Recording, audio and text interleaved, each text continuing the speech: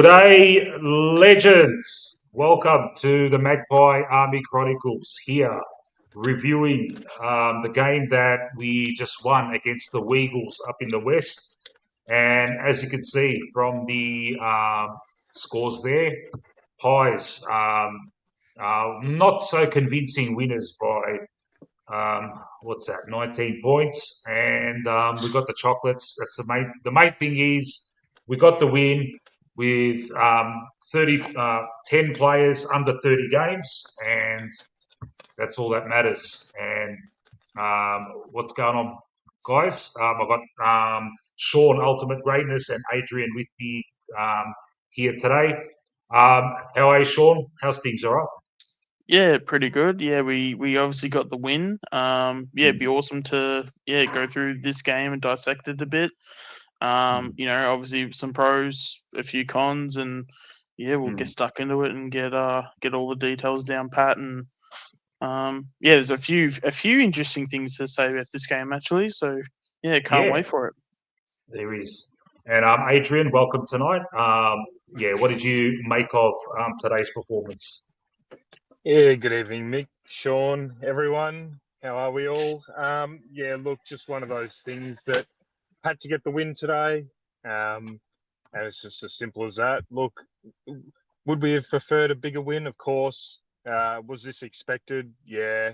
Really, the only thing is once we had that bit of a break and we got out to, what was it, 4.5, 5 goals, whatever it was, I thought, beauty, one or two more and it'll be nice, easy viewing in the fourth. But as per usual, we just can't do that. Had to have some stressful moments there.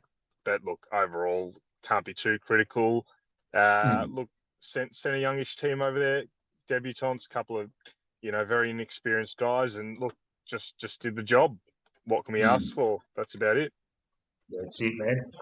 So look, they really they had nothing to play for, the Eagles, and we've definitely cemented a spot now, yeah.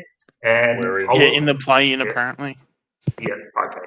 Because the people I was talking to at the birthday party I was just at were saying that it doesn't matter what happens in the next two games, we're in the wild card round. With a slight chance of making top six, which most likely will not happen.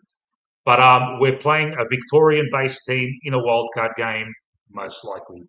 So these two games coming up have got a new complexion about it. We really don't have to win either of them. We're playing a wildcard match against a Victorian-based team at the MCG. So it'll be interesting to see how we go about it. Of course, you want to win the games. It's not saying we have to we're going to tank them or rest a whole bunch of players. But look, if the opportunity arises that someone's just not right, you don't play them because really we're playing a wild card round against a Victorian-based team. That's it. We can't really better our situation. I don't know what. We'll have a look at the ladder later and dissect it, but I'm not 100% sure how we're going to how it is possible to make a top six or anything like that. But if it's possible, it's possible. Yeah. All right. What I'll do is I'm just going to do a quick wrap up of my notes of the game, starting from the first and I'll just go through some individual moments that occurred. And so I'll start like we started the game, and it was good to see one of the first, just before the first bounce, Josh Dacos in the CBA, fantastic. And straight off the mark, Noah Howes in his first game got outmarked by Shanahan, and I'm thinking, the debut kid's going to be in for a hard one today. He's already given away a mark. Dan Houston gets pinged holding the ball, and I'm thinking, what's going on here? But McStay took a nice contested mark and kicked the goal, and then Nick set up Shooter for another goal. There was a great chase and tackle by Swads. Hayes set up Sully for a goal. Shooter got another goal. Shooter's on fire. Benny Zero tipped Shooter to kick 5 goals. Almost got it. You'd be spewing, but sorry, Benny. That doesn't get the chocolates, mate. You said 5. He kicked 3 or 4, I think. West Coast were finding it very easy to find space in their forward line, our dilapidated forward line. Our back line, our dilapidated back line. And yeah, it seemed like we were scoring a goal, but they were replying, and every turnover they were just fucking streaming forward and finding space, and it was very frustrating. And that was a theme throughout most of the game until we sealed it at the end.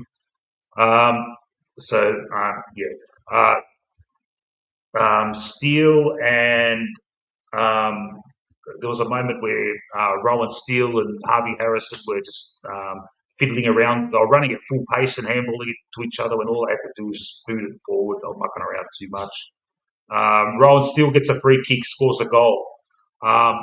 Near the end of that first quarter, I just noticed with our squad, it just seemed like a fresh look. A lot of young kids running around.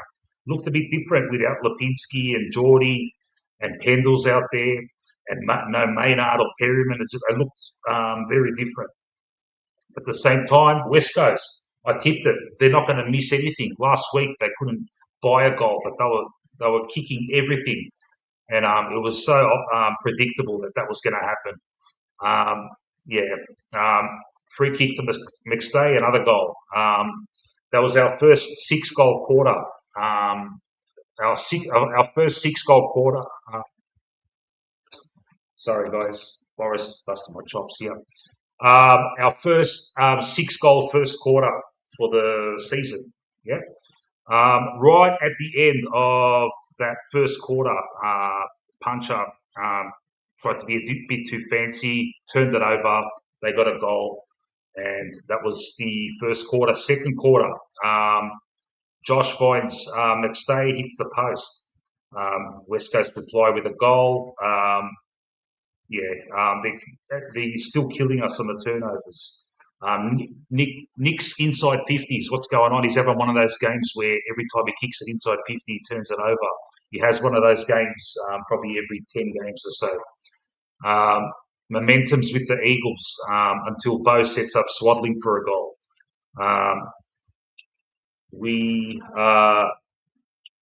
We're switching. I noticed there was a moment we're switching play at the back. We're switching the ball around, and we're using Frampton and Puncher. And I'm thinking, mate, we had this argument fucking the other night. Where's Houston in these moments? Isn't Houston supposed to be the guy helping us switch? Where's Houston? Where's Chris? Where's Sidey? I didn't see him in that first half. Nick scores a great goal, but they're still with us. They're hitting the front, and West Coast with Harley Reid on one leg, and they're still fucking killing us. And I'm going fucking nuts on my couch.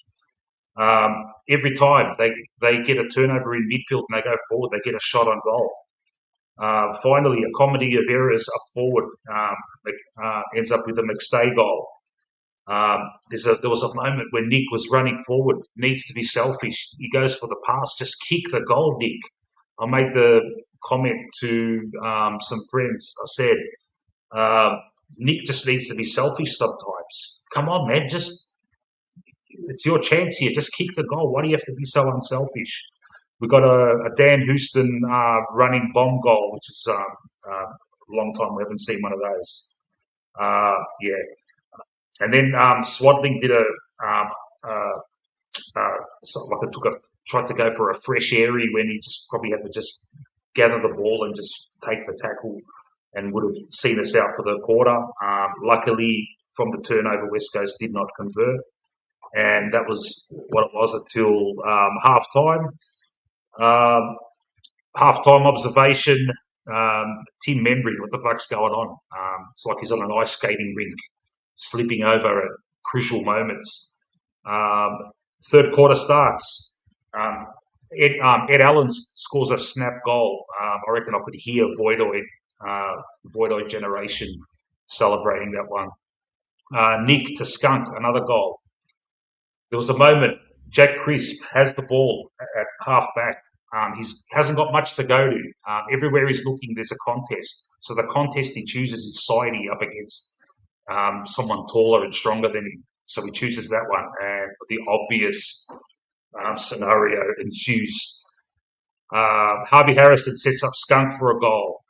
Hayes, a typical Rovers goal. Harley Reid gives Nick a shirt front after he's disposed of the ball. And big tackle from Frampton. That was the third quarter. Observations before the last quarter. I'm saying to myself, wouldn't it be nice to see a nice goal from Gus Anderson, who's having a quiet one? Wouldn't it be nice to see Westy, who's also having a quiet one, have a nice little cameo in this last quarter? They were just out of hope. None of those two things materialised. I did make a comment to some friends. I said, I bet you this turns into a nail biter. The reply from Sean was to my text, the young kids will run it out easily. But it looked like it was going to be a nail biter for a bit there until Harvey Harrison set up Skunk for another goal. Shooter scored a nice tough goal. Skunk scored a nice snap goal, which for about fucking 10 minutes we thought was a goal, but then they decided to fucking say that there was a fingertip on it. There was a great tackle from Harvey Harrison. Another comedy of errors moment with Bo McCreary, similar to Nick earlier in the game, had the goal at his mercy. Just kick the thing, Bo. No, he chose to go for a fancy pass, fucks it up. And last of all, in that we ended up sealing it in that last quarter. Not very convincingly. We let West Coast score a lot of goals. That can be forgiven considering our dilapidated backline. But it was good to see Puncher, who had a hard day, have some two great efforts in that last quarter. And that is all she wrote. Pies by 19 points, get the chocolates, move on. All right. That's about it. Welcome to everyone in the chat. MD, who else we got here? All the usual guys. Stefanos, Benny. How are you guys? All right. We shall continue to dissect this game as we go into tonight. And I'm going to get someone on who we haven't heard from for a while. Tyler from Brisbane. I'll get him on. All right, Tyler. Good evening. How's it going, mate? It's been a while. You're not wrong. Yeah, it's been a few months. What's your excuse, mate? Overseas. Oh, you went overseas? Okay, no problem. I've been following each week, so yeah, I've been here. Yeah. So yeah, but I'm back, so I can join in. No worries, pal. What did you make of that game, mate? It was a game. It was certainly nail biting. It probably should have been. I was worried towards the end, but I think there's always something this year with the matches where I'm a bit calmer against the bottom 10 sides. Yeah. Where it just feels like we're that step above where they just can't run us down. And that was, and like you, I made a point throughout the season that this has been the second season in a row that we haven't lost to a bottom 10 side. Okay. A bottom 2 side, did you say? 10. Bottom 10. We have not lost. So yeah. 2 seasons in a row, we have not lost to a bottom 10 side. Is that what you're telling me? Yeah, so last season we only lost to teams that made the finals. This year, the exact same thing. All right. So at least that's somewhat reassuring, I guess. Yeah. So at least like in that regards, like I don't have any weekends where I'm completely pissed off about losing to West Coast or losing to Richmond. Yeah. So yeah, but in that regard, it's been, I don't know, it felt like a 2024 season so far, where it's like we're running against the wall and we've done as much as we can, and now it's just come what may. Yeah. All right. It was a good return from our main forwards there. Shooter Schultz had a fantastic game. Last week he seemed a bit underdone. Maybe we brought him back a bit too early, but he was really boisterous in this game, kicking 3 goals. Probably should have had 5, and Benny would have been gloating, but bad luck, Benny. He didn't You tipped him for 5. He only got 3. Skunk Membry started off the game slipping over like he was playing ice hockey, but came back with 3 goals in that second half. McStay was solid throughout the game, kicked his 3 goals. What a season he's having, man. Didn't see this coming. Rowan Steele chipped in with 2 goals. Likes to hit the scoreboard, Rowan Steele. We'll go through the stats for all the players after I get through this. Nicky got a goal. Allen got a nice snap. Houston a nice long bomb. Swadley, Sully, and Hayes got goals. Let's see who they've decided. They always get this wrong, but it looks pretty good this time as our best players. Nicky Boy got his 3 Brownlow votes. He's a shoo-in for the Brownlow. You can't, mate. There's no dispute there. Imagine he doesn't win it. Imagine he doesn't get it. It would be fucking unbelievable. Shooter Schultz second. Frampton. Frampton had just had a monster game. Joshy. He had a good game. Better than usual. McStay. They put Skunk Membry in the best players, and Darcy Cameron. I've got to apologise here because when we compared the teams in the pre-game show, all of us said Bailey Williams was going to fucking pants him, and I can't say that happened in this game. I reckon Darcy Cameron picked him in this game. Some people might disagree, but yeah. All right. Anything more to add? Sorry, both of you now because of the Frampton comment. He's surely not for the All Australian squad, right? Frampton has to be. Maybe, Look, maybe not the best 22, but definitely the 40. He's definitely a lock, right? He has to be. And this. Look, I'm saying that from I'm the guy that doesn't watch many other games, but surely, mate, he's had an absolute monster of a season, and he's he has rarely been. I would say the only time he's been beaten was against Nick Larkey, and he was lucky that Nick Larkey couldn't kick for shit. I'd even say when we played Gold Coast, he beat Ben King that day. Ben King got his goals from fucking bullshit frees and fuck ups from other players. So he has to make that squad. He has to.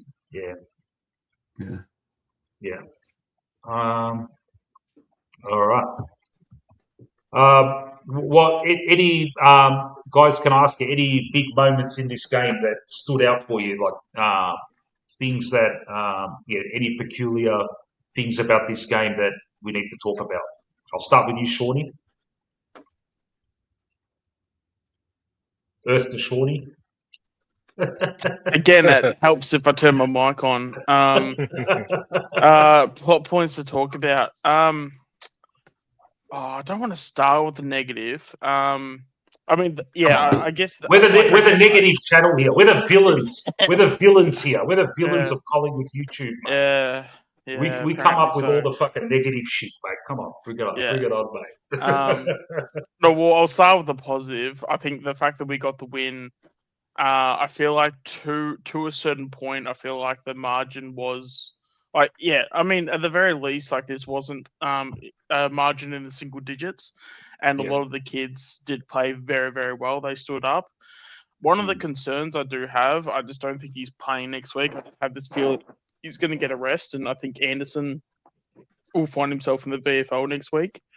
Not that he played a bad game, but I just saw that when he was getting from contest to contest, he just looked very sore. Yeah. He just didn't seem himself. So that might be a bit of a watch. There's going to be some guys coming back next week, like someone like Pendles and stuff. Just don't be surprised if Anderson misses. It's also his first year. Yes, he did have the first preseason, but especially, if he's not playing as an inside mid. But yeah, I think a few more preseasons, and I think his fitness won't be in question. But no, that was one of the sore thumbs that sort of stuck out for me. And I'm just trying to think.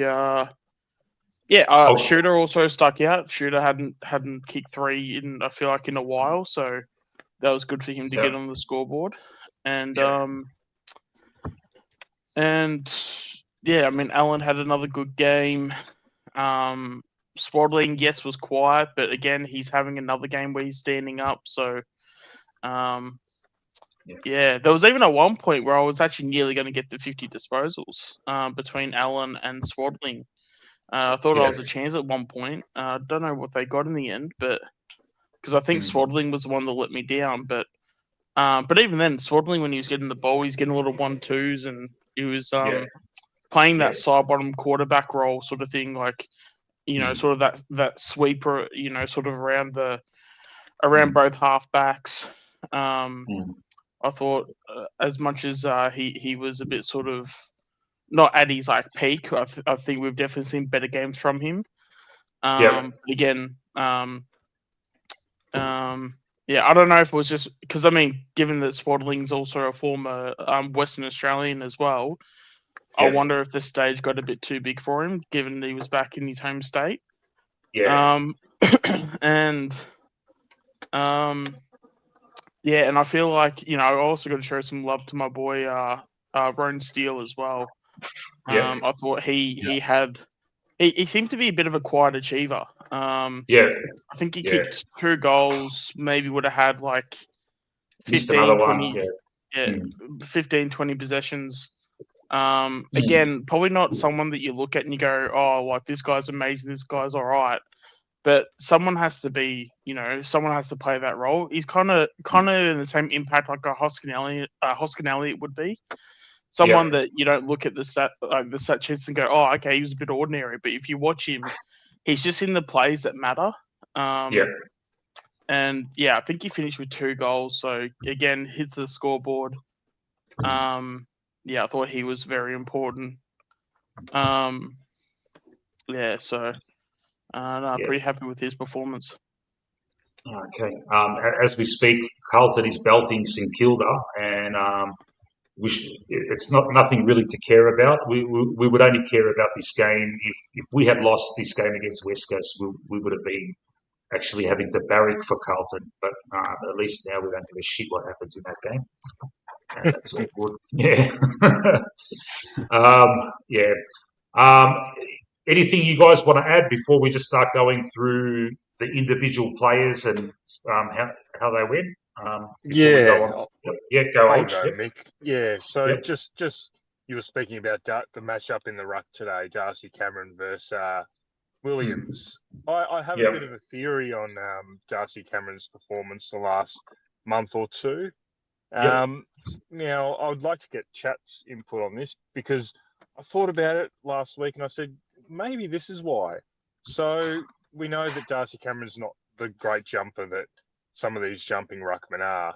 Perhaps as the season's gone on, right, where, ruckmen, they get a bit tired, they get a little bit heavy in the legs and whatnot, maybe they're not jumping as high and it's brought Darcy Cameron back to the contest, if that sort of makes sense. I wonder if there's anything to that, because there's definitely been a noticeable difference from the, first half of the season to the second half of the season, because, I put my hand high in the sky. I thought Darcy Cameron was not up to it up until the halfway point of the season.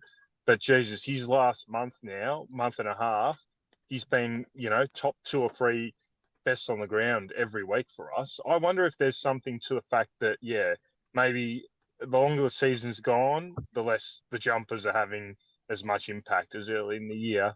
But, look, in terms of the game itself, Mick, the players that I knew would stand up, stood up. The players that I didn't think would perform, didn't perform. Simple as that. So your McStays, your Membrys, your Framptons, your Nicks, your Joshes, they all had pretty good games. Cameron in there as well.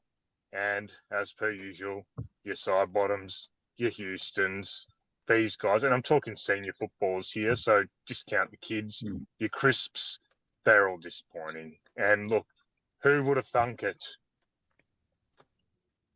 Yeah, I know. I know. Exactly, Adrian. Great observations there, man. And that Darcy Cameron one, I haven't thought of it like that, and that could be the case, man. for these jumping ruckmen, mate, it's hard to do that throughout the whole season. That takes a lot of energy out of you, and we might see, DC have a bit of a resurgence come the pointing into the season. Let's hope so, man. Okay. All right. All right. So, Nick Dacos, 39 posies, another best on ground performance. Brownlow is in around his neck. Just give it to him now. This is ridiculous. Observers of other football teams, surely there is not another player at some other shit team that is bringing this output week in, week out. Surely there's no other player that's going to win the Brownlow. He has to have it. It's sealed. Put your house on it. Nothing more to say. And today's game, it was just a regulation Nicky game. His inside 50 work wasn't as good earlier in the game. Some very frustrating turnovers, but he just kept going. The tagger they chose, what was his name? Huff, just couldn't keep up with him. And Nick's just being Nick, the chosen one. He's our man. Wish we didn't rely on him as much because it could be argued he doesn't play this, we'd probably fucking lose. But it is what it is. Diba in the chat says if anyone's going to get close to Nick, it would be Bont. The only Bulldogs game I've watched this year is the one they play against us, and I watched it on my phone at a wedding, so I haven't got much to. I can't add much to that, but surely Bont has not played as well as Nick this year. I don't know if you guys. Ed Richards takes votes off him. Yeah. All right, moving along. There's nothing much to add with Nicky Boy. He's just being him. Surely, Nick and Josh would have to have the record for the most possessions by two brothers in a single game. It's probably. I'm not saying this game, but surely there's been another game where we've had more than this. Well, it's 74 in this one. It's pretty good going. Yeah, like the Cracker brothers back in the day, they weren't big possession getters. For the oldies amongst us, there was a couple of Nan Curvis brothers at Geelong in the early '80s, but I don't think they were ball getters. Surely, I just googled it now. Oh, did you? Well done. The Crouch brothers in 2017. Wow. Oh yeah, especially because Matt Crouch, he used to just get a ton of ball, but he'd never do anything with it. Yeah, but the Dacos have the second highest. But it's Matt and Brad Crouch. Yeah. So what's the most? 87 by them, and I think with Josh and Nick, I think it's around 80. Yeah. Andreas from Black and White United says in the chat, 2024 King's birthday, Dacos brothers would have got close to 80 combined. Yeah. So 87. So both of them would have had over 40 then. 42 and 45. Yeah, there you go. Yeah. Shit. You can't bet on Nick for the Brownlow anymore. $1.02. Bont is at $23. Fuck. Yeah. Well, look. At least finally, when season ends and we've shit the bed, we bombed out of the finals. The Brownlow's the first Monday. Is it when's the Brownlow? It's the Monday before the Grand, isn't it? Yeah. At least we'll be able to watch the bullshit presentation of the Brownlow, which goes for fucking ages. It's boring as fuck. But at least we can tune in right at the end and just tune in to see when Nick seals it. It's probably going to be around probably about this game, or if not before. And get to finally see one of our boys, Don Charlie. Yeah. I'd rather just win a flag, to be honest. Of course. I know it's like one of those, it's a bit of a cheap shot, I guess, but at the end of the day, it's I mean, when Nick if he wins it, like I'll be happy for him and stuff. But that's about as far as it goes. Like I'm here to win flags. I If want it to be was a up part to of me, dynasties, and yeah. if it was up to me, I would hope, and this is going to sound a bit morbid, I hope that he keeps missing out on Brownlows and he's just pissed off every year, and it just makes him fucking play harder, and it gives him a kind of an angry edge to his game where he needs to prove himself more every time, and it just turns into fucking helping the team win a flag or two in his career. But yeah, but having said that, he'll win the Brownlow this year. Don't think there's much doubt about that at all. Hey, Mick, I'll tell you mean- one thing, mate. I'll tell Yep. you one thing. If he doesn't win the Brownlow this year, What are you going to he's do? never going to win it. He's never going to win a Brownlow. That's Yeah. all I'm going to say, mate. All right. If he does not win it this year, he's never winning a Brownlow. Simple as that. Yeah. It was actually kind of funny because that conversation was actually brought up today because we had a bit of a chat about that. Because after this year, and obviously these are like hypotheticals, but we're basically, so if Neil rocks up, Neil was obviously going to take votes off Dacos. If Ed Allen comes along, like we think he will, he'll take votes off Nick Dacos. And then if he doesn't get it in a couple of years' time, we'll have Swaddling getting Brownlow votes as well. So yeah, if he's not winning it probably this year, it's like, yeah, when is he going to win it? Because a lot of the guys that are potentially either coming or developing currently at the club, they might be taking votes off him in the future. So it's either this year or probably never. Which is kind of interesting. What was that, Tyler? No, that's a good point. That I never thought about the fact that Lachie Neale's going to take votes from next year. You just assume Dacos is just going to be leading every year until a certain point. And he probably could have a ton of votes, but again, we normally see that the player that normally wins the Brownlow, it's always someone that has a good midfield but not a great midfield, and it's always like one person starring in that midfield. So when you have, and you would like to hope we go into next year, Ed Allen's trusted far more than what he has been at the start of the year.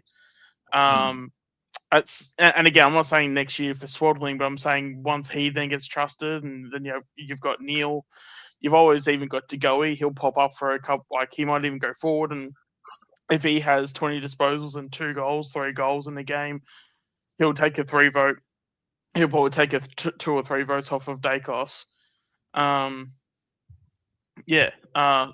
that it's not that I'm like too sort of like focused on and stuff, but I do find it interesting that it's, as much as we sit here and say Nick Dacos is a great player, but when it comes to the Brownlow, it's interesting how some players that don't get it, who are amazing players, they don't get it not because they're not good enough to win a Brownlow, it's just because they're in a really good side, and the midfield is basically like packed with a ton of talent.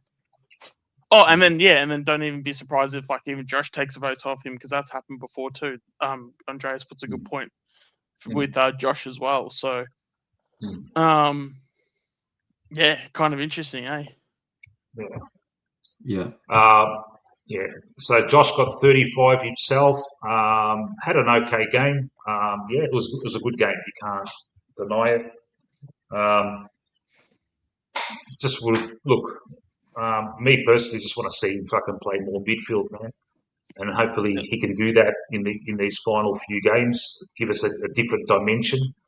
But he was still, playing off that half back as usual. But he's getting the ball. He's using it better than he was earlier in the year, which is good. Yeah. So do we think that Nick is just automatically going to get these 3 votes? Because I'm looking at Josh's stats. He's only had 4 more disposals than Josh. But Josh has had more meters gained. Nick had 10 clearances. But Nick only had the 1 tackle. Josh had 6. And even fantasy points, Josh has more fantasy points than Nick. So could this be a game where Josh takes the 3 votes and Nick gets 2?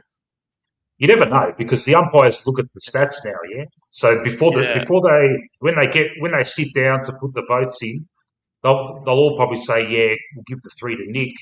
But then they'll look at the stats and and some smart ass umpire will bring up what you just fucking said, Sean. and then I'll say, "Oh, no, fuck, because it's like a I tall reckon poppy Josh thing. It's deserves like a 3, mate."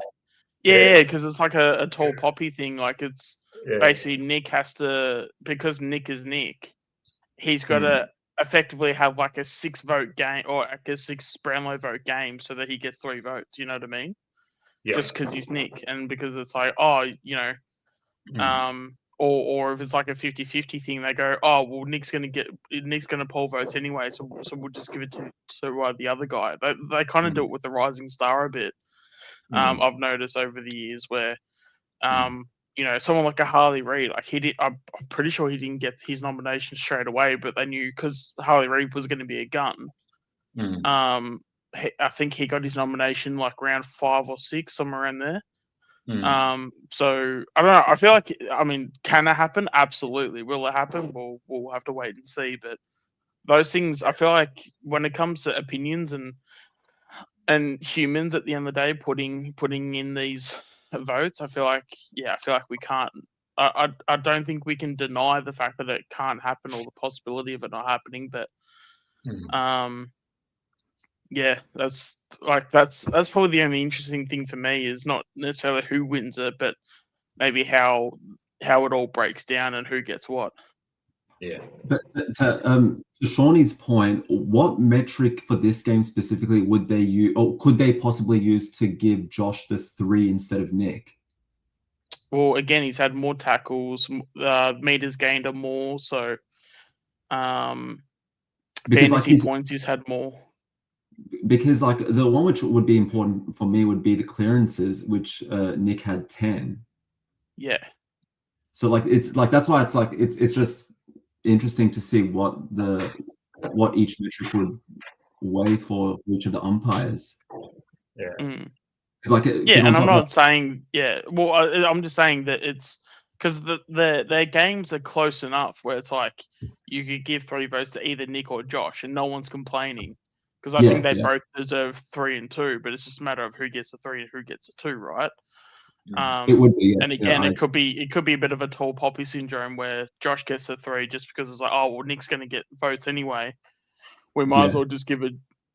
All right, we'll give Josh the 3 votes just because, you know, we'll just give him a bit of sunlight. You know what I mean? Yeah. All right. Andreas asks in the chat, can we all agree Ned Long is slowly showing some okay form now, or we're not seeing what I'm seeing?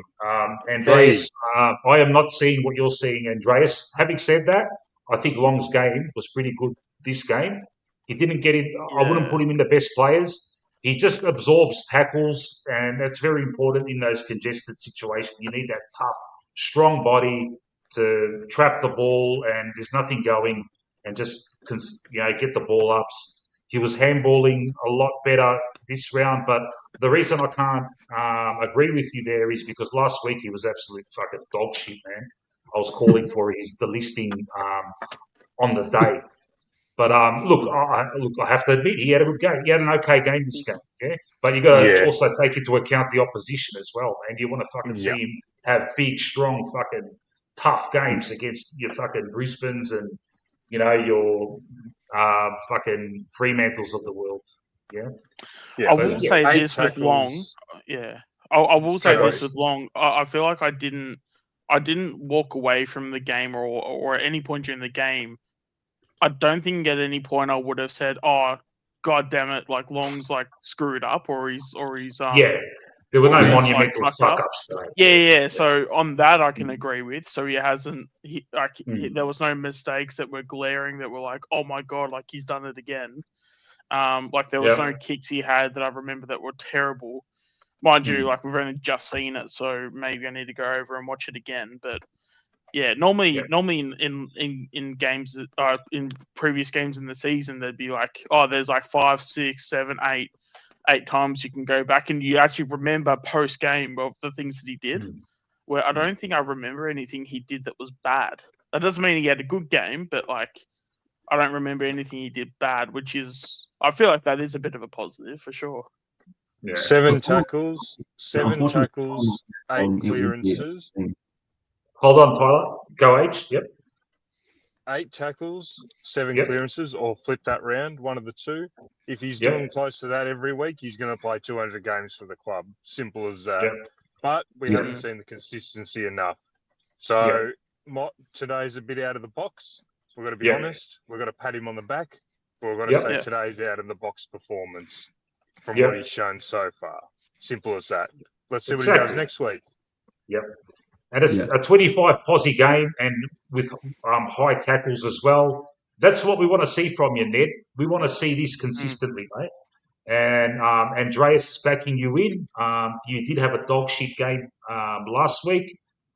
You got 2 games now, which are could be dead rubbers. Really, they could be dead rubber games because no matter where we finish this year, we are playing a Melbourne-based team at the MCG in the wildcard round, unless something drastic happens and we sneak top 6, which is very highly unlikely. So we've got 2 games against much harder opposition than what we've just come up against. Let's see Ned Long bring it in these 2 games, and I can turn around and say, you know what, Ned Long's turned it around, but I'm not prepared to say that now at all. It has been a good game, but yeah, I would Yeah. agree. He hasn't turned it around. We need more of a sample size. Hmm. And he went at 68% disposal efficiency. So, but again, being that inside mid bash and crash, like you don't need that, or you shouldn't expect your inside mids to be hitting targets as much. So 68's around about the mark. Like, I mean, it's close enough to 70. 70 should be about, in terms of the inside mids, is where the Yeah. efficiency should be at. So we can give this one a tick. If he's finishing, if we have if the efficiency's maybe a bit higher, then that's probably the only critique. Which, if that's the only critique, then that's obviously a good thing. So everything else seems like it's on par to what we want. Yeah, he's got that. I don't know if it's the way he's being instructed by the midfield coaches or something, but his role is obviously inside mid, fucking crash the pack, trap the ball, and if your hands are free, get it out. And there's moments where in the past we've complained with Ned Long, he just fucking handballs it anywhere. But that could be an instruction. You know, you're in congested space, there's people all around you. Just propel the ball forward in any way you can, and if it's by hands, just try and get some distance away from the congestion. And there's been times this year where he's done that and just fucking, and it looks ridiculous when that handball goes straight to a fucking defender. It's a turnover, but he didn't do that today. So actually, I'll look up to see if he had any turnovers just to check. Where is it? There he is. 3 turnovers, which I feel like that's low, because normally when I'm looking at Nick or whoever else, they're getting about 6, potentially even 7 turnovers a game. So if he's getting 3, that probably sounds about right. So in terms of having a good game, so there we go. Cousin Theo, I do not get this. What you're trying to say here, Cuz? It's like blame it on the Kelly's song, blame it on Ned Long. Sorry, dude. I'm trying my heart to go into my brain and work out what you're trying to say there, Cuz. Please be more specific when you comment. You are my cousin, man. Come on, dude. All right. And all right, we'll go down. Harley Reid got 29. Elliot Yeo got 28. Can't say they dominated. Harley Reid on fucking one leg too, but you got to commend that. For a moment there, it was fucking Harley neck Reid and was neck. very good. Yeah, it was neck and neck halfway through the fucking third, and I'm thinking to myself, fuck, man. He's on one leg, and they're still fucking killing us, mate. What's going on here, mate? Shouldn't there be someone that's on him that's just fucking exploiting him because he can't run? But it's a moot point because fucking we won, so it doesn't matter. All right. We've spoken about Ned Long. Let's go Darcy Cameron, 24.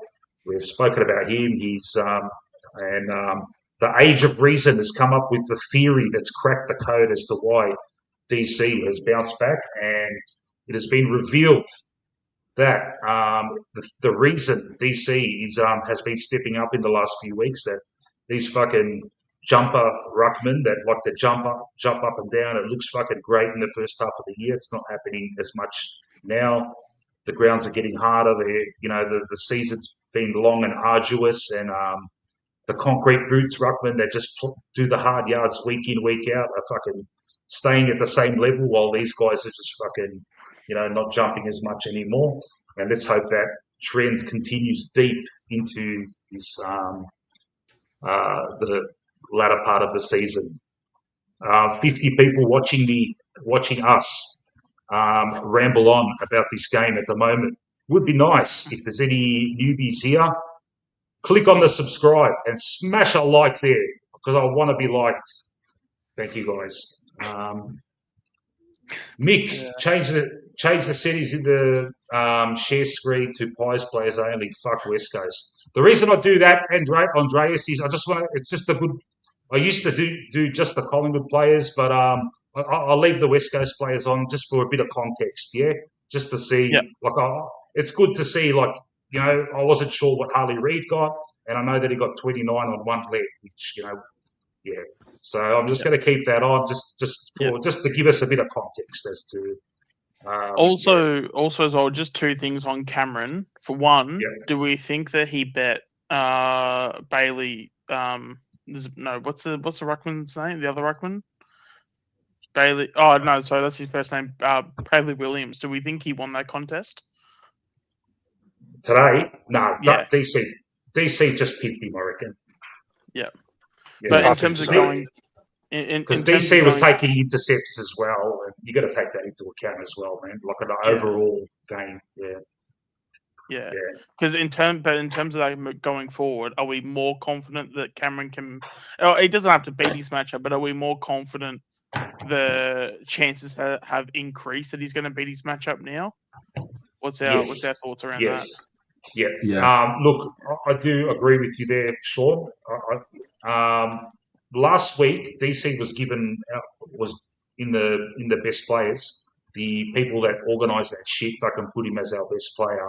But I was at the game, and all I saw was the Geelong young kid fucking toweling him up. Yeah, in the CBAs I'm talking about, and we lost badly anyway, so it didn't look good for him.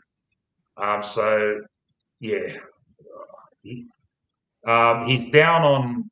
Look, someone's probably going to fucking bring up some stats and totally contradict me, but there's no way DC is as effective as he was last year. There's nowhere near it. But I see signs that he's kind of turning it around, and we've talked about the reasons there.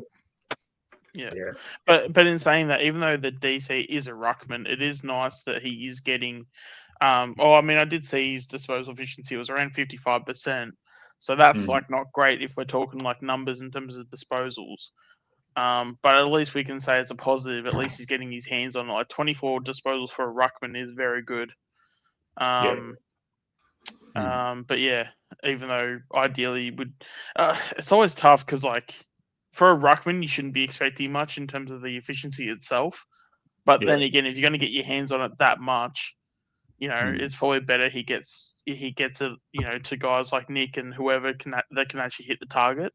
So it's a bit of a catch-22 there. Yeah. But it's impressive that with DC the fact that he can get 24 disposals in a game. Yeah. Okay. All right. Let's move on down the list here. Marcus Herbert, 21. He would have been a nice pickup, but anyway. Tim Membry, would that be a record possession? 20 posies? Fucking hell. That would have to be. Great game after half time. Before that, he was playing fucking ice hockey, mate. But he come back good. I'll tell you what. Also took 8 marks as well. That was very impressive. And again, it's. I mentioned this a few weeks ago. Tim Membry's in a very awkward position because he's, as much as he's also experienced, he's also out of contract. So it's as much as playing for his career.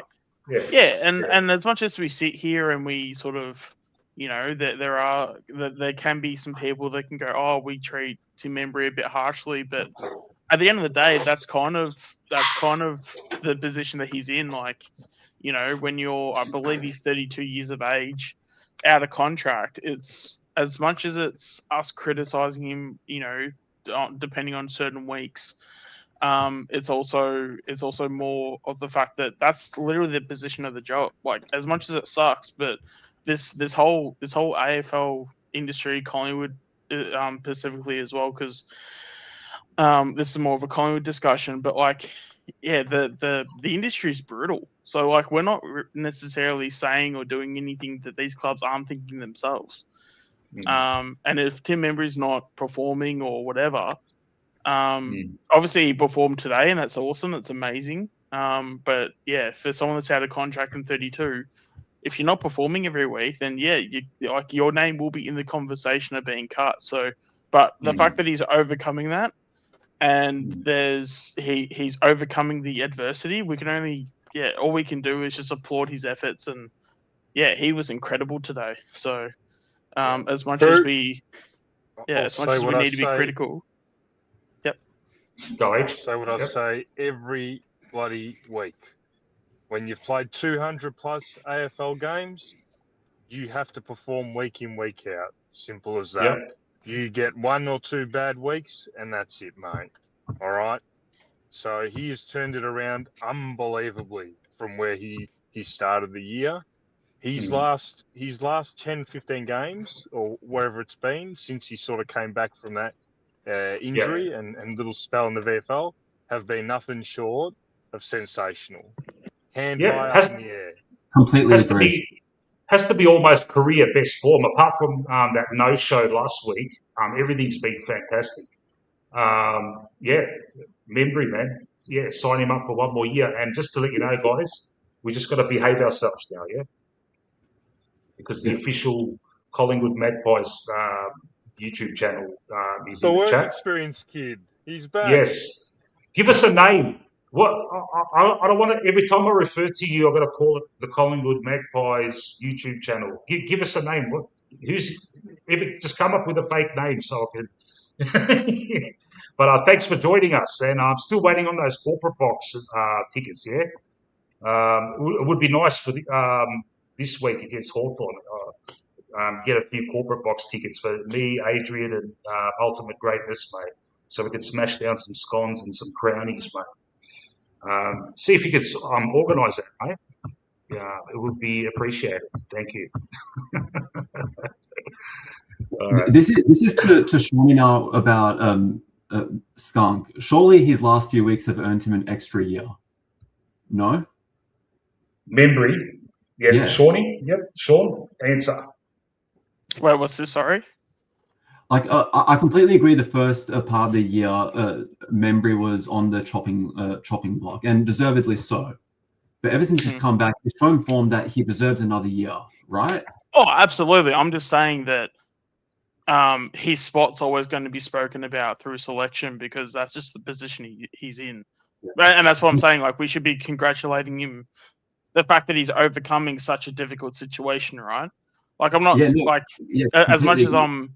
Yeah, as much as I'm, being like, hey, it's like doomsday every week, which there is a bit of truth to that to some extent, but it's also more of the fact that he's succeeding.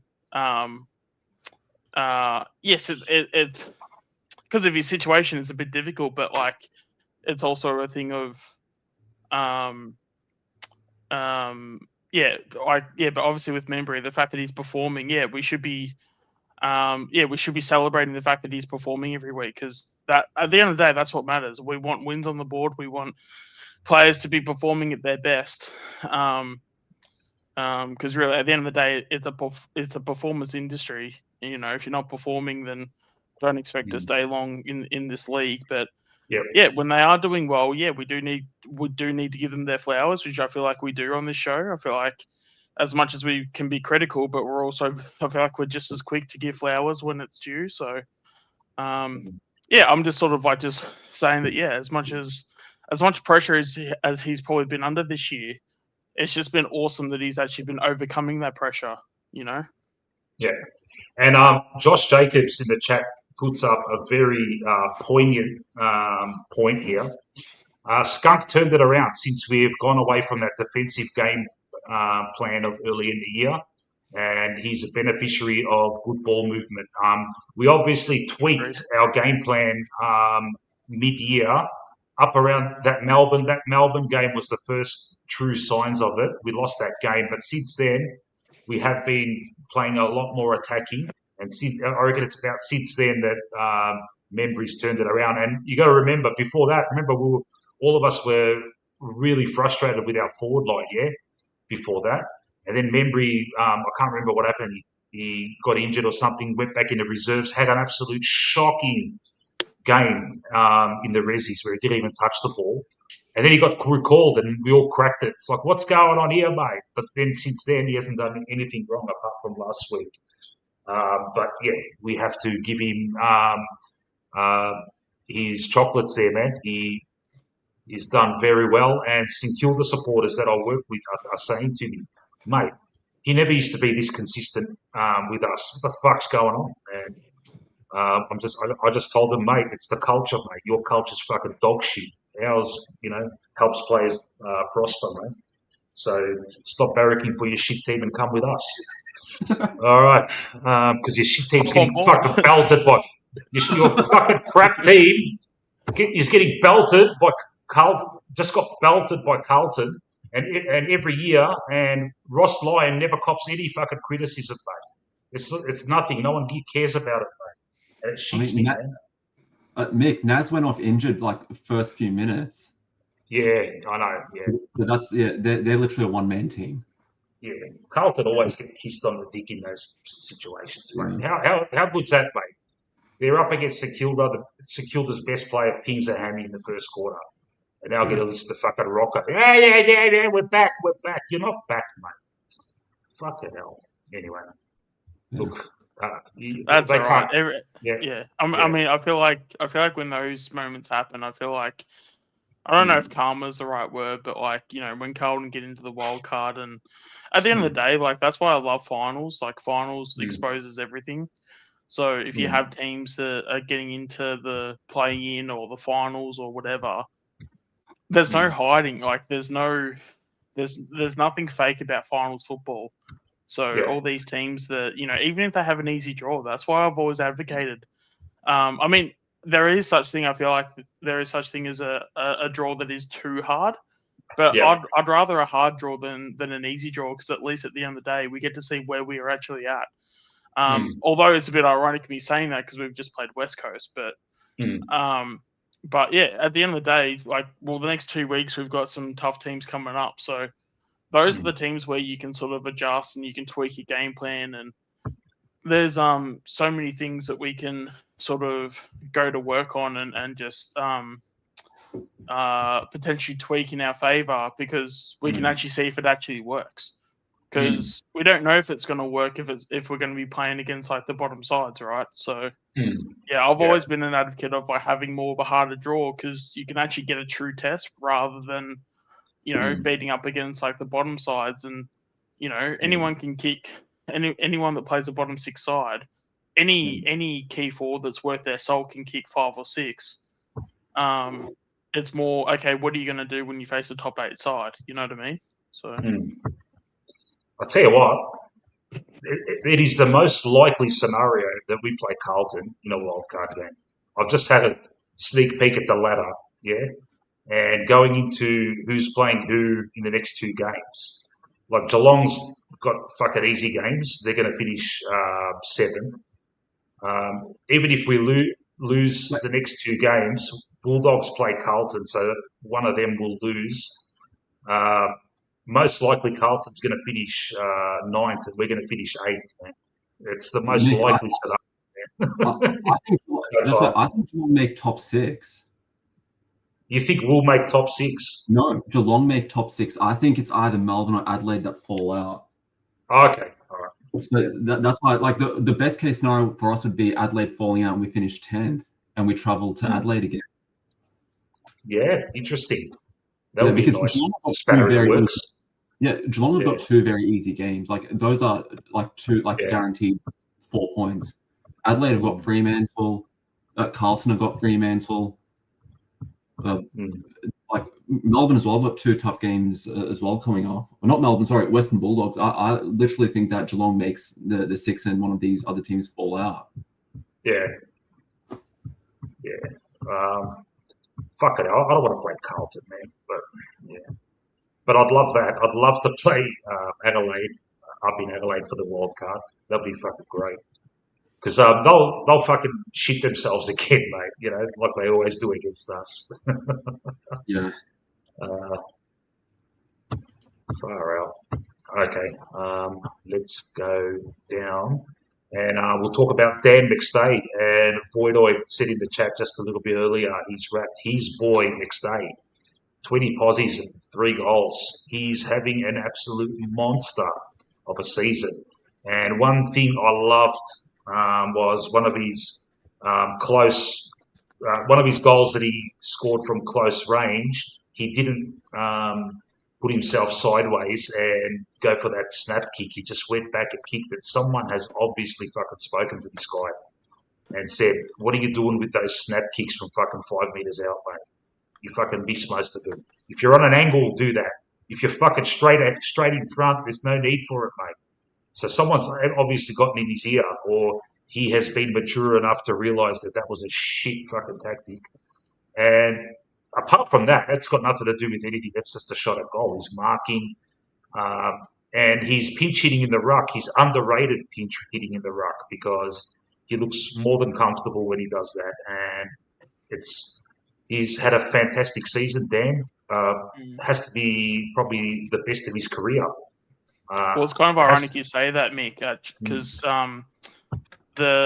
his last year at Brisbane, I don't know how many people remember this, but I caught on to it pretty early that McStay was coming to Collingwood in 22. So I watched his game very closely in the finals. That's exactly how he played. He literally, I can't remember who went down. Someone went down with an injury in 22, and it was basically like the backup ruck or some form of ruckman, and McStay had to basically play ruck and play forward at the same time. And you could argue that, yes, he wasn't Brisbane's best player, but you could argue that final series, he was their most important player. And not only that, he was also, when he was a key forward at Brisbane, he wasn't even a third tall. He was probably about a 5th option in the forward line. So whenever he came over, I mean, I've been frustrated with McStay's game, but it's not because of McStay. It's actually because of how we've played him. Because when you actually look at it, we had someone like a Brady Mychek be the main forward.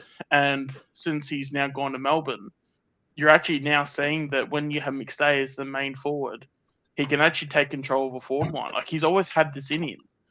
But we never really gave him the opportunity. And you could probably argue that it doesn't help that he never got a clean run at it because he had a lot of injuries since he's been here too. And now that he's getting a clean run at it again, this is the best we've seen him. But I feel like this was always in his game. And people will say, "Oh, but he hadn't even kicked 30 goals in the season at Brisbane." It's like, but every time I'd say he's the 5th option at Brisbane, tell me a forward line, any forward line in the team that has a 5th option and they've kicked 30 goals. I'll wait. You know, and again, you look at some of these, these players across the competition. Okay, there's plenty of players to kick over 30. But I guarantee you there won't be anyone that's either a 4th or 5th option that won't even come close to 30. Because there's a big pecking order, and and I guess Mychek had his moments and stuff, but Mychek, as much as I loved Mychek when he was at Collingwood, he should have been a 3rd tall at best. He was an absolute warrior for us, and and I was even saying the same for Curnow. Curnow was also a 3rd tall, when he was at Carlton, but they never got a key forward, and I always kept mentioning that, and I always kept getting laughed at for that. Sometimes you just need a big body, someone that's 196 centimeters or 200 centimeters to just do that job.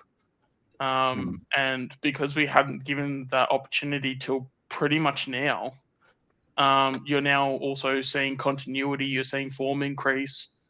He's also not doubting himself. He's actually being backed in. This is why I keep harping on, the mental side of the game, the emotional side of the game, because it all plays a factor. Like, yes, the physical aspect is obviously big in the game, but when it comes to the mental and emotional side of it, and like the mental health side of things too, like it doesn't even compare when you're talking about the physical side of it. So, again, he's had an awesome year. Like, I felt like we should have made this choice a lot sooner. I felt like we should have done it the second he walked through the door. We should have made him the key forward. But, but again, I'm grateful that we've done it now, and I'm not going to cry over spilt milk. But yeah, it's awesome that we're just doing it now, and now we're saying, okay, cool, he can be the main option in the forward line. Yeah. Now, And, Mick, yep. can you run your Vault little bloody AI bullshit, please? Yeah. Okay, hold on. Thanks, mate. Because usually I don't need to be prompted to do that, but while you say it, Age, I'll do it, mate.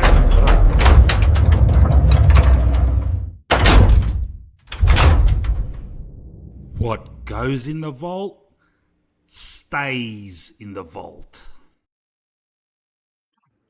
All right. Now, What's Mick, going in the vault, Age? Yep. Dan McStay, third in our BNF. Okay. Now, there's a lot of players. I reckon he could even push for second in our BNF this year. That's how good I reckon he's been. But I'll be conservative and I'll go third. Week in, week out, sensational performances. Almost underrated. It's only been the last week or two where the wider AFL community have cottoned on to what this guy's actually given us. He is kicking goals. He's taking marks. He's chopping out in the ruck when we've needed it. He's fucking doing absolutely everything, this guy. I hope he gets the recognition he deserves, and I'm going to tip him for top 3 in the BNF. But, can I add on to that from what Age said? Yep. I think you're being very conservative. I think he's a clear second. If anyone for a BNF for McStay. I'm trying to think who would be second. Like Geordie had that real fucking purple patch of midfield good games. It was probably about 8 or 9 games in a row where he was very good. But apart from did anyone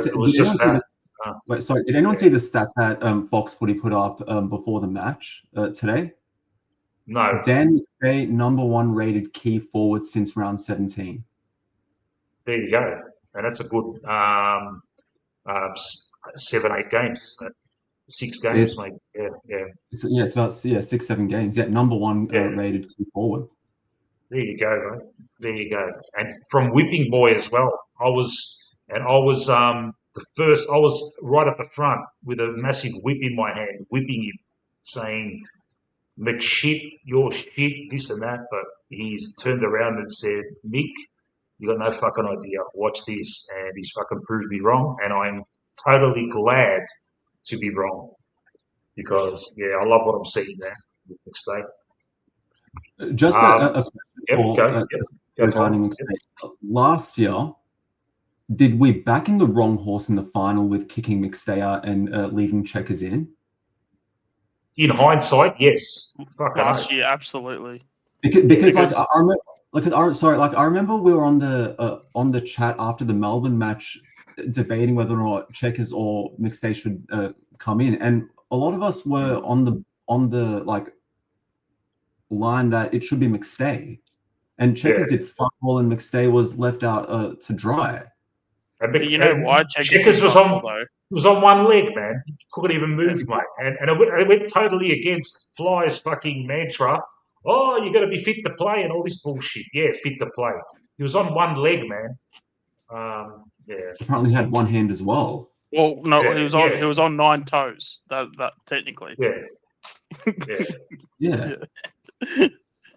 Because that's why, like, it just seems like watching him this year that he was hung out to dry last year, being played out of position everywhere, and at the same time we're backing him checkers, doing fuck all every single week, and just not giving McStay that exact same chance.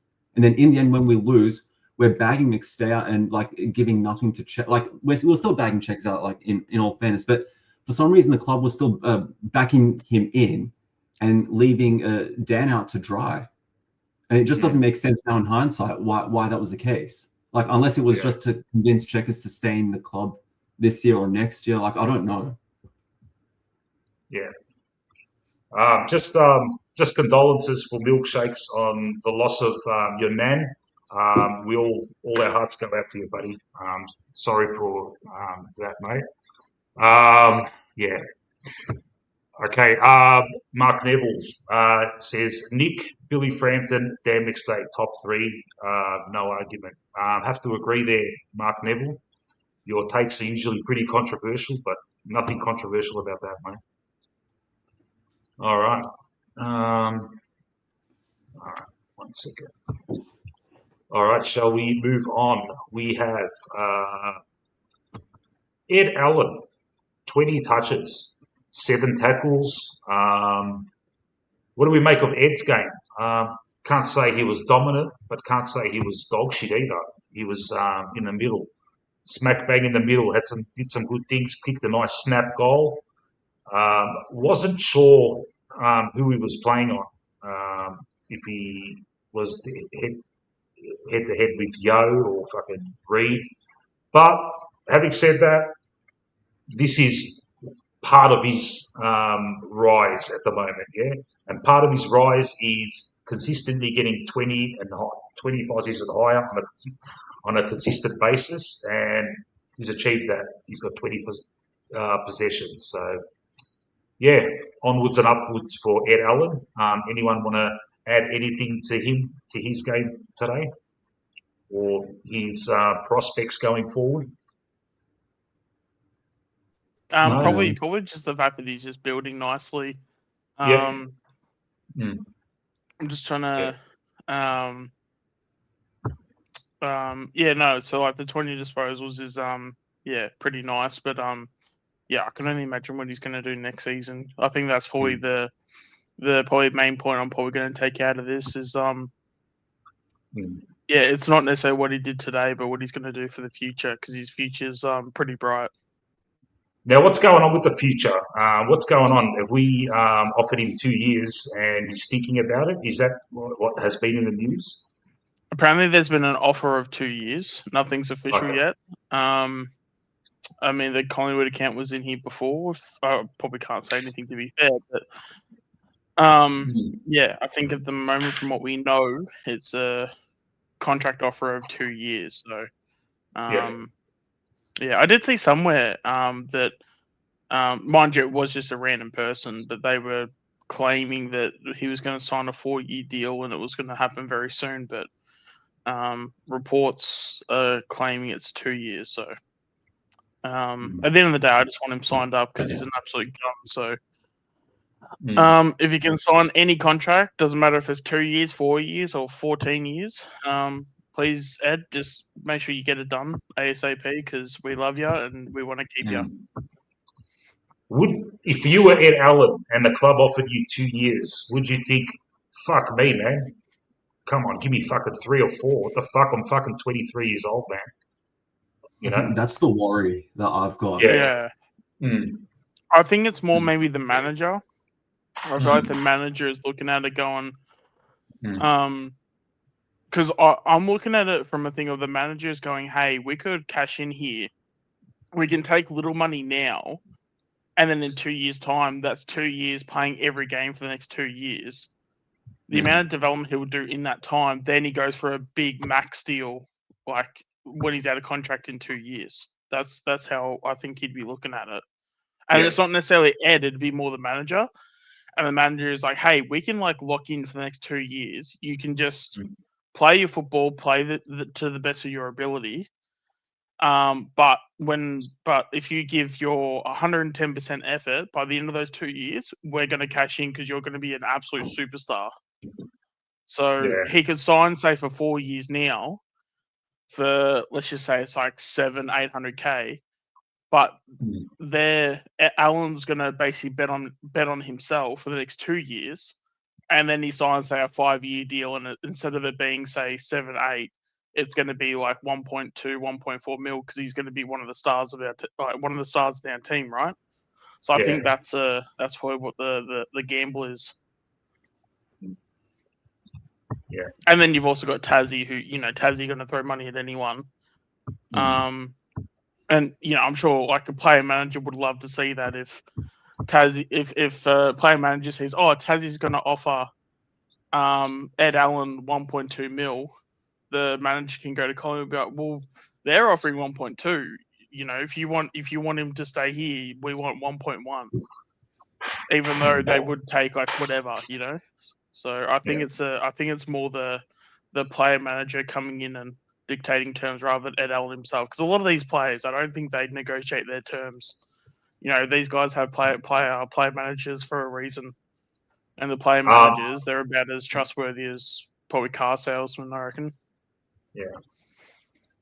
Would 700 to 800K be his price tag if he were to sign for 2 years? That would be just about right, wouldn't it? Because he's not a superstar, man. Yeah, about 7, I reckon. Because and again, like the cap's going to go up, like the average. Yeah.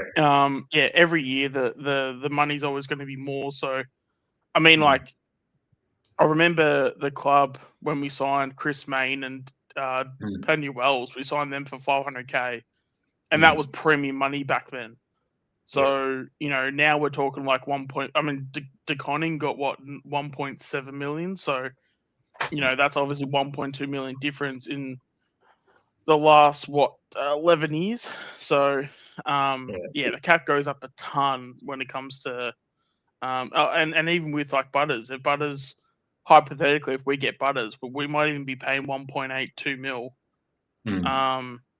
So who knows what the money's going to be in 2 years' time? I mean, 1.2 mil could just be the average because the cap's gone up so high. So what was going to say? Fuck, man. I'm looking at these figures, 700, 800K, and I'm thinking to myself, fuck, man, that would help with my mortgage right now, man. Fuck, yeah, I know, right? But that's what happens when someone like Ed Allen spends his youth fucking playing footy and being talented, and the opposite of that is me, mate. Eating Hungry Jacks and fucking watching TV in your teenage years. There you go. All right. Who we got next? Yasu Lefteri, cousin Lefteri. Lefty Vogue is the brother of Theo Vogue, who also is very prominent in the chat. Two very big Collingwood supporters, and the whole family barracks for Collingwood. Good day, guys. All right. Who's next? Beau McCreary. The Beau McCreary resurgence. Can we call it a resurgence? Because his output has lifted in the last 3 to 4 weeks since that Carlton game, I reckon. And still erratic, still fucking does some stupid shit, but still going in hard, getting a lot more of the ball. And I wonder what the reason is. What's changed? He's getting a lot more of it. 18 posies for Beau McCreary is like a 50 posie Nick game. And throw in 8 tackles. Decision making, that's the one thing, man. He had this opportunity to kick a goal and he's passed it.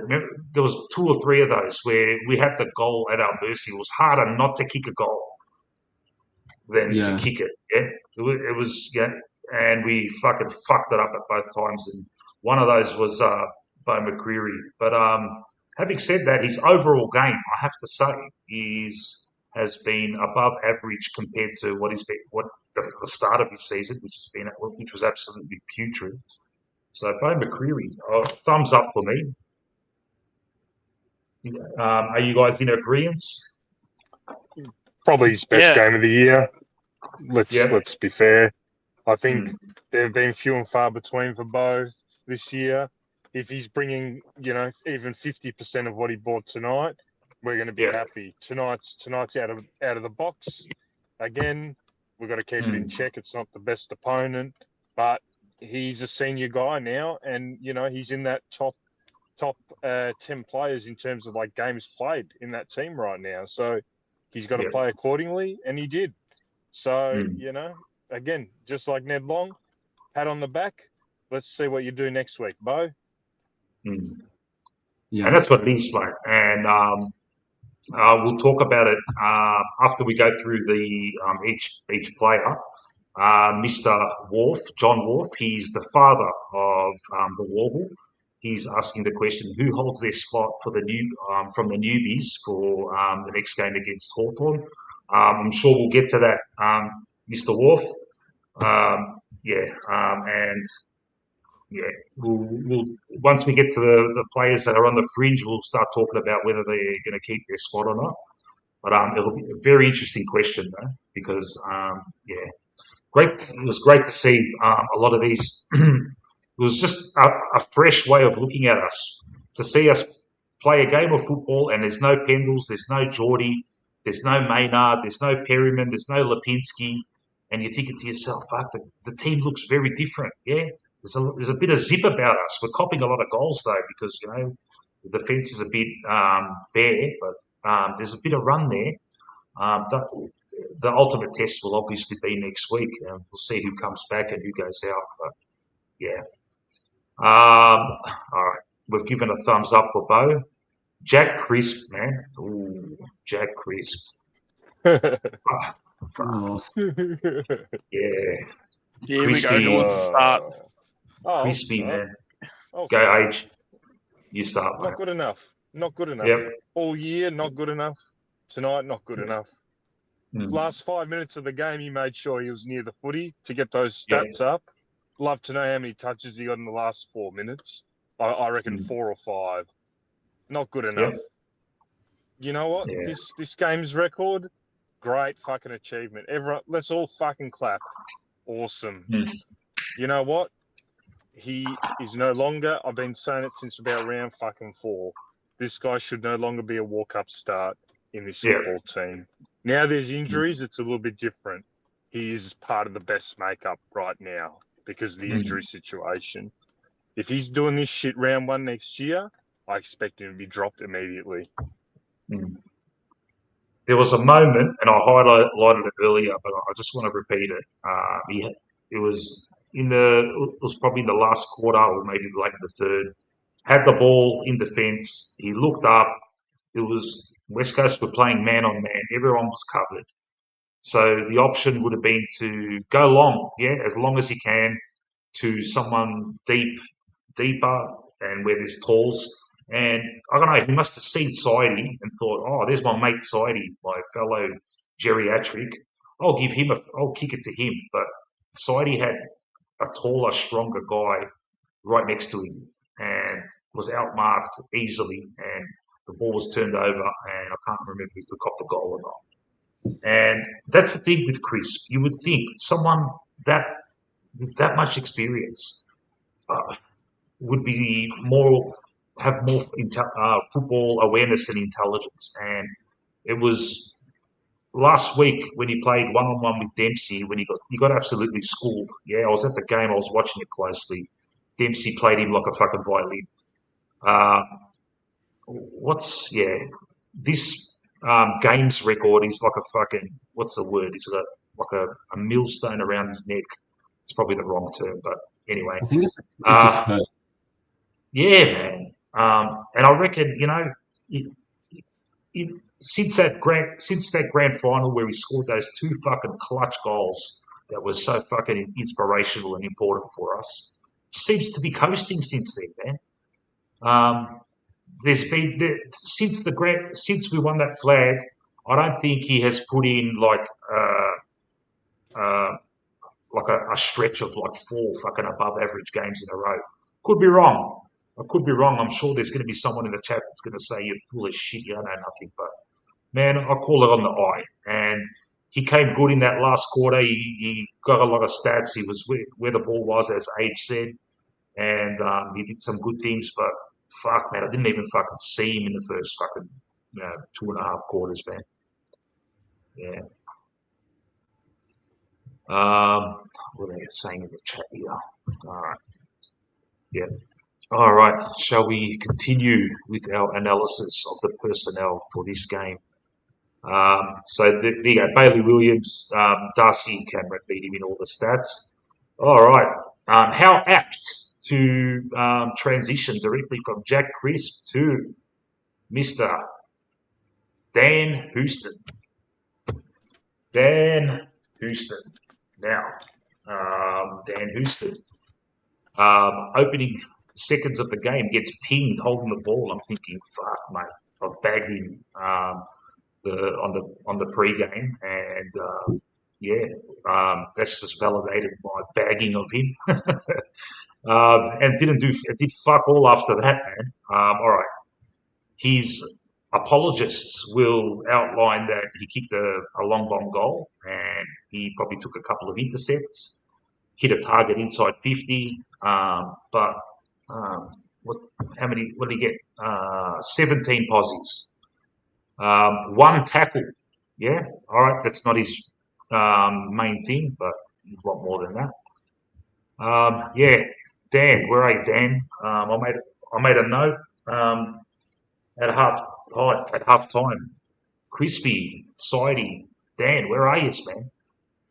We've just done a switch play, yeah, from one end to the other at half back, and it involved Frampton, fucking Puncher, and someone else. And I'm thinking, why are these guys having to do that shit, man? They're tall defenders. Why are they instigating the switch to change things around and take us forward? You know, Frampton's having to fucking go for a bit of a run and do a long kick. Fuck, man, it should be you, Dan, or Crispy, or fucking someone else, man. Houston, as Lefteri says, Houston, we have a problem, and it is a problem. He's not, I would have to say, man, the discussion we had in the pre-game where Sean, Ultimate Greatness, was adamant that Jacob Ryan play this game. I don't see, like, he could have played this game easily, man. But yeah, Dan Houston, what have we got to add to this? He's going through the motions, exactly, Crossy. He's going through the motions, and it's fucking frustrating, man. We want more, mate. Especially against the shit team. We're playing against the bottom 2 team, man. Shouldn't this be the game where he turns around to his detractors and says, look what I can do? But no, it's the same old fucking shit, man. Can we also mention the fact that when it comes to Houston, there was a rumor that apparently with Houston he was going to potentially be off to Tassie because of the Hinkling link and all that stuff. Yeah. I'm sort of I don't know. I mean, obviously, I don't know for sure. I'll make that abundantly clear. But it's just this season, it just feels like Houston's been very just. There's been something off about him, especially this season. There was something slightly off about him last year, to be fair. But he just hasn't seemed. I felt like he was invested last year, but I don't think he's been invested this year. Because he had a bit of a hard time adjusting to the club in his first year last season. I just feel like that with Tassie coming in, Hinkley is now the coach. I know it's a very simplistic view on it, and it is just as basic as Hinkley is a former coach of Houston. I just really, I'm just really curious if we're gonna see a future down the line where we see Houston in a Tassie jumper. I don't know. In my mind, it just feels like it's just something that's just going to happen. We're just waiting for it to be official. That's just my sort of take on it and how I'm seeing it. And he even just sort of seems like a player that has been checked out all season pretty much. So I don't know if he has spoken to Tassie or if he has spoken to Hinkley, because Hinkley's been trying to get this job for like 18 months or so. Mm. I wonder if he has been talking to people around the league like Houston. Can't say that there's been zero chance of that happening because Mm. I'm sure he's been talking to plenty of people. Yeah, I just wouldn't be surprised if we see him in a Tassie jumper. I'll Yeah. just leave it at that. He's So how got does a it head like work? a Tasmanian. What are you saying about Dermot and Mick age, mate? They're Victorians. They're Victorians. They went to Tassie.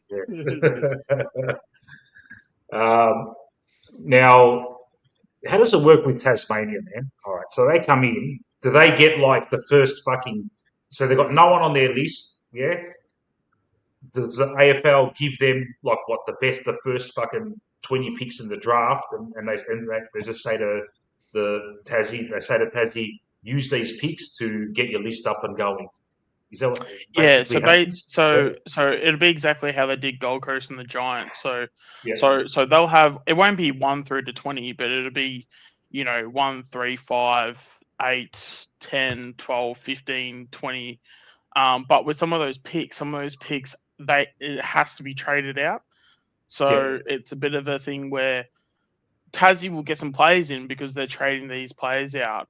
So it's a bit of a win-win for both clubs where clubs can opt into that draft because Tassie have to trade out these picks, but also Tassie can also, that's how Tassie can get some experienced players in. There was a report as well that Tassie are willing to make a trade for players, and if the opposing team, so hypothetically in this situation, if Houston was to go to Tassie, we can pay for say 70% of the contract because apparently it has to be the majority of it has to be from our end. That was what the report was. So if we pay 60%, 70% of like the contract to what Houston has, Tassie will then give us like a top 10 pick or whatever pick they need to trade off for it.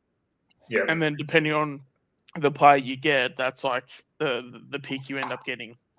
So we could essentially pay I can't remember exactly how much he's on, but let's just say Houston's on $1 million just for story purposes.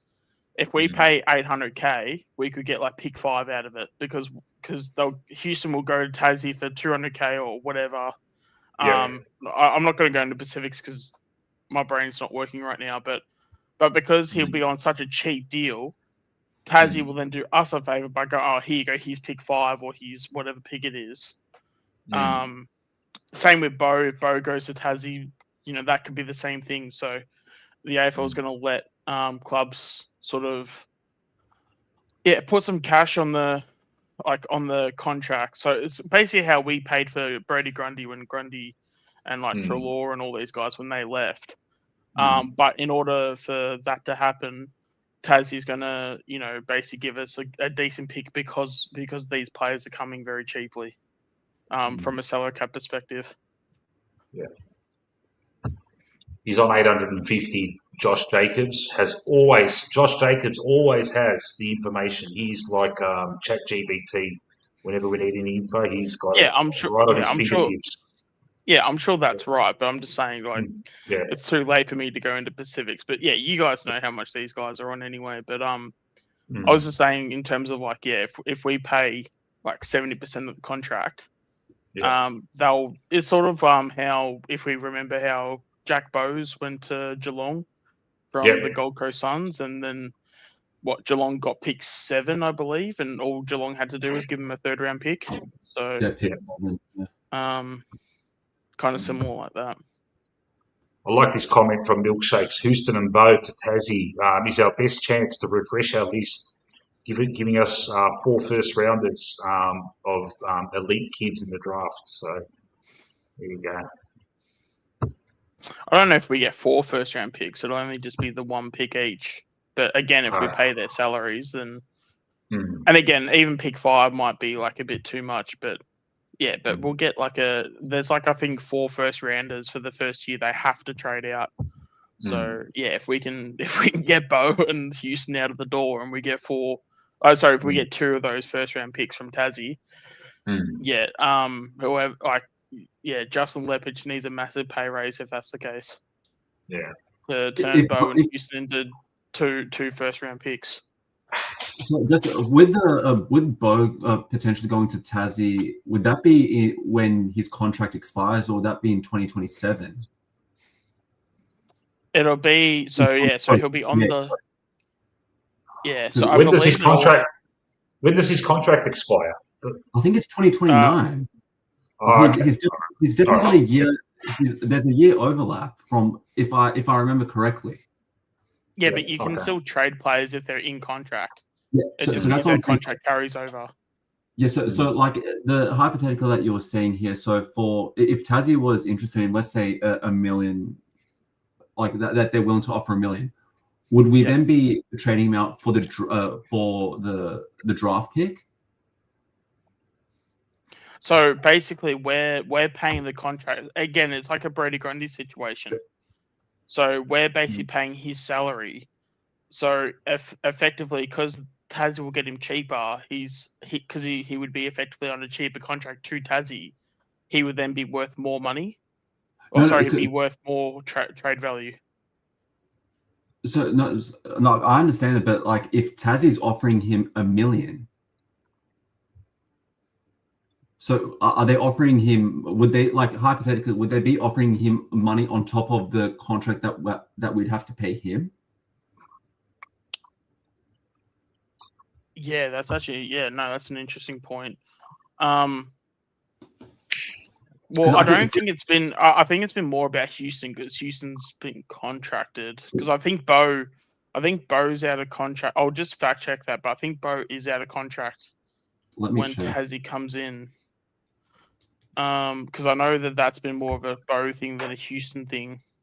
Yeah, it expires end of next year. Yeah, so then he's pretty much, but he's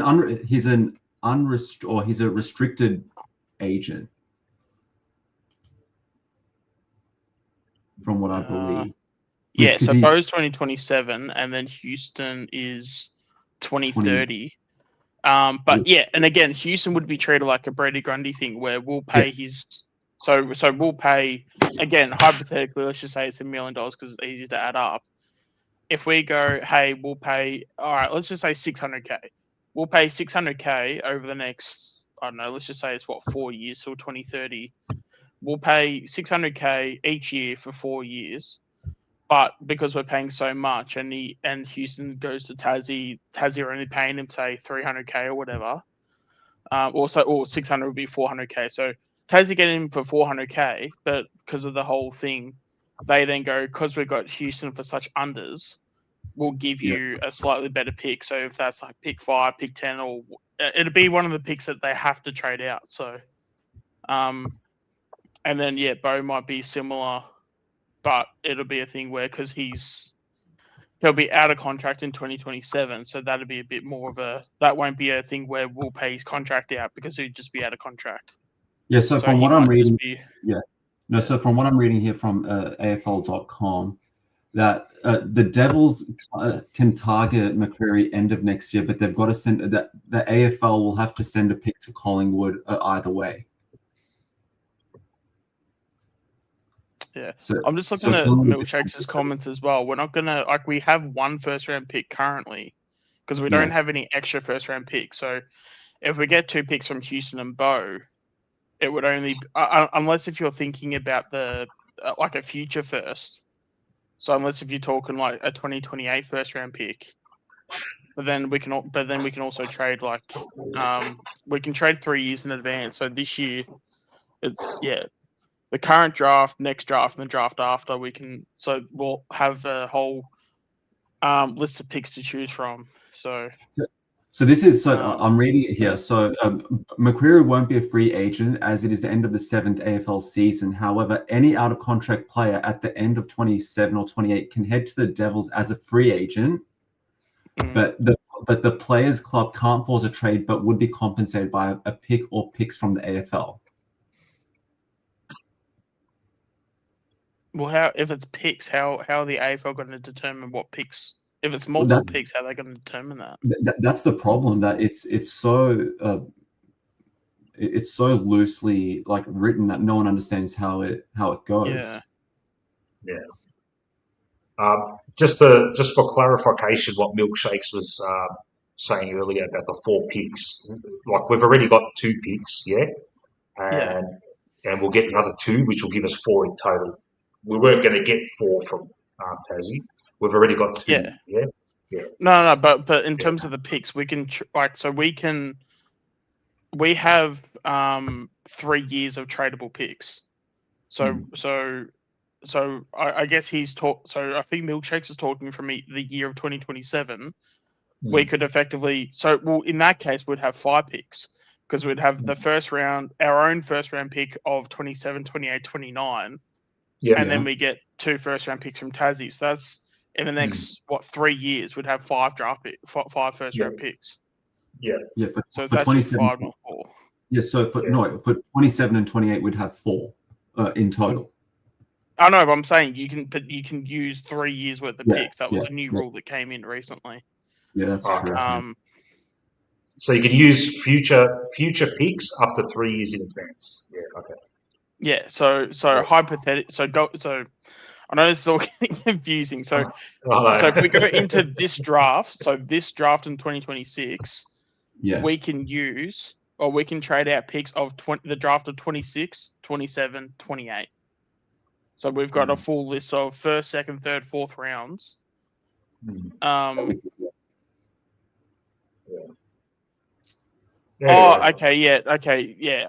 So he was specific in his comments and within a 2-year period. Okay, that makes a bit more sense. But yeah, in terms of the draft picks, you can trade. You can use 3 years worth of draft picks. So you could effectively go into this trade period and you could trade out our first round pick from 2028 if you were to go into this draft. But he's only talking in a 2-year span. Okay, that makes more sense. Yeah. All right. Moving on. Enough of that shit. I mean, it would have been just far easier just to say like we had 3 picks in 27, but anyway. Yeah. Isaac Quaynor had a good game. I had an okay game because he had to do a lot of work with the absence of Maynard and Perryman, and with Green, the Green Noah House back there, he had to do a lot more work. So his game was okay without setting the world on fire. We'll move on to Samuel Swadley. Had a couple of turnovers, which I wasn't happy about, but got his 14 posies. And this is the kind of game that he just has to have, in the early part of his career, he's going to have these kinds of games to learn what he needs to do and all that sort of stuff. Kicked a goal. He loves a goal. Was good enough to find space for himself and receive that pass from Bo McCreary to kick a goal. He enjoyed it, and he stays in the team for the rest of the season, no matter what, in my opinion. But does Fly share that opinion of mine? And after we've gone through all these players, we shall speculate as to who the selection panel will drop to include whoever is available. But right now, Swadling stays in this team, man. And I will be very aggravated if he gets dropped to the Rezzies again. Because it wasn't a fucking fantastic game, but as I said, it was just that game that he needs to have, man. And we'll have, anything more to add to him? Not really. No. Yeah, other than the fact that this is just him growing. He's only going to get better. First year in a long career, and this is going to be, in terms of his physical capacity, his frame and everything, he's at his worst. He's only going to get better from here. So with more fitness, more pre-seasons, he's only going to be an absolute jet in the future. So, you guys know how much I rate him, and most of you guys have basically jumped on the bandwagon at this point. So you were the first one, weren't you? Yeah. All right. Yeah, pretty much. I mean, I I'm not going to deny it. I know you would, mate. I Yeah. know you would. well, I mean, in terms of his draft and like when the draft was happening, he was a name I genuinely was like, I hope we get this kid. So, Yeah. mind but- you, I had but- like about 10 names and stuff going into it, but it was like a Yeah. name I specifically had. So, yeah. I But knew him pretty well off the bat. So, but yeah, at the same time, Shawnee, you've made the big call that he's going to be a perfect hybrid of Dangerfield and Nathan Buckley. I didn't say perfect. Don't fucking go back on it now. I'll put No, it in the I'm vault. just saying you put it. You it's put in written. words I haven't said. No, but It's written. I do think he's going to be a Dangerfield Buckley type. I do. Like Yeah. in terms of You said he was type going to be they better were. than, but you said he was going to be better than Dangerfield and Buckley. Come Did on. I say better? No, I'm mucking around. I'm mucking around, mate. But you have put in the vault that he's going to play 300 games, and Yeah. I actually Oh support yeah, that's you on a that one. guarantee. I support you on that one. Yep. Yeah, All right. superstar. Future Okay. superstar. Yeah. Angus Anderson had a rough game. You intimated earlier, Sean, that he may get dropped. Yeah. Reckon? Yeah. Just by the eye, like he just looked very sore. Yep. Someone has to come in, and if someone comes in, someone has to come out. Yeah. He wasn't playing up yeah. like he wasn't playing that forward role this game, was he? He was. Yeah. We'll see him, around midfield, and and I think they tried to integrate him with into a new role for this game, and it didn't really work. But in terms of the way he I was was moving, he just even looked sore. Like yeah, I don't know if every time I saw him, he had like a corky or something, but he just looked really. Even every time he was going to a contest, he seemed more out of breath than normal. Like, every time I saw him, like, damn, like he just like I always just had vibes of him just being so cooked. And yeah, I mean, it could just be just a one-off type of game and one of those like weird ones, but yeah, if I see him in the VFL next week, I wouldn't be surprised. Yeah. You know what I want to see with Gus? I hope he gets given either next week or the week after, or bloody both weeks off. Maybe play one VFL game and have one rest week, and then give him a finals berth, because that's all we want to see, mate. We want to see these kids on the big fucking stage, on the fucking MCG, build up their confidence, give them a taste of what it means to be Collingwood. That's what I want. So maybe you give Gus a week, you just rest him, put your feet up, mate, and we'll see you in the bloody finals, because, long season, first season, the way he plays is probably taxing, and that's it. Big season in the gym, big off season in the gym. See you next year, Gussie. Yeah. Fucking, But also as well, no, sorry, you go. Age. No, I was just going to say this is what I always maintain. I will not be critical with fucking 10, 15, 20 game kids, because we've got old codgers there that are giving us nothing, and Angus is a potential boy for our future. So, that's all it comes down to. Having said that, look, his drop-off's been, not ideal, but again, kid. He's a kid. Yeah. And and I would like to emphasize as well, we need this guy in finals. Because when we get to finals football, what happens? Everyone gets a bit slower, things get a bit more contested, and guess what? There's always a hard ball to win. Who can win a hard ball? Exactly. So just get him ready for finals. What was going to say about Gus? One more preseason, man, and I maintain that he could be our Newcomb, with an added tank, and with just another preseason under his belt, and he can be anything, mate. He's got the attributes, and we love him, mate. He's already a cult figure. He's got a highlights package of goals that is envious for players in their first year, mate. Fuck, he's kicked some fucking phenomenal goals this year. I envisage good things from this kid in the next few years, man. Yeah. It's kind of interesting because he has a bit of a like, and I can't shake it. Every time I see him, I see like a Nathan Murphy whenever he's like showing a bit of courage, like especially when he Okay. goes for those high marks. Yeah. And it's so I always I think when he was getting his first handful of games, I was always saying like, imagine Nathan Murphy, but if Nathan Murphy was born to be an inside mid, that's basically what Anderson is. I feel like. Yeah. Just a guy that's very brave, will always put his head over it.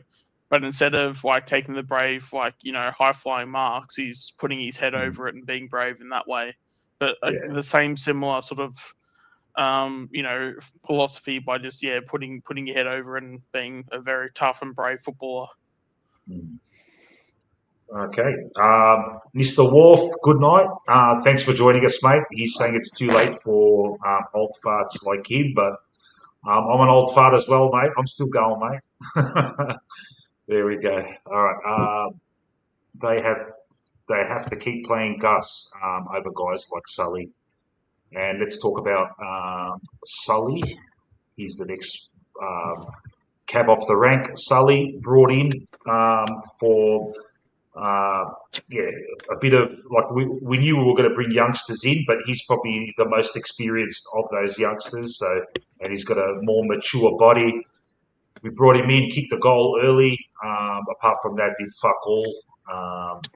I think he's depending on how many inclusions we get for next week, he'd be up there to get dropped as well. But he might keep his spot because how many players are we going to drop, man? We'll see.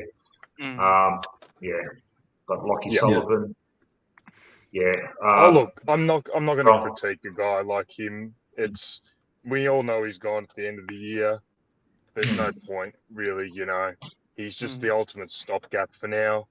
He's an electrician by trade. If I was him, I'd be calling a few fucking mobs now. You're just sticking up for him because he's a fellow tradie like yourself, aren't you? Look, servant, thank you for your service. He's never been our worst. He's never going to be our best. He's the ultimate just fill the gap. I'd be disappointed if he's there next week, but he might eke out another game or two purely just because of the injury situation. But look, I just don't want to be too critical on a guy like that. We know he's an extremely limited footballer, and he will sail off into the sunset come year's end. Yep. I will just want to add with Sully, as much as I completely agree with what Age said, but I felt like he had some really nice plays, even though they were very small, but it went a big way.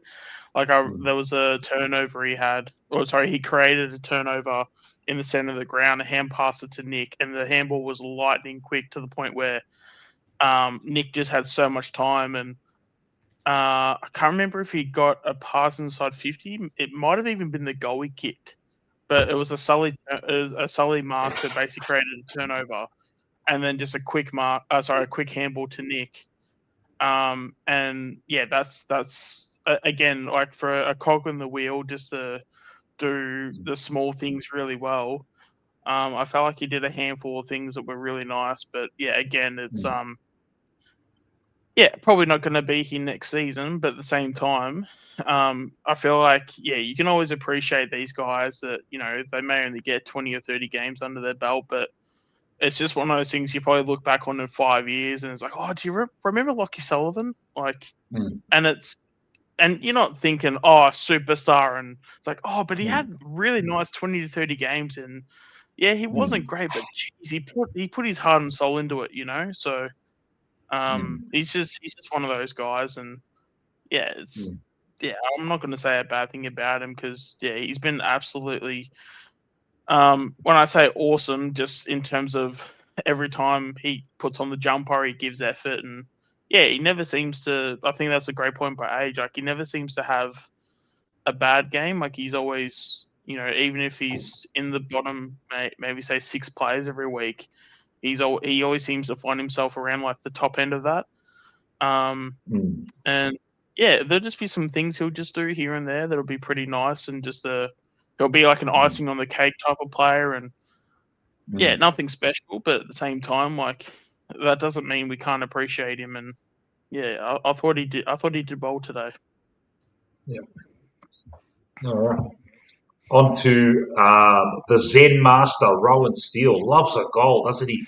Likes to celebrate a goal. Hits the scoreboard. 2 goals from 13 posies. Could have had 3. Here's another one. He was out of sorts the last few weeks, but has come back in. And, yeah, there we go. Rowan Steele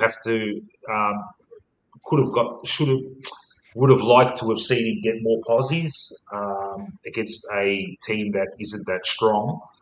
But he always has that knack of hitting the scoreboard, which I like. Yeah. Yeah. So when after a game, we usually analyse it and we think, oh, I had Rowan Steele go, oh, he only got 13 posies, but he kicked 2 goals, man. And he's just it's a nice little habit to have because he just has that attribute to his game. What else can you say about Rowan Steele? Yeah, I mean, I feel like I called him today the silent assassin. Yeah. Kind of similar in Hoskinelli in a way where, yeah, it doesn't. You look at the stat sheet and you go, oh, he had a bit of an average game, but again, he sort of seems to do really important things in important moments. Kicked 2 goals, and I feel like the goals were goals when we needed them to. Because anyone can kick a goal when you're 10 goals up and stuff. Where I feel like when he kicks his goals, they're normally at a time of need. 13 disposals. I think it also said he had a couple. I think he said he had 3 clearances as well. Okay. Just a play again, like probably similar to Lockie Sullivan, but given that Rowan's a bit younger. Kind of like a similar type, like very unassuming. You don't think he's going to hurt you, but you look back, if you play the game, you sort of go, oh, he actually did a lot more than I thought he did. And I think he's one of those types that, he just flies under the radar a bit. And I wouldn't be surprised if he even does some hospitality things where he does some like selfless, if he helps his teammates out by, try to play a bit of a defensive setup on, another teammate's man sort of thing, similar to what Hoskin does. Kind of even like I feel like even Harrison does things that are like that too. So, I'm a big Rowan Steele fan. So, again, not one of those like superstars, but again, like every club needs your little battlers that just keep doing the right thing over and over again. I feel like he's the one that sort of does that. A bit of a quiet achiever, I guess. Yeah. All right. Moving down, Rhett Bazzo, Bergs said that Rhett Bazzo was going to get monstered by McStay, and he did get monstered by McStay. Young guy. What are you going to do? Jake Waterman, mate, that goal by Jake Waterman, fuck, man, he ran too far, man. Fucking hell. Are you kidding me, man? How many fucking steps did he take? Is that, when you run too far, is it meters or is it steps? What do they count? What's the actual fucking... Yeah? I think it's meters, yeah. Yeah, all right. Okay. I'm not confident on that answer, but I want to say meters. If you're taking small little steps, but you're not travelling far, it looks like you've ran 15. A lot. So, I think when it was the Rankin thing a couple of years ago, they were counting in meters. Yeah. It wasn't the steps, it was meters. Yeah. Okay. Moving down the order now, Lockie Schultz, 11 posies. I'm very surprised with that. He seemed to be fucking everywhere, man. And you know what it is? He's so hard at it, and he does so many fucking tackles and fucking bumps, and he's always there. You think he's getting a lot more of the ball. He only got 11 posies, but still got in the best players with his 3 goals. Great game from him, man. That was a great shooter game. Couple of times he thought to himself, "What are you doing, trying to fucking swerve your way out of the way here, mate? You're not that guy, mate." But he did it, and he kicked the goal. And it's like, all right, I like this. So shooter, still look. I'm still fucking. I will still always fucking say that we gave away too much for him, mate. he's a forward pocket, mate. Really, you give away first and second rounders for fucking gun mids and gun tall key position types. We gave away a lot for him, but I'm not complaining about his output, man. So well done, shooter. As frustrating as he can be sometimes, fuck, man, he fucking tries his hardest, man, and that's all you want, man. Sometimes when you like, he's had shit games where he's fucking tried his heart out, and you kind of think, fuck, this is a true Collingwood player, mate. Fucking, that's a true Collingwood player, man. Miss the Spot on, easy Mick. shots, miss the easy shots, but fucking go in as hard as nails, mate. He makes others around him, especially the younger guys. If I was a young guy and I saw his attack on the footy out in the field, I would stand taller with a Schultz next to me, because he gets up from every contest and he looks as sore as anything, battered. He'll just throw himself in there, mate. And that's why guys like that, even though they might lack a bit of polish, they might lack a bit of skill, I love them, because I just think, if I was the coach, when I'm a supporter, I know he's going to give 100% effort every fucking week, and I can't say that about a lot of the blokes we got in there at the minute. But I know with him, it doesn't matter what the fucking game situation is. It probably doesn't even matter if we're down 100 points. I know he's going to give 100% effort all the time. So we gave up too much for him. However, he should be very proud when he retires, whenever that is. I hope everyone remembers him as a bloke that fucking just went in and gave 100% effort every time, and that's it. This is a guy that would. I know there's like always a saying, like, people that bleed for the club. This guy bleeds for the club. Like, he would like. I feel like he would cut off a very important limb just so that we could win a flag. He's one of those types. Like, this guy throws his body around when we're 50 points down as if we can win. So, like, I've got to respect that. He'll actually sacrifice bones in his body just to get the tackle. Yeah. And like, you can't teach that. Yeah, 100%. Wait, Mick, wasn't there a tackle he had? Wasn't there like a tackle he had and he like concussed himself or something? Yeah. What were you going to say about him, Tyler? But you scrolled up above Steele's side bottom, and I had. Oh, did I? I missed him. Yeah. Oh, sorry. He's one of Mick's favourites. He's protecting him. All right. On that note, Tyler, okay, before we go on about that, I'm going to quickly go in the kitchen and fill up my coffee, because I've got a lot to say about the ball. Are we going to put like an ad or something, or are we going to go to the ad break just so that it's this important build-up? Well, I haven't got enough fucking subscribers to have ads on my channel, so. But it's like one of those things. Whenever you're on like TV and stuff, like, you try and build up the hype. It's like, and we'll go to the ad. And we'll talk about this after the ad. Yes, we'll exactly. Yeah. I'll be back in 1 second, guys. 1 second. Tune in to next time on Dragon Ball Z. I don't want to steal Mick's thunder now. I want to let him have the opening ball. And is it what show does that when they use all the cricket terms? Is like Footy Classified? Where they use the cricket terms, like, who gets the brand new ball, who's coming in first change. Footy Classified used to use well, they still do, I'm pretty sure, like, because I see clips of it every now and then and they still do it. It's like, such and such with the new ball coming in.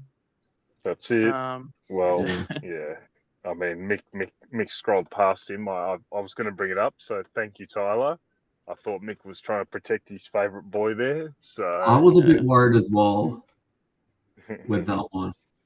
Oh, man. Oh, no. Well, look. I mean, we know what. Look, I'm going to anticipate what everyone feels, and I mean, it's a no-brainer for mine. But we'll let Mick kick us off. Yeah. Yeah. Can we have like another topic just so we can make the time go past faster? What's Um, Mick doing anyway? Is he fed his cats tonight? He usually has to go off to feed the cats at some point. Yeah. Or didn't he say Boris was annoying him at the early part of the stream? Probably telling him, Yeah. "Hey, feed me." Hey, you haven't fed me in like 3 days. What's going on? But I don't think like these Um, next 2 weeks, literally, like we can't move up into top 6 and we can't drop out. So these next 2 matches are pretty much freebies, right? Yeah, I mean, yeah, I wouldn't be surprised. Yeah, I wouldn't be mad at it. Like, because at the end of the day, we're here to win flags. If that means we got to trial some shit, if we're just going to accept the fact that we're going to be in the wild card round, not, yeah, sorry, wild card round. Yeah, I mean, at the end of the day, like, yeah, like prepare yourself to whatever wins you a flag. If that means if playing the kids is what's going to win you, like, is what's going to get you closer to a flag, or playing the older guys, or somewhere in between, yeah, just at the end of the day, we're here to win flags. Like, it's as simple as that. Like, as boring as it sounds, that's the reality. So whatever gets us closer to that. All right. Have we started on him yet? Or no? No, just yeah. We're letting you have the new ball. So Look, it's not going to be a rant. It's just kind of like boring now, mate. The guy's finished. yeah, Steel side bottom is done. He's done like a dinner, man.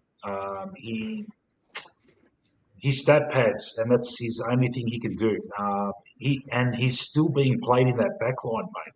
You see when we line up in CBAs, you see him back there. You see him and Josh and Houston back there. No wonder why fucking we're leaking goals back there.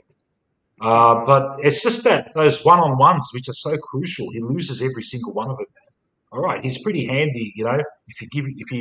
If we've got the ball, and you know, he's a good guy to kick it to, because usually he'll find someone with his kick or something. But that's it, yeah.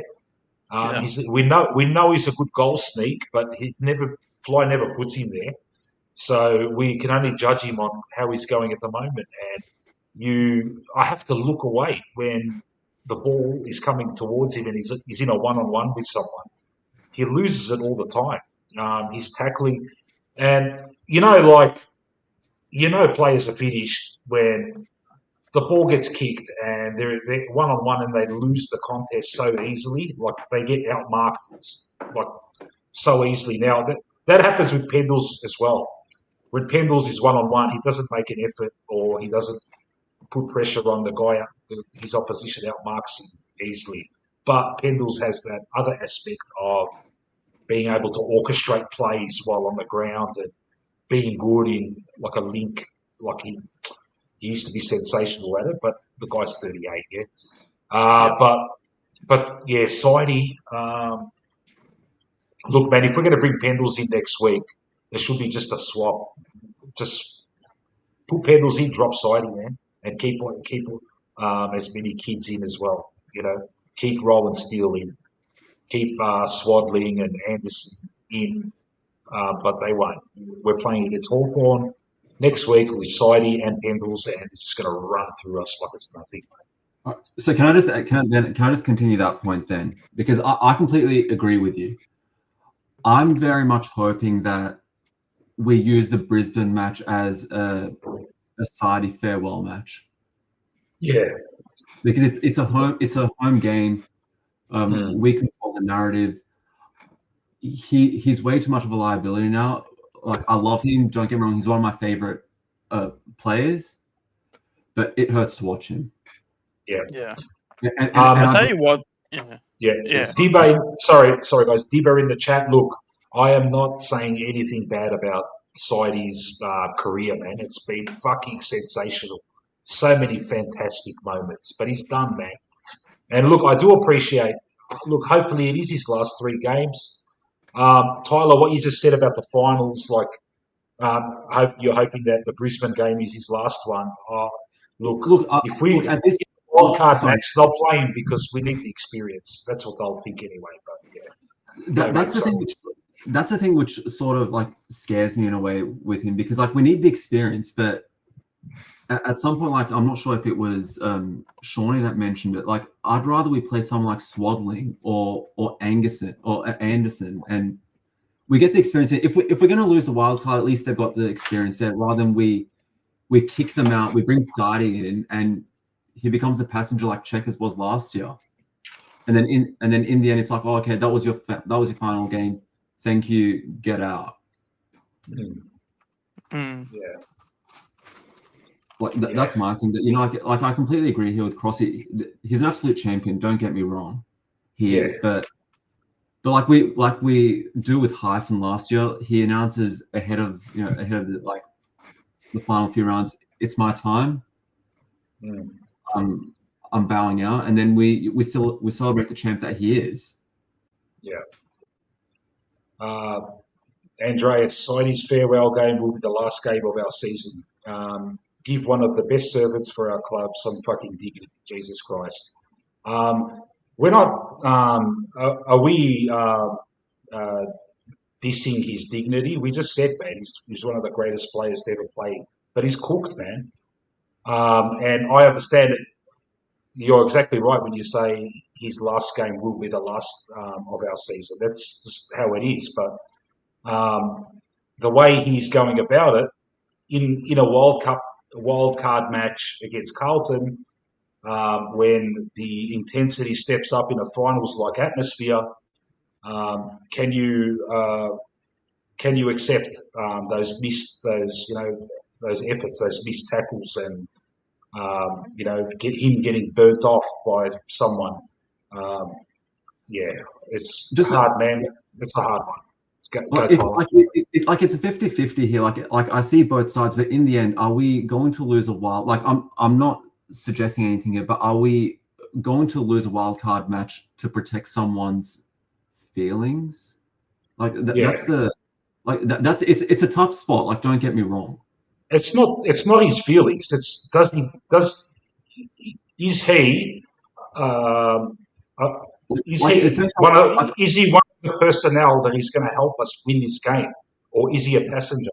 And we're going to go into a wild card game with a passenger, albeit he's one of the greatest players to ever play. I understand that, but he's fucking 35 now. He's not fast anymore. He's not as strong anymore. And are we going to risk that? That's if we've got the right amount of youngsters running around that we think can do a job, and it's but they won't drop him. So I think we should, but it won't happen. And look, it's just we're at that situation now, and I've never been a fan of this World Cup, but we're there, and I'm going to support it. We're playing finals, yeah. I want the best team possible playing finals to win a game, and if that means dropping someone that is out of form, and I don't care if he's been one of the greatest players ever, do we have to take that into account when the output's not there? Yeah. I do quickly just want to clarify as well, because the way, and Andreas, you can clarify this. Are you saying that in terms of you're telling us as if this is an exclusive, or are you just saying that, that there's a potential that Sidey could have his last game in the last home and away season? Because I could be wrong here, but the way you've worded it, it sounds like you're sort of like trying to tell us rather than instead of like asking us, if that makes any sense. Because, I mean, if that's the case, then I would absolutely love the fact that if Sidey's gonna, because our last game of the year is at the MCG, right? That would be, So if we're playing Sidey in the last round of the season, and it's at the MCG, it's a farewell game, then that would be incredible. That would be awesome. We then get our send off to Sidey. We then go into the wild card round, and we get to go into finals. Hopefully, if we win the wild card. I feel like that's a win-win for everybody involved, So I just want to know if that was more of a confirmation than a theory, I guess, if that makes any sense. Because if that's the case, I would absolutely love that, because I would like to have a game similar to what we had with Pendles earlier in the season, where we celebrated Pendles. I'd love Yeah. to have a game where we could, celebrate Sidebottom because like it's absolutely a given that Sidey will go down as one of the great Collingwood players that we've had. Yeah, agreed. But like it's and again for us to see him retire and to celebrate him in his last game, that would be awesome. But then in saying that, okay, so it's not like an official thing. Okay, or all good. I just want to clear that up. That's all. But no, if that was the last game of the season, that would be absolutely sick. And yeah, we could celebrate him, and then with all the attention away from Sidebottom, the club can focus on finals. They can focus on going deep in the finals, hopefully. And I feel like that would be a win-win because, unfortunately, and I hate to say this, I just don't see Sidey having an impact in finals. I could be wrong. I'd love to be wrong, but yeah, I feel Look, like we could be wrong on everything, man. All of us, everyone could be wrong on anything. I would love to be wrong. I would love to be wrong. I'd love to. Yeah, I'd love to go right through to finals. I'd love to go right through to finals, get to the grand final. We play in the grand final side, he plays, and he wins the Norm Smith. I would love nothing fucking more than for that to happen. Like that would just Because again, I don't have these opinions just to be right all the time. Like I even have these opinions even to be like, hey, I'm gonna say these things because this is how I'm feeling and this is my takes and my opinions. But at the end of the day, it's like half the times I'm saying certain things, I'm like, please make me be wrong. But how I'm seeing it is I can't I can't look at an apple and go, it's an orange. You know, and as much as we say that, oh, but it could be an orange one day, it's like, well, no, it's an apple. Like I want to be hopeful. I want to be a positive supporter, but like sometimes you just gotta, call it how you see it, and you just gotta, you sort of just gotta see how it is, and I think it would be a win-win by both parties for Sidey to play a game in the last home and away game, and then he then retires and we focus on finals. I would have a ton of respect for Sidey because then at least that would be Sidey putting the club first and not himself. Not saying that it would be the case the other way around, but again, it's like, I just want to celebrate. I don't want to sit here every week and criticize and shit on Sidey every week. I want to, even though this is likely his last season, I want to finish this season being, damn, Sidey had an awesome career. I got to see every single week of his career because he was one of the players that, because I started going to the footy consistently in 2009 when he debuted. So when he retires, it's going to be an incredible experience for me because I can go, damn. The day I started going to the games every week was when he was debuting. And now that he's it's going to be a fucking awesome moment for myself as an individual because Sidey just has that unique piece of my experience, if that makes any sense. I'm just saying that if he's going to call it and he calls it at the end of the home and away season, I feel like that would be very fitting. But again, who the hell knows at this point? The only reason I suggested it is because, as we were talking about just a few moments ago, it's a no stakes game for us. For us, it's essentially just deciding whether we finish 8th or 9th. And we discussed before, we're playing MCG regardless. If it's Carlton, we play MCG. If it's Bulldogs, they're not going to play at Marvel. They're playing MCG. If it's Melbourne, we play MCG. So we're only just deciding who we play there. So at that stage, it's low risk. Yeah, but that was just my point. I didn't mean to offend, anyone with my. No offense. Look, there's no offense here, mate. We're the nice guy channel here, mate. Everyone's respectful, man. We try and keep it that way. It's true, man. Look, I try my best. Everyone has their different views, man. It's nice, you have your different views, but you agree to disagree respectfully if something is not, you don't agree with something, 100%. Yeah. But again, it's I want Sidey to prove me wrong. I want I want to go right through finals, and if we get to the grand final and Sidey wins the Norm Smith, how fucking awesome would that be? But like, again, like what? It's Like not the gonna happen, chances mate. of that happening, it's not going to happen. Yeah, so it's like I'm trying to, yeah, like Sean, I'll More take him. like- I'll take him the kicking more- the goal from out of 50 like he did last time. Yeah. yeah, no, like at the end of the day, it's like I want to sit here and celebrate how awesome Collingwood is, because Collingwood is an awesome fucking football club. I think we can all agree to that. But at the same time, it's like I can't look at an apple and call it an orange. You know, like Yeah. I just can't. Like, Yeah. What do you got to say? I'll just wrap. Go, I'll H. just Yeah. wrap up with side bottom. Look, perfect world for me. 2 weeks, these next 2 weeks, side bottom, you have a fucking rest. You get cherry ripe for that first final, mate. And That's a good one, leave H. I like that. Yeah. You leave no stone unturned in that final. You throw everything in that final. And you know what? If that's how he goes out, he goes out. But I think it's fair to say he's been poor to average to poor pretty much every week this year. The injuries have probably saved him. I reckon there would have been the question of already seeing him off if we had a full complement. But you know what? The injury situation might have saved him. Sidey, take 2 fucking weeks off, mate. Come out in that final and go out on a bloody high, mate. Yeah. That's probably better.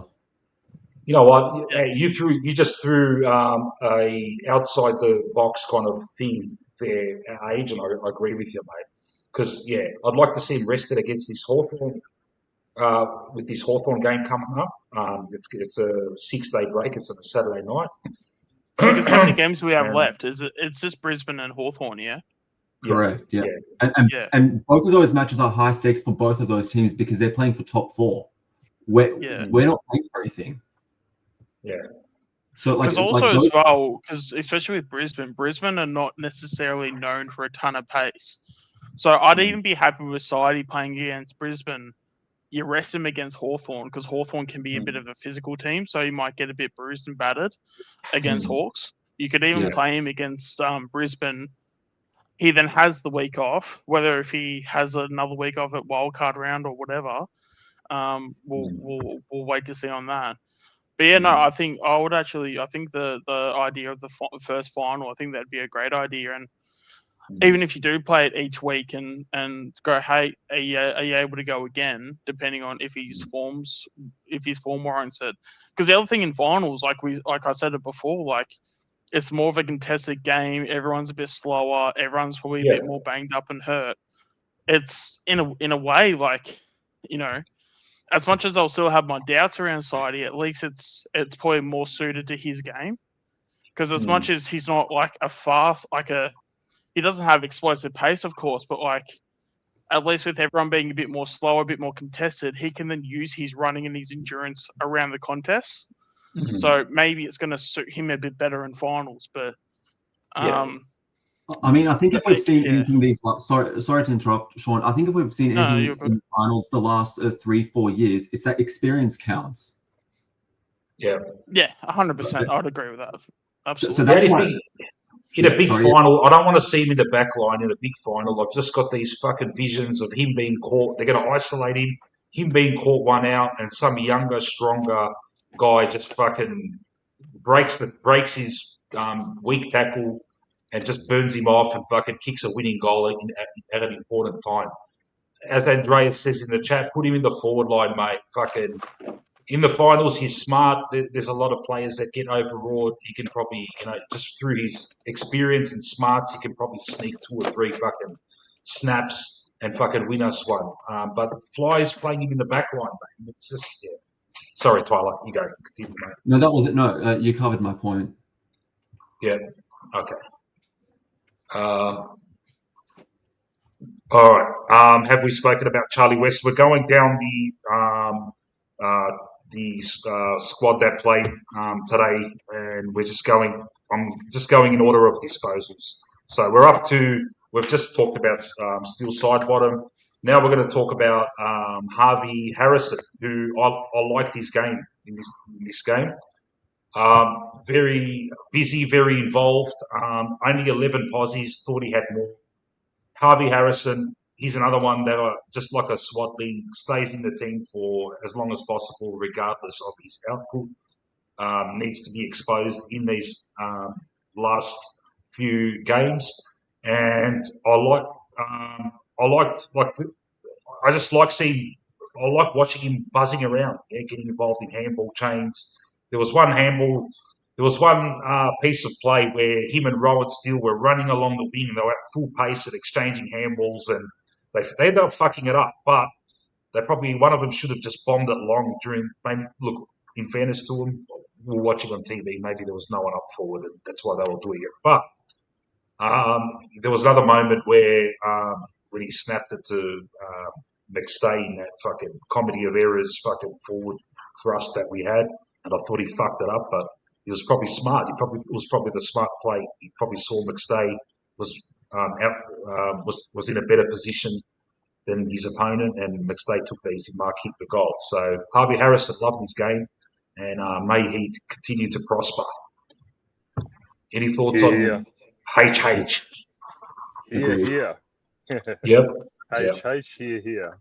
Yeah, yeah, exactly. That works. Yeah, he's finding his role week by week. Yeah. And also as well, because he's done his ACL, I'm wondering if someone like a McStay, when he did his ACLs, like it took him even some time to sort of get his head right. Yeah. Sometimes that can even be half the battle. So the fact that Harrison's playing as well as he is, even though he's probably still going through maybe some issues like mentally and emotionally about that, ACL. I mean, I would imagine if we're using a Dan McStay sort of timeline on that, he's obviously above or he's ahead of schedule in that sense, because McStay's only just come good in the last, like, say, I don't know how long it's been, 6 weeks, 2 months? So, because Harrison had his ACL last season, and the fact that I feel like he's still contributing, although he's not like starring or anything, but yeah, maybe next season's the year that he can have a bit of confidence. He's not worrying about his knee, and yeah, hopefully that's a bit of a sign that he's going to do good. I mean, I think it was this time 2 years ago that he did his ACL. Like literally, like it was late in the season. Yeah. But I think the one thing which I'll say about Harvey, which we've completely missed, he had the most goal assists out of anyone. Okay. In this game, the goal score. What are they? What's that stat? Fucking score involvements or direct goal assists? Goal assists. He had 4. Okay, because a lot of people like to throw that up. Score involvements. Yeah. Yeah. No, now a score involvement. If I handball to you and then you handball to someone who kicks to someone who kicks to someone, that you're part of that. I'm part of that score involvement. Handball chain. I've always thought. Yeah, and I've always thought, fuck, that's, when people mention, fair enough, you're part of the creation of a goal opportunity there, fair enough. But whenever someone brings that up, like that, I like the direct goal or score assist. That's a better stat, man, because you're the last one before the goal opportunity happens, mate. And he was number one in that. Fair enough. It was, Well done. It could potentially hold merit if you're a defender, because then there's like, well, how are you going to get a goal assist if you're a defender, right? Yeah. But yeah, Harrison's not a defender, so to get to be a part of like a disposal chain, and you're essentially a half forward. If you're like say the even fifth or even further down the line, I kind of agree that it wouldn't have as much impact, although it's so good. But like, if you were. So from the goal down in terms of the chain, if you were the 8th disposal before the goal sort of thing, that's like you had a part, but like what impact did you really have, if that makes any sense? Might sound harsh, but it's not like you pass it to the person that got the goal or the person that kicked the goal. So it's like I feel like that can be misconstrued in terms of how much impact that person has.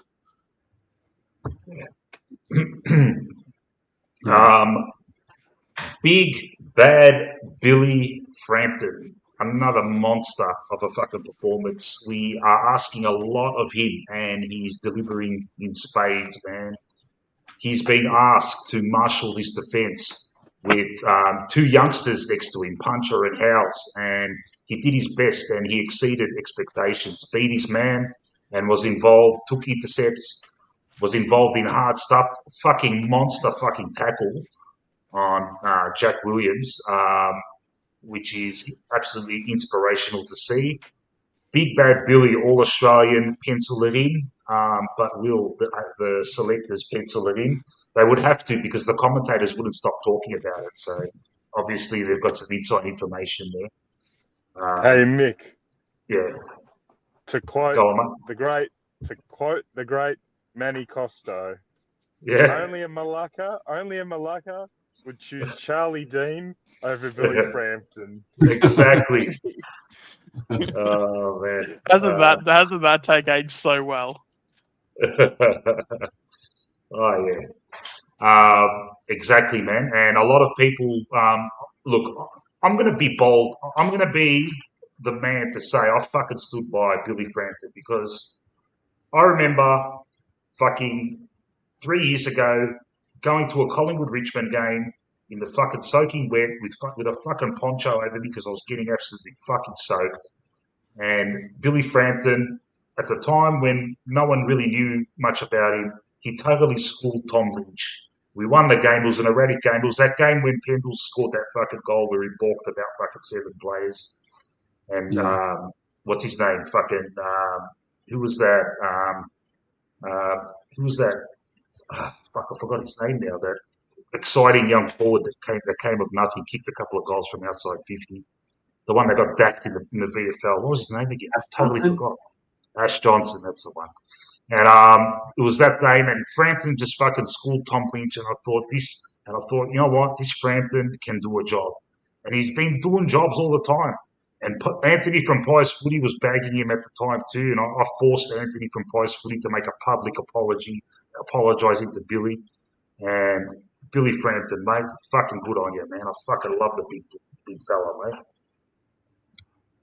Yeah. I think with Billy Frampton, even that first season, you can talk about how important Dan McStay was in certain matches in that year. You can talk about how important Bobby Hill was, but I'll still maintain that Billy Frampton was our most important pickup that season because he was our Will Hoskin-Elliott. He was our Swiss Army knife. Yes. We asked so much. Oh yeah. We'll ask him to play defensive forward jobs in the ruck when all our ruckmen were down. He's done a lot for this club. He has done a lot. And what was his reward? He's come back from injury, languishing in the reserves while Charlie Dean's sticking it up in the ones. Exactly. That was his reward for all that. Fucking hell, man. You know?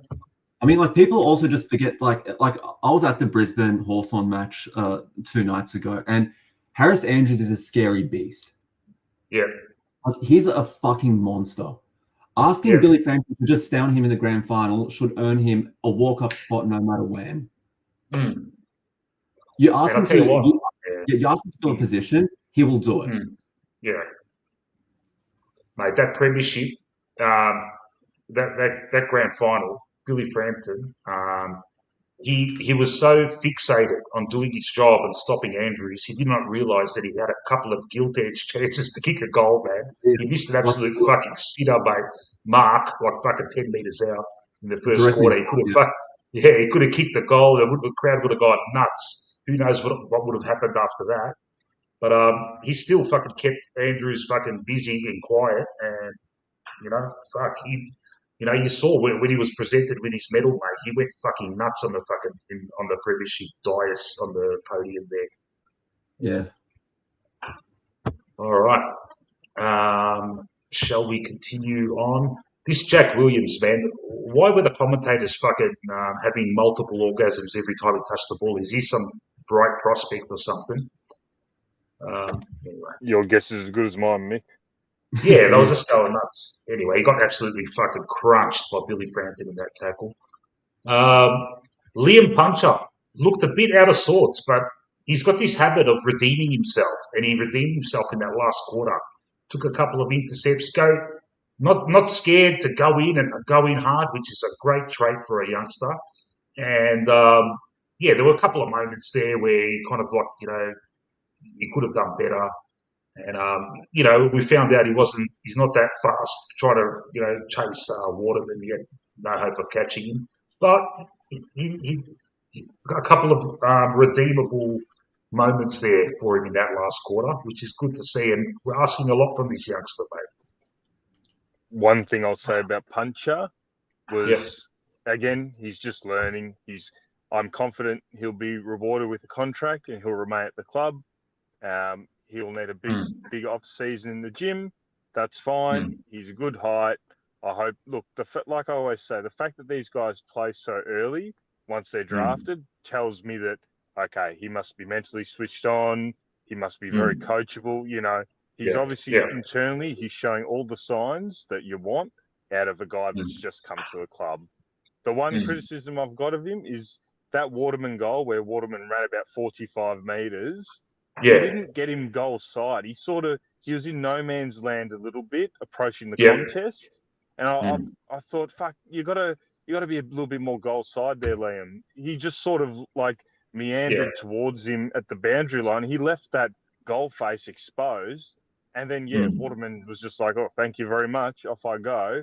And, burnt him a little bit for pace. So, look, maybe pace is a concern. I don't know. I haven't really looked into it, but he just got burnt there. So, look, Waterman could be really fast or Puncher could be really slow. I'm not sure what it is, but, God, I hope he's not slow. But, look, big off-season for the young fella. I hope he gets rewarded with a contract. I'm sure he will.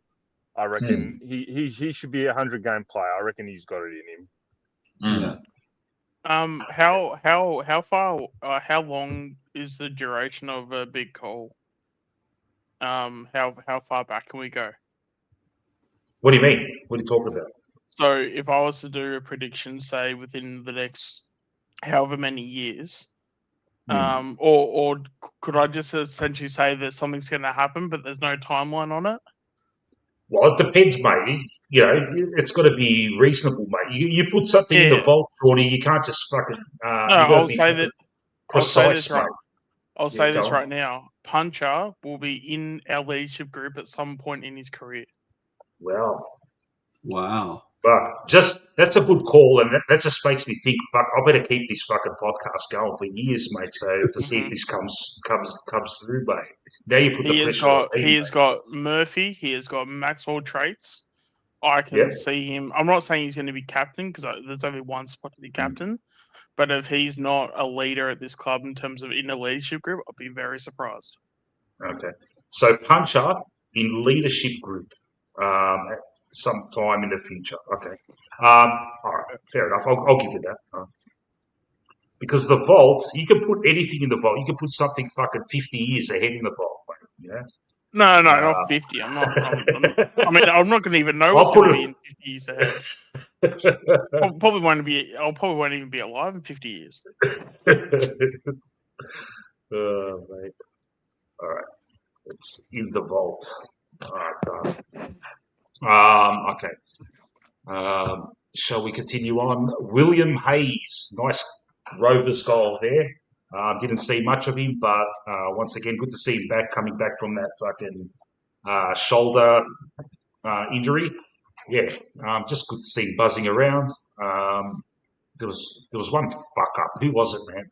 What happened? Someone handballed to him in a shit situation. Who was that, man? Was it McQuarrie? Yeah. Oh, that was the one I was talking about where McQuarrie should have just kicked the goal and fucking handballed to Hayes. Yeah. And it wasn't Hayes' fault, man. It's like, what are you going to do, mate? There's a bloke right there, mate. Yeah. All right. Noah Howell's first gamer, mate. Right from the outset, I thought, oh no, he's going to cop an absolute fucking bath. He didn't cop a bath, but he didn't set the house on fire either. He looked a bit out of sorts, I was worried for him, didn't take any, intercepts or anything like that. But, he got a game we've got a game under his belt, and I'll tell you what, more than likely he keeps his spot. Who's going to come in, man? Fucking hell. You know, depending on how Hawthorn line up. How do Hawthorn line up? Who do they got up there? Lewis, Chol? Have they got another Tawley playing in the seniors? Yeah, Gunston. Gunston, yeah, that's interesting who we put on him. But Paul Lewis. I'm not yeah. sure if Cal Shadir's coming in. yeah, Do we put Puncher on? So someone like Gunston, because yeah, I feel like he would have the athleticism to go with yeah, him. yeah. But he could also cop fucking 7 goals. That's an interesting Yeah. one next week. Yeah, Look, those forwards of Hawthorn are going to outclass most of our backs, apart from Billy Frampton. Let's be honest. When you look on paper, Gunston should be, if it is a puncher, Gunston, you know, he's going to have a hard time. If it's going to be a Noah House on like a, I don't know, bloody Mitch Lewis, he's probably going to have a hard time. Look, at the end of the day, we spoke about this pre-season. There's holes in the backline, tall stocks. Noah Howe should have been given opportunities throughout the year to build up some confidence. Instead, he's been thrown into the baptism of fire. Next week, he's going to have a big bloody task, and I hope the young fella goes all right. However, how the fuck are we to know? He doesn't have the match experience, and he's going to be asked to do these big jobs leading into the bloody finals when he's just never had the opportunities prior to tonight. So, you know what? Good luck to the young fella. I saw that James Clement presented his Guernsey, which is great to see. Okay. And great. I thought, That was good. I thought to myself, can Jimmy put the fucking jumper on for tonight? Yeah. You know, Yeah. hope the young fella goes all right. Hope he gets a block, and that's it. He probably will. He probably will get a block of games now, and hopefully he goes all right. And Josh Jacobs says, he's better than Charlie Dean at least. It was funny, because Charlie Dean, before he got in the ones, we had some big raps on him, didn't we? Like, everyone was talking him up. Yeah, how good's Charlie Dean? But fuck, it just didn't work out, man. Yeah, because I was kind of hoping he was going to be a bit of a Nathan Broad sort of type, like not a true key position or like not a true key back, but a bit of a sort of floating sort of third tall. But yeah, unfortunately, it didn't work out. But yeah, it happens. Yeah. All right. Okay. And finally, Charlie West, a nothing game, but. I'll tell you what, this is part of his development, man. He's got to get these games out. That's what we've always fucking said. All of us have said this, yeah? Just play him and let him play shit games because he's got to get those out of his system and he'll slowly become what we know he can become. I heard murmurings around various other channels and chats that he was playing a defensive role today. I didn't notice it. I could be. That person could be right. I don't know who it was. I forgot. But I'll tell you what. Look, you can. I don't have any qualms with saying that Westy just had a fucking shocker, mate, today because he did, man. But as I said, man, just keep him in there. He's young, 20 years old, man. He had a bad game, big fuck. Keep him in again. Let him learn from it. If he has a bad game and fucking McStay and Membry are kicking fucking threes every week, then I would keep him in there because he's just another tool that the opposition have to they can't forget about who he is. They have to fucking put a man on him, Yeah. Look, my view is very simple. You're either playing Charlie West or you're playing Jack Buller, and on the output of this year, they've both been serviceable in the VFL, but haven't done much in the ones. So, you know, it's sort of a pick your poison scenario. You know, who do you want to play? Look, for me, disappointing. He's probably been his ones game this year, apart from the few weeks ago. Was it against North Melbourne where he took a few contested marks? Look, everything else he's done in the ones this year probably hasn't been to the level that we sort of were wanting this year. But look, that's fine. Let's give him another season, and we've got to go from there, really. But yeah, look, this really disappointing night. I think I expected more of him with the continuity of games. However, I'm with Mick. I just want to see him play because I know we're not going to win the flag this year. I'm sorry, we're just not going to win the flag this year. So, what's your next best option? You give guys that are on the list some exposure, and at least you see. At least you're going to have an answer. You're probably going to have an answer next year whether Charlie West has a future with this club or not. But you're not going to know if you don't give him exposure at the top level. I've always been big on that. You don't give him a go, you never know. Yeah, I agree. And I'm still on board with him. As you see, my cousin Theo in the chat, he said West was a spud early in the year. He's on board now. He wouldn't drop him. And that's all she wrote for all the players that have that played this afternoon. While I will just quickly go to my car and retrieve a fresh packet of Manchester Lights. I shall kindly ask you guys to talk amongst yourselves while I do that, if that's possible. Yep. All good? Yep. I'll be back in 1 second, guys. Is this another commercial break? Yeah. This is a. Stay tuned to next week on Dragon Ball Z. Topper.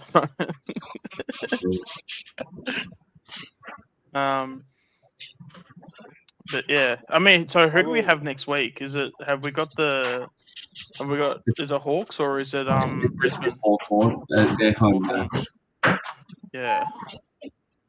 Yeah, well, I reckon that would be a good time to rest Sidey, and then if he plays a Brisbane game, I feel like he'd be more suited to Brisbane. That would be probably the way I would do it. Yeah.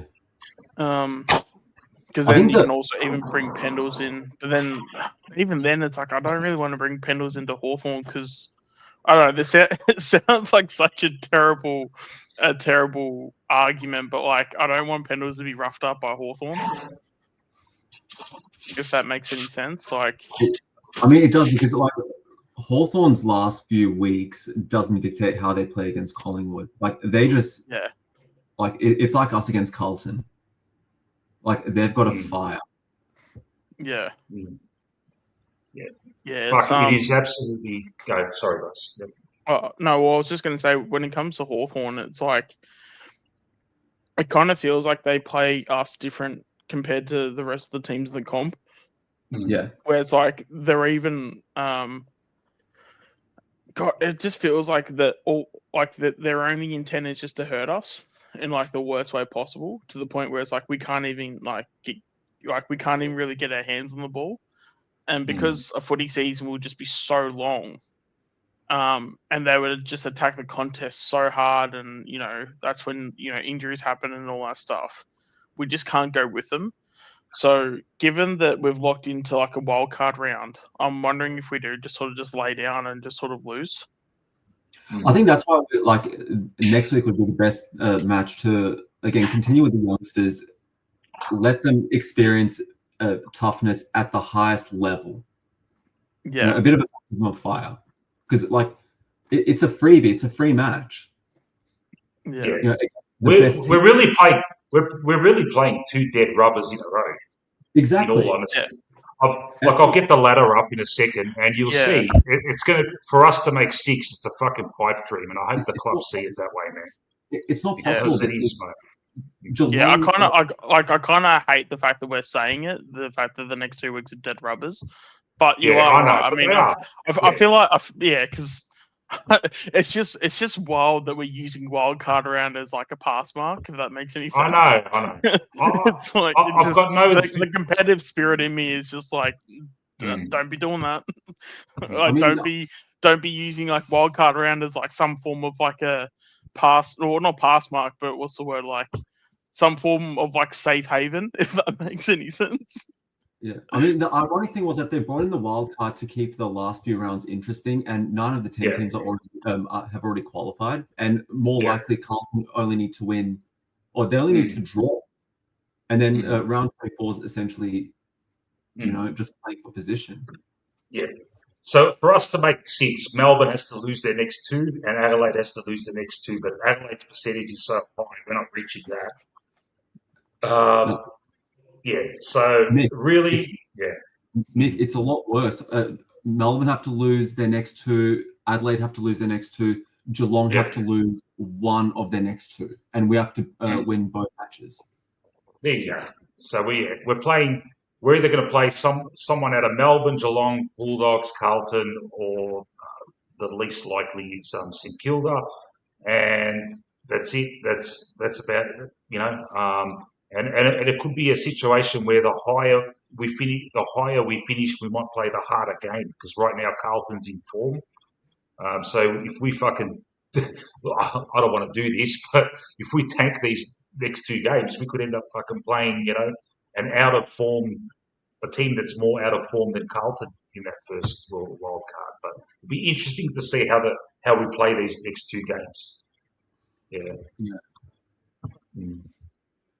I mean, the thing go. which could be really ironic is that St Kilda have got 2 very winnable games as well, and Carlton have 2 somewhat difficult matches. So it might actually be St Kilda that goes in because St Kilda have got Richmond and they've got some easy bid. I can't remember who it is. Oh, Suns. Yeah. All I'll say is at least we're not going into these 2 games and they're like must wins. Yeah. Kind of like, and we end up bombing out. We've made it now, yeah? It's kind of like a good, nice... We can watch these 2 games. If we lose, we just want to see the effort, yeah? We want to see that the team's buzzing, yeah? Like, it would be great, yeah. I want to see us fucking win these next 2 games. Don't get me fucking wrong, man. Fuck. But if we do lose, I'm not going to fucking cry because we've made it, yeah? As Bly says, we've qualified, yeah? We know how that ended up. But... we have qualified, yeah. So we're playing a wild card, and I don't give a fuck. Personally, I don't give a fuck what happens in these next 2 games. I just want us to show up in that wild card round, and I've got a history of saying I don't like it. It rewards mediocrity. It is what it is. It's here to stay. So no matter what I say about it, whether fuck man, it's happening. So I may as well get behind them when they do make it, and yeah. I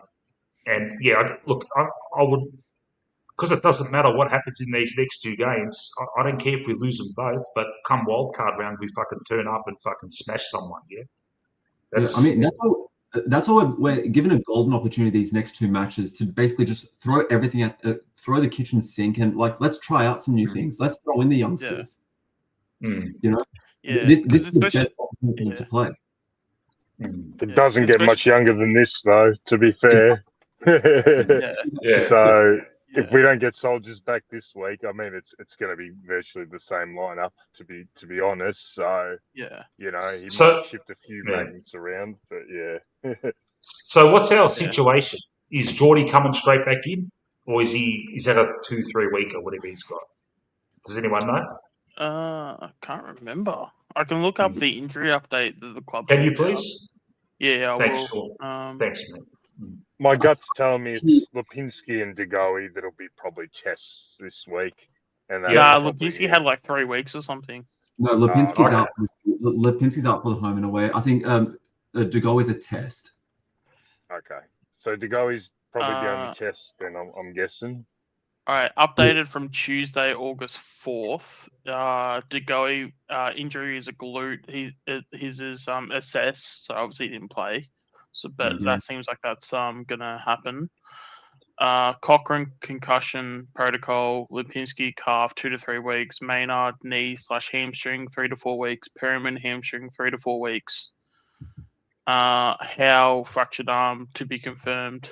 And then you've got the season injuries of TJ, Elliott, Reef, Moore, and Steen.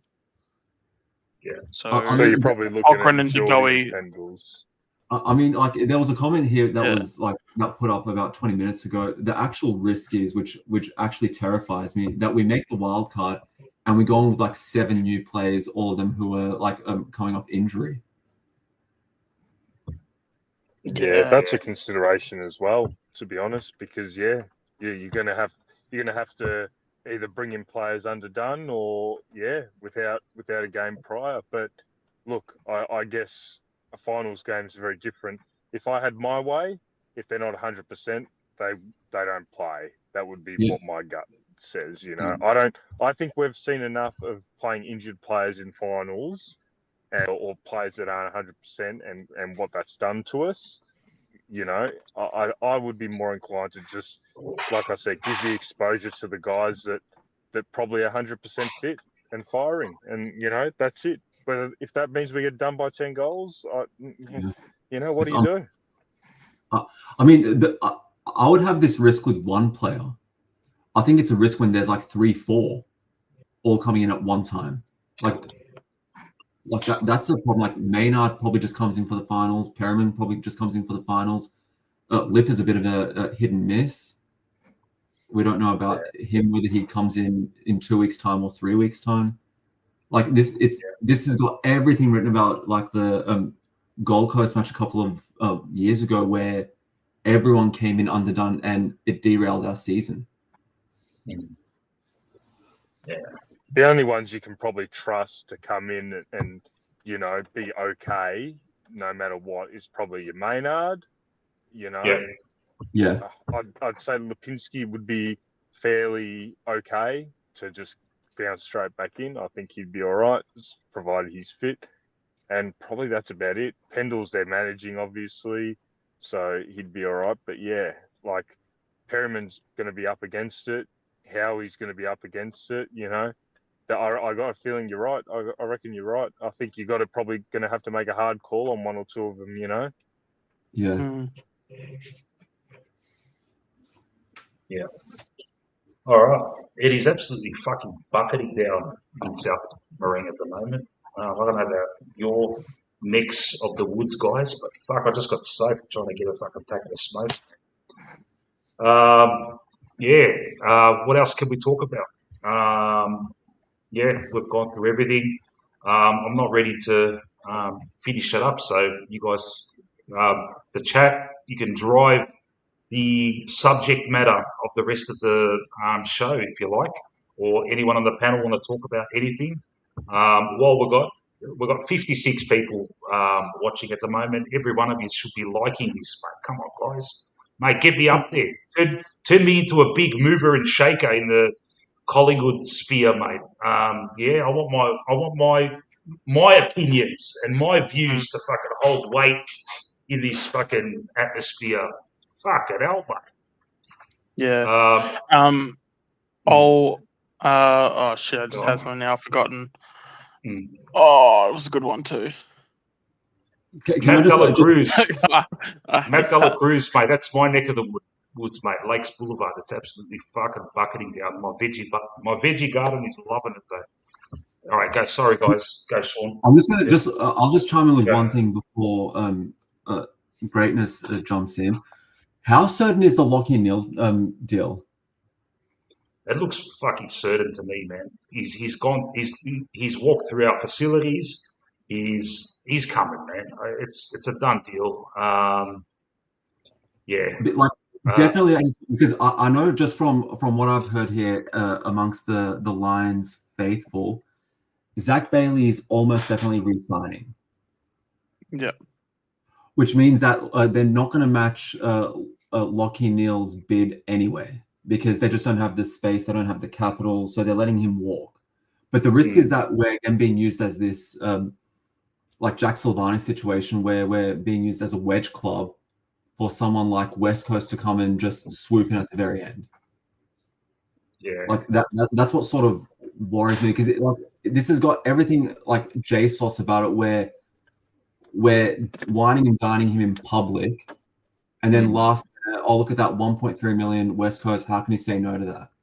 Yeah, I think we just have to go off what's been reported for now.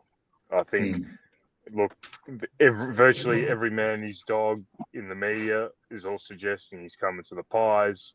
People close to the club essentially, they're not confirming it, but they're saying, like it's well down the road. I think the coach of Brisbane's like resigned to the fact that he's coming to Collingwood just by his comments that time.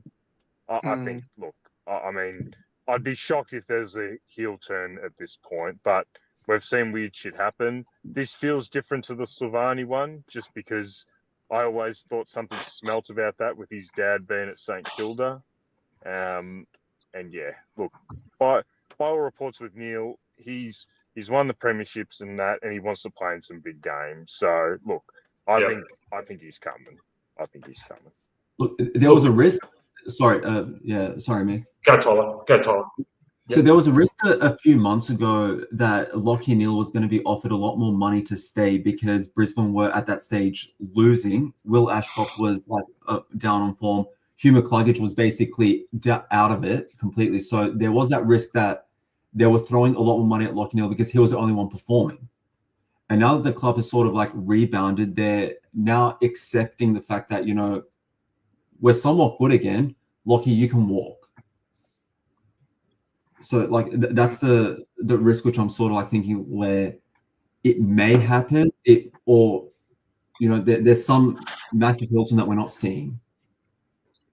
Yeah, because I mean, in terms of the media though, how they've reported it, I feel like they've reported it pretty poorly. Like the fact that they were so confident and saying such definitive things. And then all of a sudden, there was the information came out that he did, like he was at the club and he did a medical at the club. But I feel like a week before that, there was reporters saying, "Oh, he's definitely going to Collingwood. It's basically like as good as done." But then after the fact, he apparently did a medical.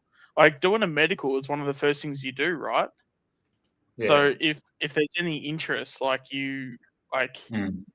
Like I don't know, it just seems like really off to me. And like when it comes to the reporters, especially these days, like I'm even seeing things. Or was it Kel Toomey? Even he was throwing up Hogan to Eddie Maguire, and just it wasn't even a thing of it wasn't the fact that he was telling Eddie, "Oh, Collingwood are going after Hogan." It was more of like a fishing attempt. Like he was like casting a reel over to Eddie's direction.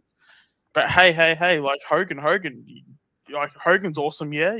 You like Hogan? Like, it just felt like a bit of a, just to get that name into Eddie's ears, and then Eddie starts talking to certain people, or like he just wanted to get something going. Because I feel like some of these, like these media people, even if something's not real, I feel like sometimes they can like manifest certain things, or even if they don't, they can either, you know, get away with just saying random shit, but then they can just have just a really shitty excuse, but then they don't have any like accountability for it. Because again, like the Hogan thing, like I guess it would be okay in like theory. I mean, the stringer one's full of shit. Like, there's no like. Oh fuck. I mean, the fact that you know we apparently had interest whenever he was leaving Essendon, and that never happened. And then there was a whole report where apparently there was like 5 or 6 clubs that were wanting some like camera footage on a certain match day or something. And then apparently all of a sudden, once I saw the match footage, they go, "Oh no, we're just not interested anymore." I mean, that's a load of shit. Like, you know, because if like at what point, how much match footage do you need to like see and you go, "Oh no, sorry, massive red flags." We're not. No, they obviously heard something like. Or maybe I shouldn't go into this too much, but surely like it wouldn't have been an on-field thing. Let's just put it that way. You know, like it couldn't like. I don't know. I just feel like these clubs like they try to save face and they try to, you know, it's like backing out of something or backing out of a relationship, but you just don't have the balls to do it properly. If that makes any sense. Like, I mean, that's why I'm not sure how much these clubs are not allowing themselves to be set up, but like. For some reason, I knew that Mitch Dawes was not coming to Collingwood. That was such a nothing burger of a story that I'm pretty sure that was, you know, manager driven to drive up his price at Hawthorn. Yeah. So I think that's the angle that I'm sort of coming at. So I'm like, I'm a bit scared and skeptical that the exact same thing's happening again, where we're being used as this like, hey, like Charlie Kerner wants to go to Collingwood. Ha ha, let's see what's going to happen. And we're just being used as that like destination club in italics. Yeah. Could be. So like, that's just my my thoughts here. Because like I know for certain that like to what Sean's saying, that like the likes of Cal Toomey and these guys, it looks like this year out of all years they've got no information. Yeah, Like, and especially as well, have you noticed when it's come to the players they pick, it's always key forwards. Yeah, and exactly. but it's also known names. Like, when was the last time we've gone out and gotten like a known name like key forward? I know we were talking, or they claim we were talking to like Tom Lynch and Cameron and stuff, but even excluding them, it's like, when was the last time we've gone out and headhunted a key forward, like a premium key forward? I know we got Buller, obviously, but Buller was just a cheapie on the run. When was the last time we picked up a key forward that was like a premium option, or like like in the veins of like a Tom Lynch or a Jeremy Cameron? Like, I can't think. Like even going back in the past, like the only one I can think of in terms of key forwards is Quinton Lynch, and he wasn't fucking premium. Yeah. Jesse White wasn't premium. Like, there was a whole discussion at the start of the year with and last year as well, like on this a podcast about us getting Ben Lynch, not Ben Lynch. Sorry, what's it? Ben King. Yeah. And from my sources at Gold Coast, the reports that he's staying this year were all full of shit. He was always going. And so it was well accepted throughout the whole year that he's going. So when they say that, it's possible that he's leaving because, the club's just in turmoil. No, he was leaving at the start of the year.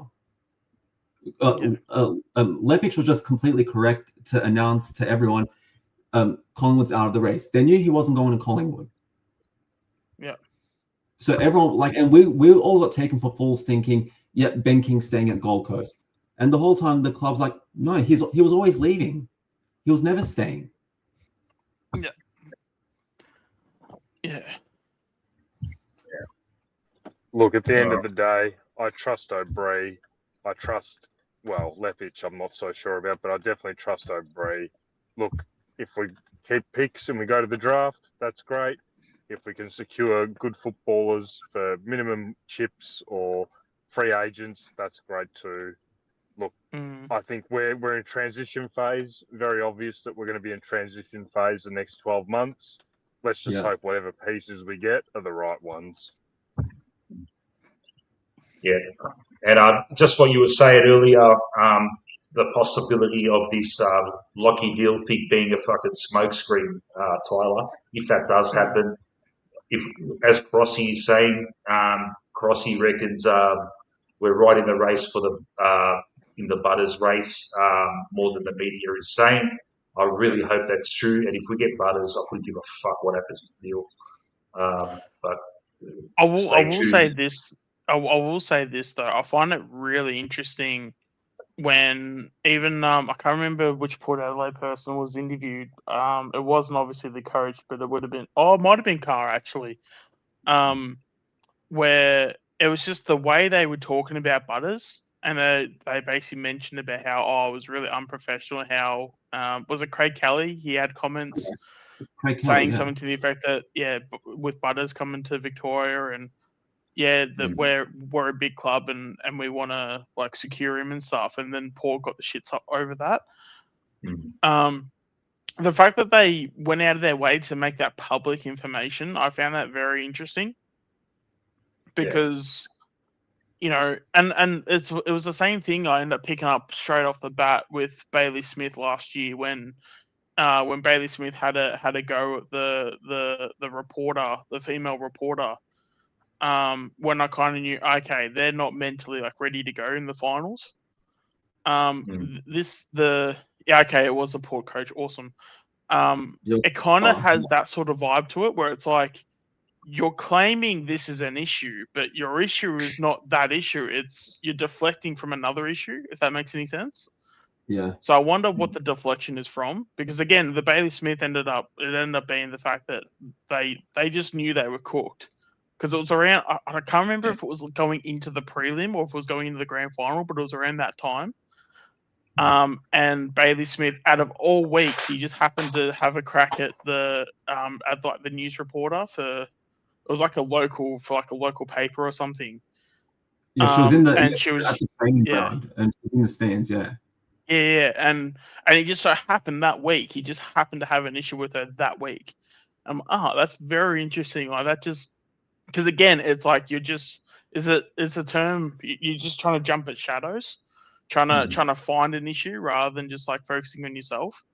I feel like Port was kind of doing the same thing, and I'm just wondering, are they getting frustrated and shitty because they know the inevitable is happening, and whether if that is just they know Butters is gone, and maybe that could be the thing they're shitty about. But the fact that they put it towards us, is that a thing where they're shitty with us because they know they're probably going to get unders for Butters, but like, I'm just wondering if it's like it's exactly that. yeah. So yeah, could that be a thing where it's like Collingwood is going to get him, and they're just like the frustration's just coming out because not only is he going to go to Collingwood, he's probably going to go for Collingwood for less than what they want him to lose him for, even though like whatever it is, pick 5 or whatever. I think it's a high pick, but I'm not sure whether it's that he's coming to Collingwood. I think that's probably up for interpretation. It's more the fact that they're probably upset that Butters has outright told people he's leaving. Yeah. So it's like it's no speculation anymore about, like, is Butters going to stay at Port? It's like it's out in the open. He's not staying. He's going to Victoria, and let the shit show commence. Yeah, even with Josh saying that apparently Bevo was talking about him and Port didn't give a shit. So I wonder if that's again. It's just a bit of a. It could be something, could be nothing. At the end of the day, it is probably nothing. But again, we look at this in a few weeks' time and we find, Butters goes to Dogs, Butters goes to Collingwood, he goes to Richmond, he goes to wherever. It's just interesting how we can look back on this within that period of time and go, we went here, and okay, all these things make a bit more sense, and everything, all the I mean, I've never seen the TV show, but the It's Always Sunny Enough Philadelphia, where you got the character that's got like the whiteboard, and he's got all these like pins everywhere. Like I feel like just trying to figure out, like, once you have the full picture, you then go, okay, well, this happened here, and this happened here, and he probably did this because he was upset here, and it's everything becomes a bit more clearer. I think it's just more Josh Carl's, like, I don't think he was upset personally at Craig Kelly. I think it's more like a culmination of everything. Like, currently, like, they've lost 5 in a row. They're 15th. They're going to lose their best player. Like, instead of like moving up a step, they've fallen down about 6. And next year they're going to fall down another 3 because, arguably the top 5 player in the league is leaving them. Yeah. So I think it was just basically like, he reached boiling point and then just, tried with the honesty thing and the, honor and integrity thing. And what's weird is that the Port fans, like, I love my coach. I love the fact they're standing up for us. Like, mate, concentrate on winning. Literally just win a match. Like, don't talk about honor and integrity right now when you guys are 15th. Oh, no. They're a basket case, but what do you want from them? Exactly. Like 2 seasons ago, you were in the prelim. Yeah. They only show up for the fucking showdown, mate. Yeah, exactly. Yeah. So where did you go, Tyler? You were overseas. I was in. I go Europe every June because it's way too boring here. How good's that, man? What a life, huh? Fuck, you go to Europe every June. Fuck, nice. No, What did you take with you, Benny? Fuck, I've got to take my annual leave in June because it expires by the end of financial year. So that's why June is my time. Beautiful, man. It's just difficult. It's just difficult to follow the matches because everything happens, in the morning. Yeah, I know. Yeah. And it was difficult for watching the D's match. Like you keep scrolling, you keep watching, you see Checkers, go down. Like it's like unfortunate. Like I still like him. Like it's unfortunate the way everything happened. Yeah. And it's just It's funny, man. Players leave us and they have to throw fucking barbs at us, Like Coxie just throw a barb at us. Coxie just threw one at us too. It's like, fuck, man. We gave you a fucking opportunity, a premiership. What do you fucking want, man? All right, you've moved to a team that's in the fucking that might win a premiership again, mate. What are you fucking salty about, man? That's what I wanted to bring up. What I want to bring up with you, like with the rest of the group, is it contractually obligated for all of these players who leave to shit talk Collingwood on the way out? Yeah, they all do it. Ginnivan, Taylor Adams, Noble, fucking, just be professional. Put your head down and fucking play your game, man. Fuck me. I was just about to say, it seems like Guinea might be the only one, who seems a bit more civil, and I expected him to throw a bit more shit. Like the level of shit that he threw is like I expect it from him. Like Noble chucked a hissy fit. Taylor Adams chucked 3 hissy fits. Checkers chucked a hissy fit. And now Cox with this random comment, which is not even directed at Fly, it's directed at Bucks. Yeah. And in the end, he's chucking a hissy fit about the fact that he wasn't played in that match. It was a wet match. Everyone was going in short, and you're whinging about that? Come on, grow several spines. That's it, man. And he's in a position now. He's in a good position now. He's in a team that's fucking contending. And if he's good enough, he'll make the fucking team in the finals. So what are you fucking crying about? Fuck, mate. Has there ever been a player that has left and we've gone, he's actually carried himself really well since he's left to another club?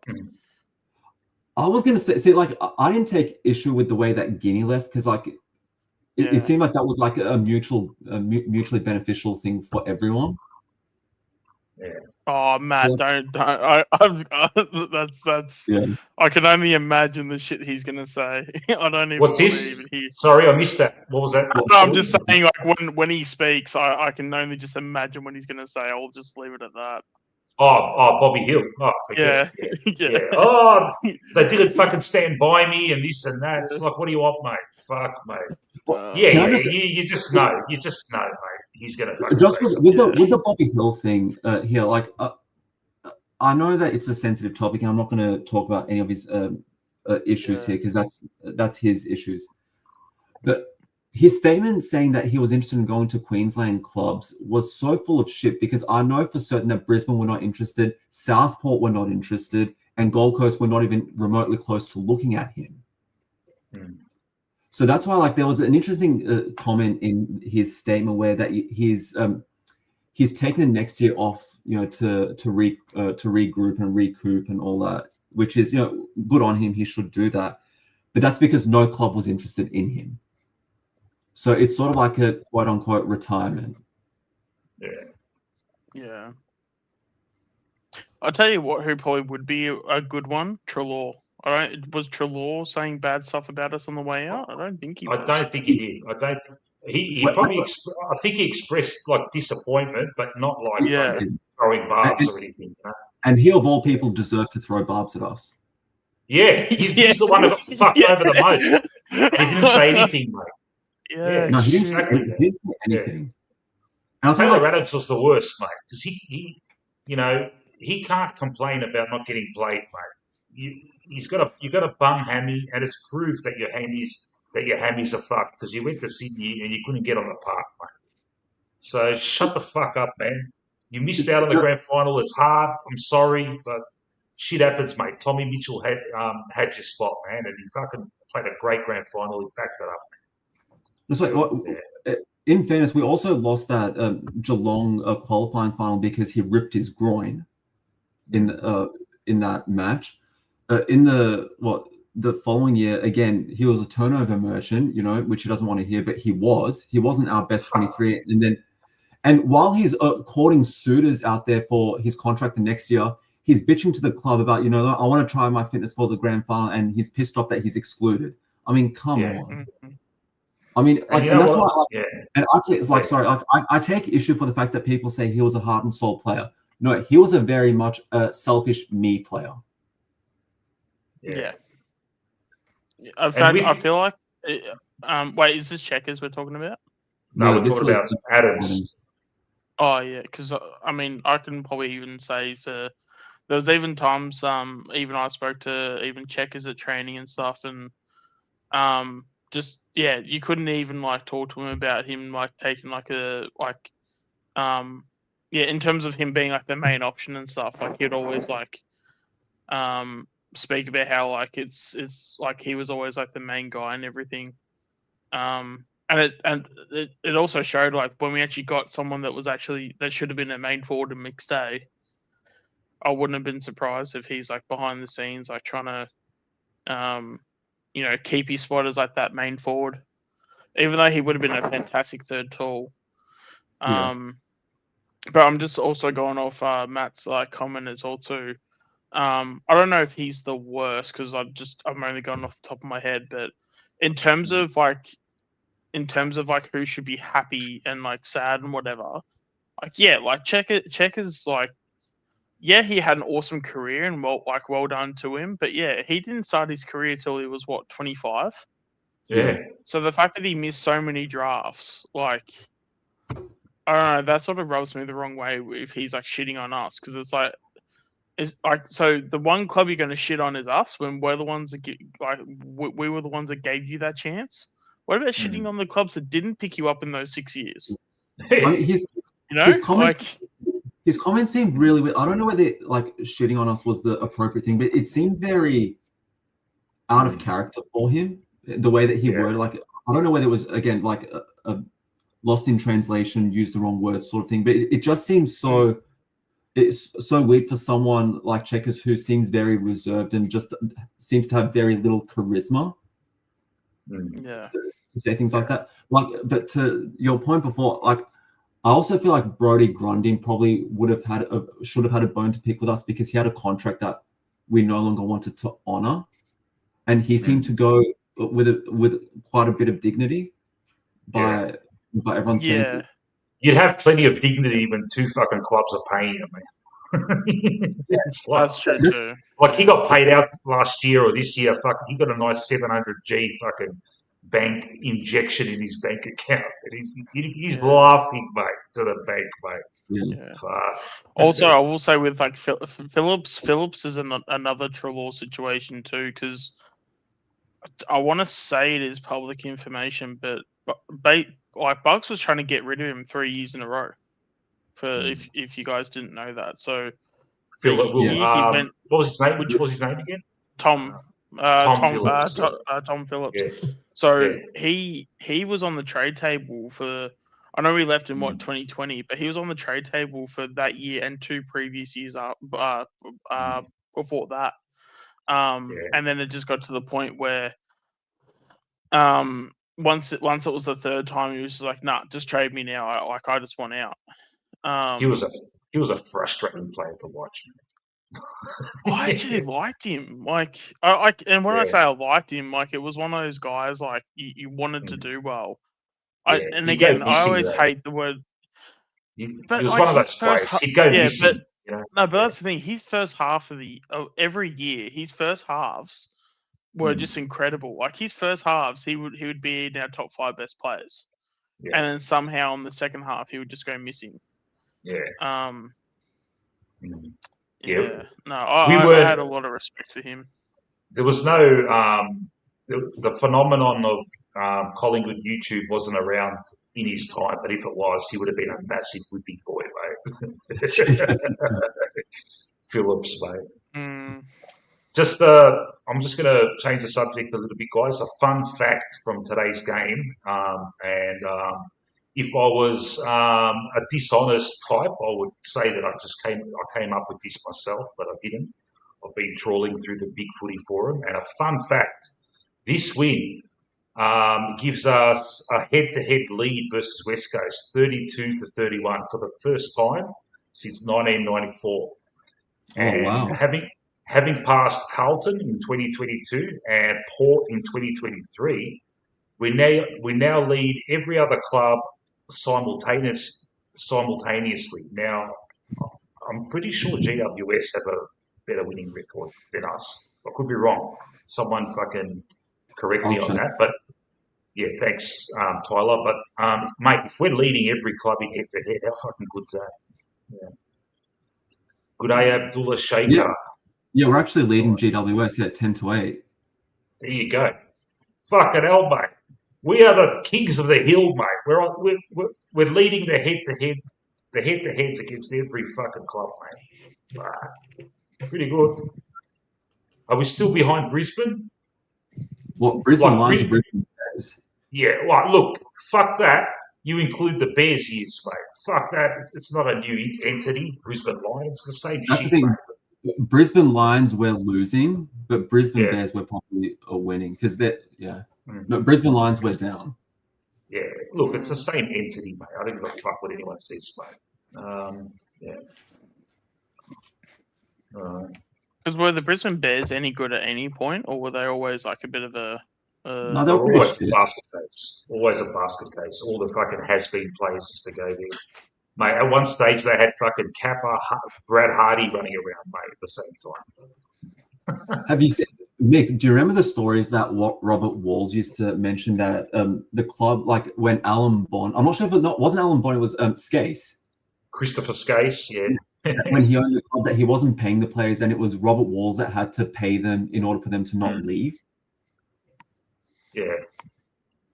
So yeah, like fuck that, yeah. like that's how much of a shit show that club was. Mm. Yeah. The Bears, Warble has corrected us. I think the Brisbane Bears, when they were still the Bears, made finals in 1995. They seemed to come good about that time when they became then Fitzroy went bankrupt and they merged them together, and all these old Fitzroy fans who fucking have jumped on the bandwagon now, and it's like it's not Fitzroy, man. I've got a question, please. Mick. You probably Fuck know me. that a lot better than me because I was a bit too young. How, like, from what I remember in '96, the whole discussion was that D's and Hawks were going to merge, like that, and they didn't want to merge them. Yeah. It was a big thing. How did they end up settling on the Bears merging with Lions? Because I know the Lions were also struggling. Fitzroy was struggling with money. How did they decide on Brisbane? Yeah. Being the I don't club? know. I can't remember how that happened. Someone will be able to enlighten us. But yeah, there was big things on Hawthorn and Melbourne merging, and like a lot of the diehards went nuts. I remember Don Scott, former Hawthorn ruckman, premiership ruckman, going absolutely nuts and ripping up a Melbourne jumper on a stage somewhere. But there was also Fitzroy were going to merge with Melbourne, I think, or something. They were trying to work out something like that. And then Fitzroy went down, and just to appease people, they said that Fitzroy and Brisbane merged, but it was all bullshit. They merged, but the only players that I can recall that the new entity got from the former Fitzroy team were Alistair Lynch and Chris Johnson, albeit two fucking great players, but they were the only two from what I can recall. Everyone else was just fucking delisted, mate. Yeah. Oh, it was supposed to be North, and then fucking Brisbane's Fitzroy and North, maybe. Yeah. So then that's insane to think that North were premiers that year, and in the end we're going to merge. Yeah. Like, that's crazy. Yeah. It was crazy times in the late 90s, mate. Yeah. Anything else to add, guys? People in the chat, drive the conversation to new frontiers if you can. While we're here, I've got a hypothetical here. Who do we all want to play in the wild card? Yeah. I don't want to play Carlton. Fuck. I'm sick of it, man. I'm sick of fucking. Because I know they'll probably fucking beat us, the cunts. The bastards, And it will just bring memories back to I can't remember if it was 1988 or 1989. We smashed them twice during the season, and then in the elimination finals, they beat us. And it will just bring back bad fucking omens from that era. I know everyone in the chat wants to play Carlton. I could see, but look, it'll be good to play him, and hopefully whoever they play in the next 2 rounds, they smash. They go into that wild card all up and about and fucking confident, and then Nick Dacos just has another Nick Dacos special game against them and just fucking obliterates them. I'd love for that to happen, but I'm fucking not too fucking. I'm not. I don't want. I don't want to anticipate it, man. Fuck. I'd be worried Yeah. if we play the Dogs for some reason. Don't know why. I But want to play the Dogs, man. For some reason, Yeah, I want to I play. Really? want to play the Dogs on Yeah. the G You want to? Yeah, Age. You want to play the Dogs? Yeah. because we'll play them at the G. Yeah. Hmm. oh yeah, true. Yeah. Yeah. Fucking oath. And we match up, and we should have beaten them last time too, mate. We should have won that game. We're up by fucking 4 goals or something, and we shit the bed. Yeah. Uh, But in saying that though, it's like I kind of at this stage, it's like, and I think it probably because it is a wild card round. Like if I'm scared to play any side, I feel like to me that's just like, well then I don't deserve to be in finals, or this team doesn't deserve to be in finals. mm, Because if you're in wild card and you're already shitting bricks, like that's not a good sign, right? Like, yeah. or you're I like, look- oh, I'm worried to play this team, and it's like, well, Yeah, you're in the that's me. you're in the wild card round, you know. No, no, but I'm just That's saying. me as a supporter. That's me as Yeah. a supporter. I'd be apprehensive about playing Carlton as a supporter. But I'm sure Yeah. internally in the club, they know that they've got their measure and they'd be confident to get the job done. But yeah. I don't know if it's just me, if it's me being competitive, maybe it's a bit of arrogance or things like that. But I don't know if I'm worried about playing a team in the wild card round. Well, then it's like, why the hell am I here? Because it's like, correction, Matt. I was actually born on the trauma. I was born in '95, so You were born during trauma. on the trauma. Yeah. So I literally was Yeah. born, and then Carl was like, "Oh, holy shit, this kind of fucking exists." And then they've been shit ever since. And They've been yeah. shitting pants ever since. Wait, Sean, can I counter your point just a slight bit? I Yeah. think the only reason that I bring it up because I think last year that Adelaide finals win did a lot more positive reinforcement for us than if we'd played Geelong and lost, and then played Hawthorn and lost the following week. I think that would have been so detrimental to us as a club that I think even just one wildcard win does more influence than it does damage. That's my take on it. I'm trying to understand what the take is though. So if I we think win it's- wild card, and No, because last year I think there was the discussion of who do we want to play? Do we want to play Adelaide or do we want to play Geelong? And most of us said Adelaide because at that stage we could beat Adelaide. We could, we were more positioned to take them. If we would have played Geelong, because they're the best team, we lose to them. We play the following week against Fremantle or Hawthorn or whoever it was there. We lose to them again. Instead of losing 5 out of the last 7 matches, we lose 7 out of the last 9. We basically stumble into this year as a broken team, and we might end up being the Port of this season. So all it takes is one win just to have confidence, and I would argue that beating the top place team in the finals on their home turf was our saving grace. No, I just think we match up. I think not only do we match up on Adelaide so well, but we've also caused so much trauma to just Crows in general. Exactly. It was to me when we played Adelaide, and I'm sure you can look at the receipts. Going into that week, I would have betted my house on it.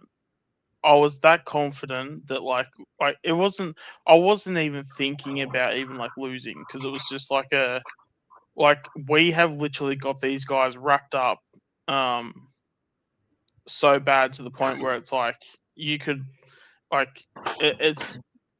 it's basically the safest bet you could probably put on. But because every that's my time we've played them, yeah, no, that's my entire point. That I knew that playing Adelaide was the best chance that we were going to win a match in the finals, and you never know. We could take that momentum and go with it. But there were still other people who are like, no, I want to play Geelong because Geelong are the best. You know, we need to play the best. We can't be fearful. It's like, but you want to set yourself up to win. Adelaide is that path. Like, if we lose to Adelaide, then we have fucked up. Like that. Like that's what I'm sort of saying. Like this season. Like if there's an easy beat, so to speak. Like, and it could be the Dogs. Like it could be Carlton. But like, I'd rather we take the easy win now, like so to speak, and then we use that as and treat it like a practice match in a sense, and then like sort Correct. of ease our Correct, way like- into finals and like ease our Exactly. way into some form. Yeah, Exactly. okay, I can see that. Like that's why like I was sort of like questioning people saying that last year when we were like down on form, we were down on luck, and you know we needed to like smash the teams for people to say, you know, actually we want to take Geelong. It's like, why? We've lost to every other team. Mm. Like, what makes you think that Geelong, who always beat us, are going to roll over to us? Like that's not especially in like history. History says that Geelong will kill us. Like, exactly. Since when was the last time we've had a good sort of run against Geelong? Exactly. It'd be 2023 when we were winning, and even those matches, like we were down both times in that match. Yeah. So that's why it's like I'm not sure if there's any easy beats this season because you know each team has got their merits. Like I'm looking at the ladder, and well, a good chunk of the top 10 are 4 wins, 1 loss in the last 5 matches. Like that's pretty even. Like I don't think any team apart from possibly Bulldogs is stumbling into the finals. Yeah. So all I've got that's- to say, in terms of the Paul comment, all I've got to say is, yeah, good luck Yeah. trying to convince Nick Dacos he's going to have a week off. I'll tell you 'Cause what. I'm not No, going to no, be a no. part of that conversation. I put it No. up on the screen because it pricked my ears up, and I'm thinking, Yeah. you know what? It's probably fucking worth a go, man, just to freshen him up. But he's won the He's not going to Brownlow. do it though because he's Yeah. too Yeah. it's too he proud. wants that Brownlow and he's probably too prideful for it too. Yeah. I wouldn't fucking mind, man. Yeah. I mean, You know- just Yeah, like go, in Tyler. hindsight, like it might not be a bad idea to give him a week off next week because Hawks are going to batter him. Yeah. Like that's what they did 3 years ago. They had nothing to play for, and they put Finn McGuinness on to basically crunch him, and they successfully crunched him. Yeah. So Hawks are third at the moment. They're still got shit to play for. They're trying to get top 2 or fucking not miss out on top 4. So they've got It's everything top- to play for next week. Yeah. They've got everything to play for. The Lions have everything to play for. Yeah.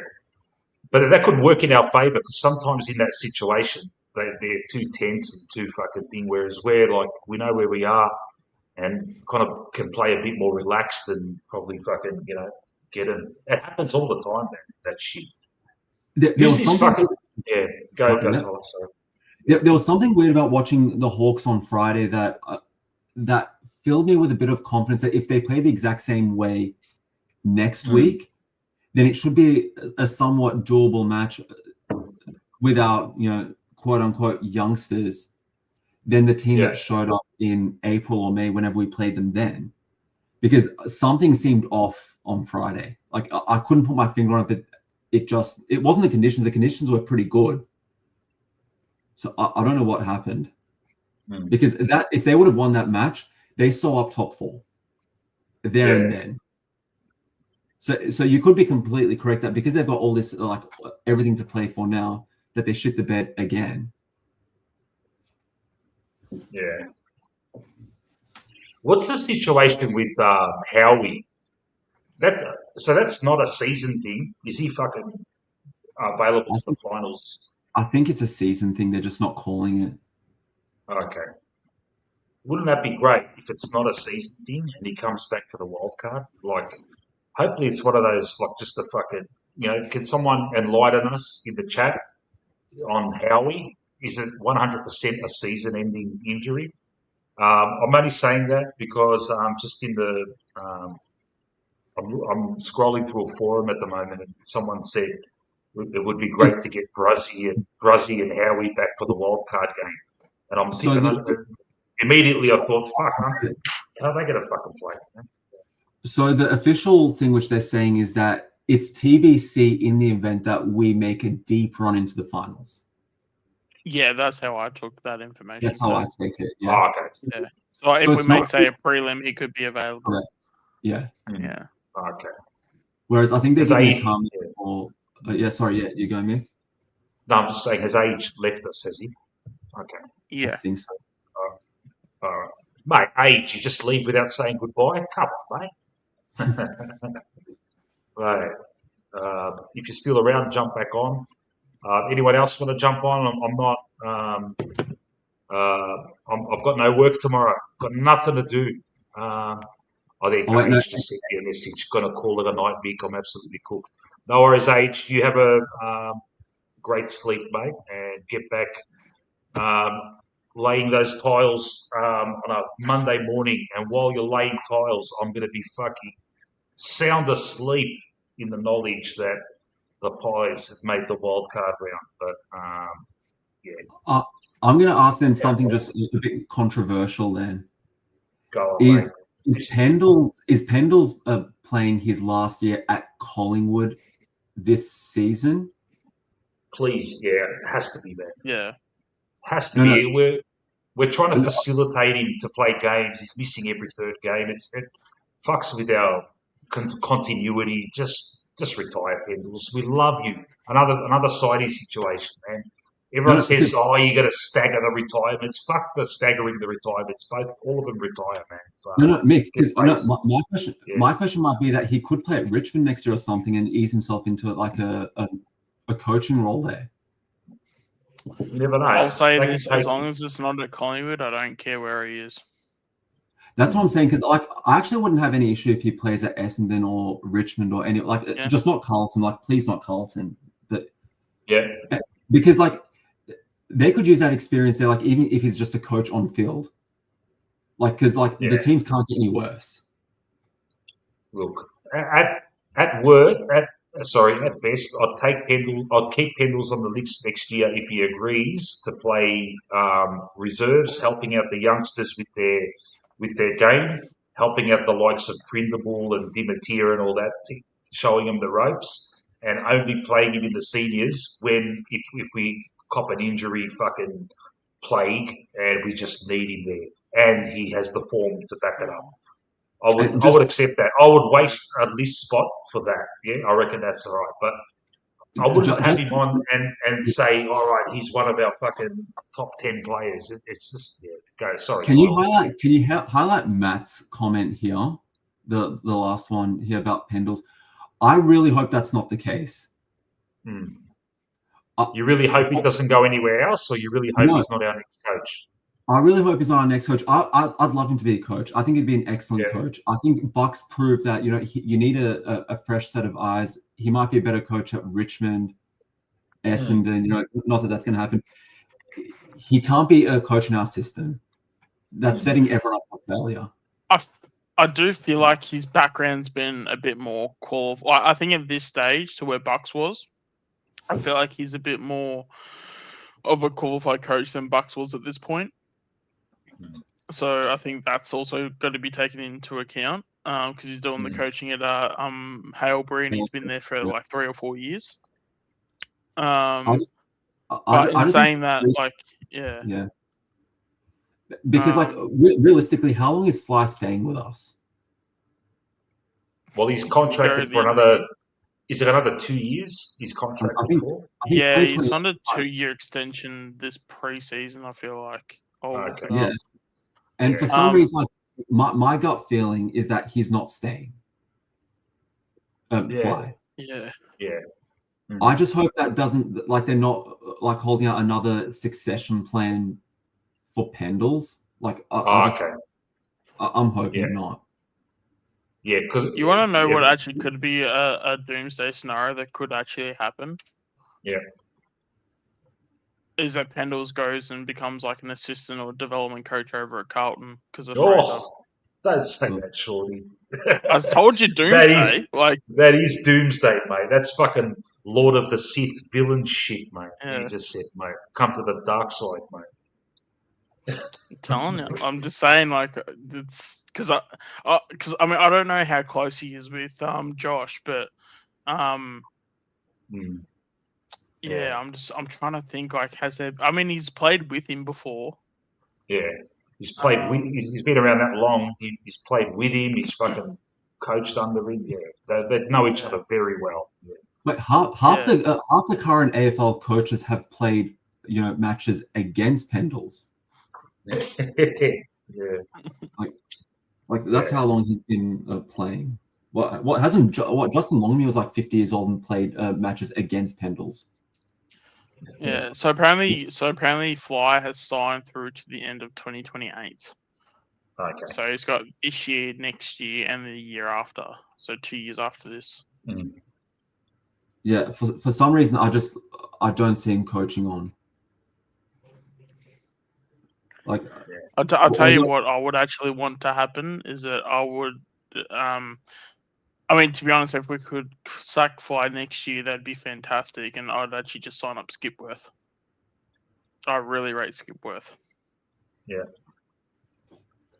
I know it's a bit like, hiring someone internally, but every time I've spoken to people in the know, they've always said good things about Skipworth, and Skipworth's also been a very he's been very pro kids in terms of and I feel like he plays people on their merit. Like I feel like he's the one that encourages the selection integrity inside the club. At least that's like from the people I've spoken to over the years. Yeah, I think that, if it's Skipworth that takes over from Fly, I'm happy with that.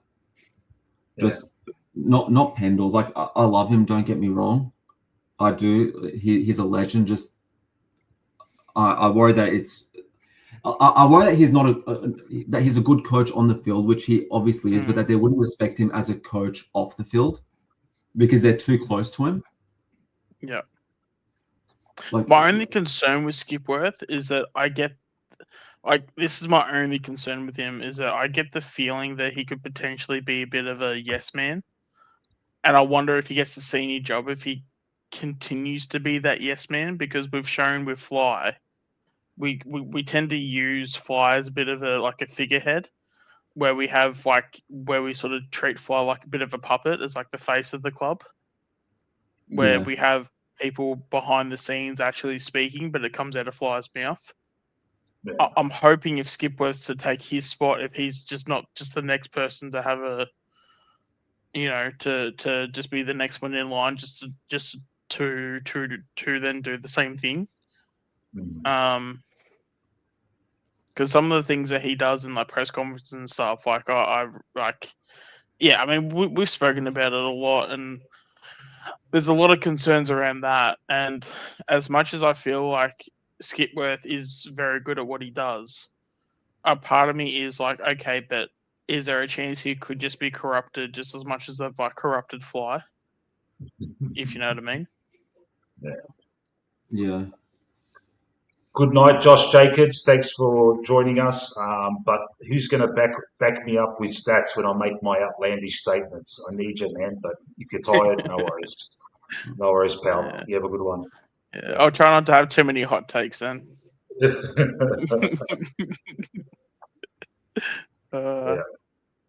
Voidoid Generation, are you still around, mate? Jump on if you want to have a chat. I know, mate. You go on Lucas's fucking stream for fucking 11 hours. You could give me fucking half an hour, mate. Come on, mate. There's one thing which I want to mention because I haven't been on for a while. Yeah, thank goodness we didn't get Petrarca. Yeah, I know. Yeah. Oh my god! Thank goodness. Like that's where these rumors go around where like he puts his feelers out. These got like I work with a Gold Coast runner, and he hears all these things as well, like from Melbourne media and from like inside his circle. And Yeah. he was saying that they were taken for absolute fools, not realizing that all the shit that was happening at Melbourne wasn't Goodwin, it wasn't Guerra or whatever that guy's name is, and it wasn't the CEO, it was all Petrarca. Petrarca was the villain all along, huh? It was It wasn't Petrarca fucking. It was Petrarca that was villain because he says the moment that Petrarca came in, he says he's an ultra professional on the field. He says off Yeah. the field, he's Petrarca. Like, this guy is so on Yeah. his own like wavelength, and not in a good way, not in like a team thing. It's like I'm a Norm Smith medalist and treat me as such. Mm. And he's saying that any of the bad bad stuff that's come from the club or like inside the club, like you can pin it to one person, and it's Petrarca. Yeah, Yeah, he seems geez. like hasn't, one of those hasn't, types hasn't that he likes. turned around in terms of like, because I feel like he was an absolute saint, ironically, at Melbourne, Yeah, and now That- he's now moved to the Suns, and now he's a literal demon apparently. No, like, yeah, Sean, no, Like, that's it. yeah. No, Sean, that's the whole thing that everyone apparently. So this is where, like, we don't have any reporters here that speak, but he was the leaker at Melbourne. right. He was leaking all that shit about the He was drugs and leaking all. everything. So, like, Cal Toomey and like Jay Clark and these guys knew that Petrarca was the problem because he was one telling people this is what's happening at Melbourne. That's what's happening at Melbourne. As soon as he left, the leak stopped. Yeah, Yeah, wow. and now So- probably at Gold Coast, he's the one leaking that fucking Hardwick's going on, fucking, giving like the group's all fucking pissed off because he keeps talking about the Richmond days. It's probably Exactly. Petrarca's It's telling. Yeah, all Petrarca Yeah. that's doing it here. Like, and that's the thing. Like, Mm. like I remember someone mentioning that it was Simon Goodwin was the problem. Simon Goodwin was this, and it was underreported at the time that Goodwin wanted to keep his job on the condition that they get rid of Petrarca. Yeah. Because he says no, like he can work with Clayton Oliver, he can work with all these other guys. It's Petrarca, get him out, and he was the one that was pushing to the board afterwards. Get him away from the club. Don't bring him to the BNF. Don't bring him anywhere. He needs to go. And the club overrode that decision, saying, no, you're going to have to work with him because he's our star player. He's our this. So basically, they had, like, Petrarca wasn't holding them to ransom, but basically, he was. Mm. And it was the media at the time, who were getting leaks, of this brand Petrarca. Like, Christian's only going to do what Christian does best. Like, that was Melbourne's way of sort of diminishing his value, to basically underdo him from inside, so that some other club's going to come in and swoop in, and it didn't work. So now, like, everyone's acting shocked. Like, how is it that Petrarca was not this saint this whole time? He never was. Like there was this thing which, like, the Gold Coast runner was telling me. He says the thing that's fucked up is that Clayton Oliver, like, he's a troubled soul, but he's a good guy. Like, he's got his demons, and he says the unfortunate thing is that, like, if there was like a cheating scandal, like a Lachie Neale scandal that was going around, everyone would suspect that it's Clary because that's the type of guy that he is. Except everyone would know that's not him. They would all then suspect that it's Petrarca because that's the type of guy that he is, and it would be true. Like, he's the guy that's shagging your mate behind your back, but telling people, no, look at Clayton. Yeah. And he says that's the type of player that we've just got in the club right now. Yeah. So we fucking, like, we were after him for a bit. Maybe they knew that too. Maybe because word gets around. I know. The word gets around. I actually know for a fact he was one of the ones that Fly actually wined and dined. He was actually he wined and dined him before Silvani. All right. So how Fly was talking about dates, Petrarca was the one before Silvani. That's why, like, the Gold Coast people were saying it was well known in Melbourne this is the type of person Petrarca was, and that's why he came to Gold Coast. Yeah, right. That's pretty much it. And, like, but the Gold Coast guys were telling me that it was Carlton that were very much after him. Yeah. And I'll tell you what, with Petrarca, forgetting everything you've just said, Tyler, about him, because it's news to me, and I've never really heard this, but I believe you. But forget all that. As a player, he's never really impressed me anyway, just as a player. He shanks it, man. You know? Exactly. Like that's why, if you remember that, of course, we all remember the 2023 qualifying final. There's always that stat going around that Melbourne had 70 inside 50s or 71 inside 50s. Half of them were Petrarca just bombing them long. Yeah. He had that fantastic fucking grand final where he went fucking absolute fucking nuts. And that, everyone looks at that as kind of like, oh, you know, but apart from that, it's just a whole fucking massive list of fucking games where he just gets a lot of it and just shanks it. And He's an excellent inside mid. He'll get the ball, but just do not ask him to put it inside 50. Get him to pass it. Get him to, handball it out wide. Like they're saying, like, he's an excellent coach within the team if they respect him enough to do it. Yeah. But they don't. Mm. So that's the unfortunate thing, like with Gold Coast, where I'm not sure whether they're wanting to get rid of him, but they certainly regret signing him on for that long. Yeah. Abdullah asks, "Hey Mick, I don't have work on the Brownlow. Are you going to do a live stream during the Brownlow?" I'll tell you what, I might, mate, but I reckon a million other people will be doing live streams during the Brownlow. But I'll see how I go, mate. Wouldn't mind, because Nick will win it, so it'll be good. But I'll tell you what, I fucking hate watching the actual Brownlow night, man. It's always fucking so tedious. They drag it on, and it's all bullshit, you know. But see how we go, mate. And this will be the last thing before I have to call it a night.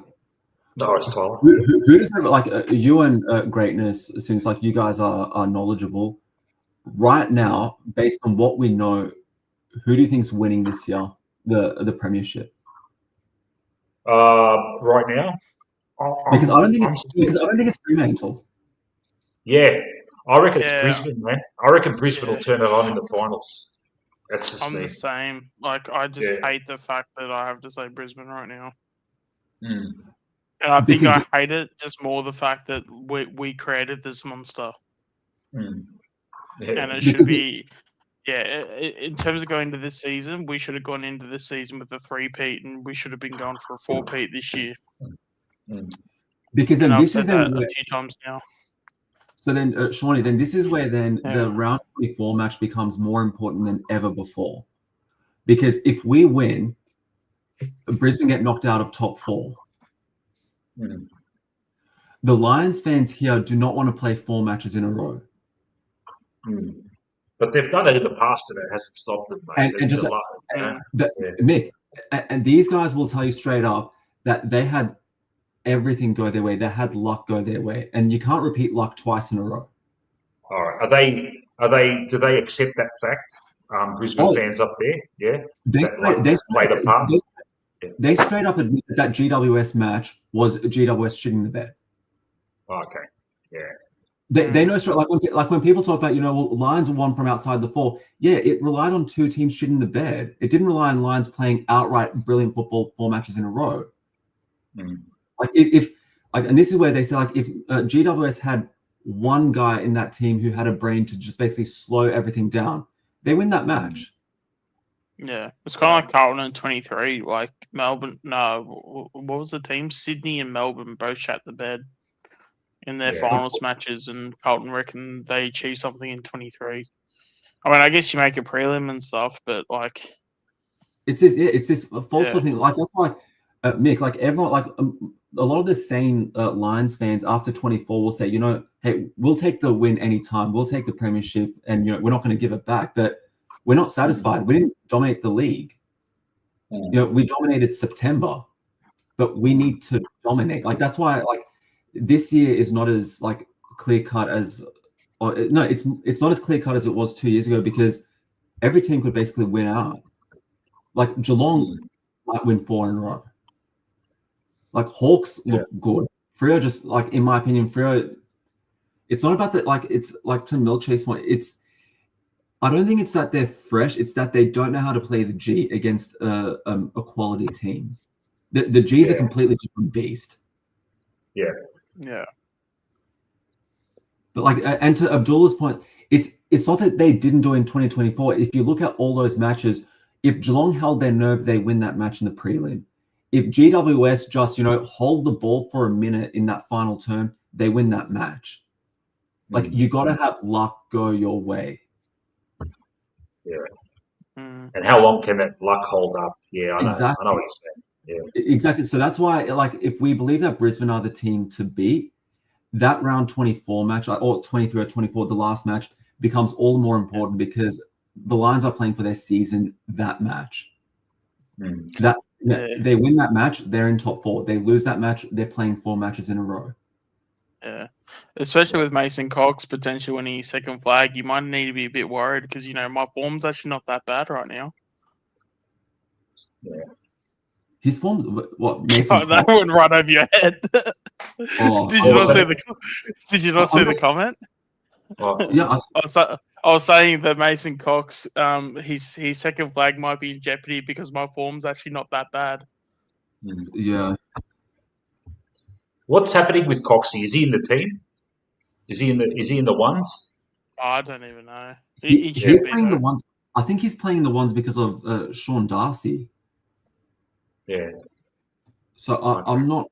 So I'm not sure whether he's replaced Darcy as like their number 2, or Darcy's injured and he's playing because of that. Yeah. Okay, no. I've just read it. No, Sean Darcy's been demoted to Waffle. Yeah, I know he meant Sean Darcy. I just thought it'd be funny if I just injected myself into that comment. Yeah.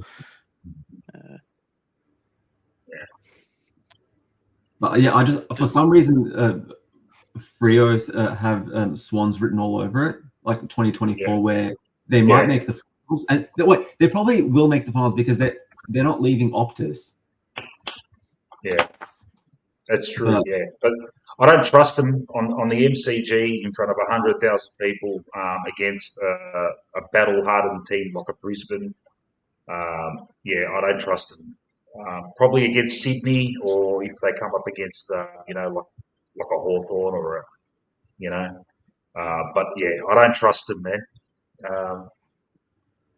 Like I've only got 5 teams potentially winning this year. Like I don't think there's 6 or 7. I think it's Brisbane for me, number 1. Freo, I agree, number 2. Swans, Hawthorn, and potentially Geelong as the dark horse. Yeah. Adelaide's not winning. Melbourne's not winning. Like Melbourne have done impressive things. They're not winning though. And like as much as I'd like for a wildcard team to win 5 in a row, it's too difficult. Mate, I'll throw a spat in the works. We're gonna win it. Fuck it, mate. You never know, mate. Nah. Yeah. I'm not saying that. Relax, guys. Oh, it's basically just locked in at this point. Come on. Put it in the vote.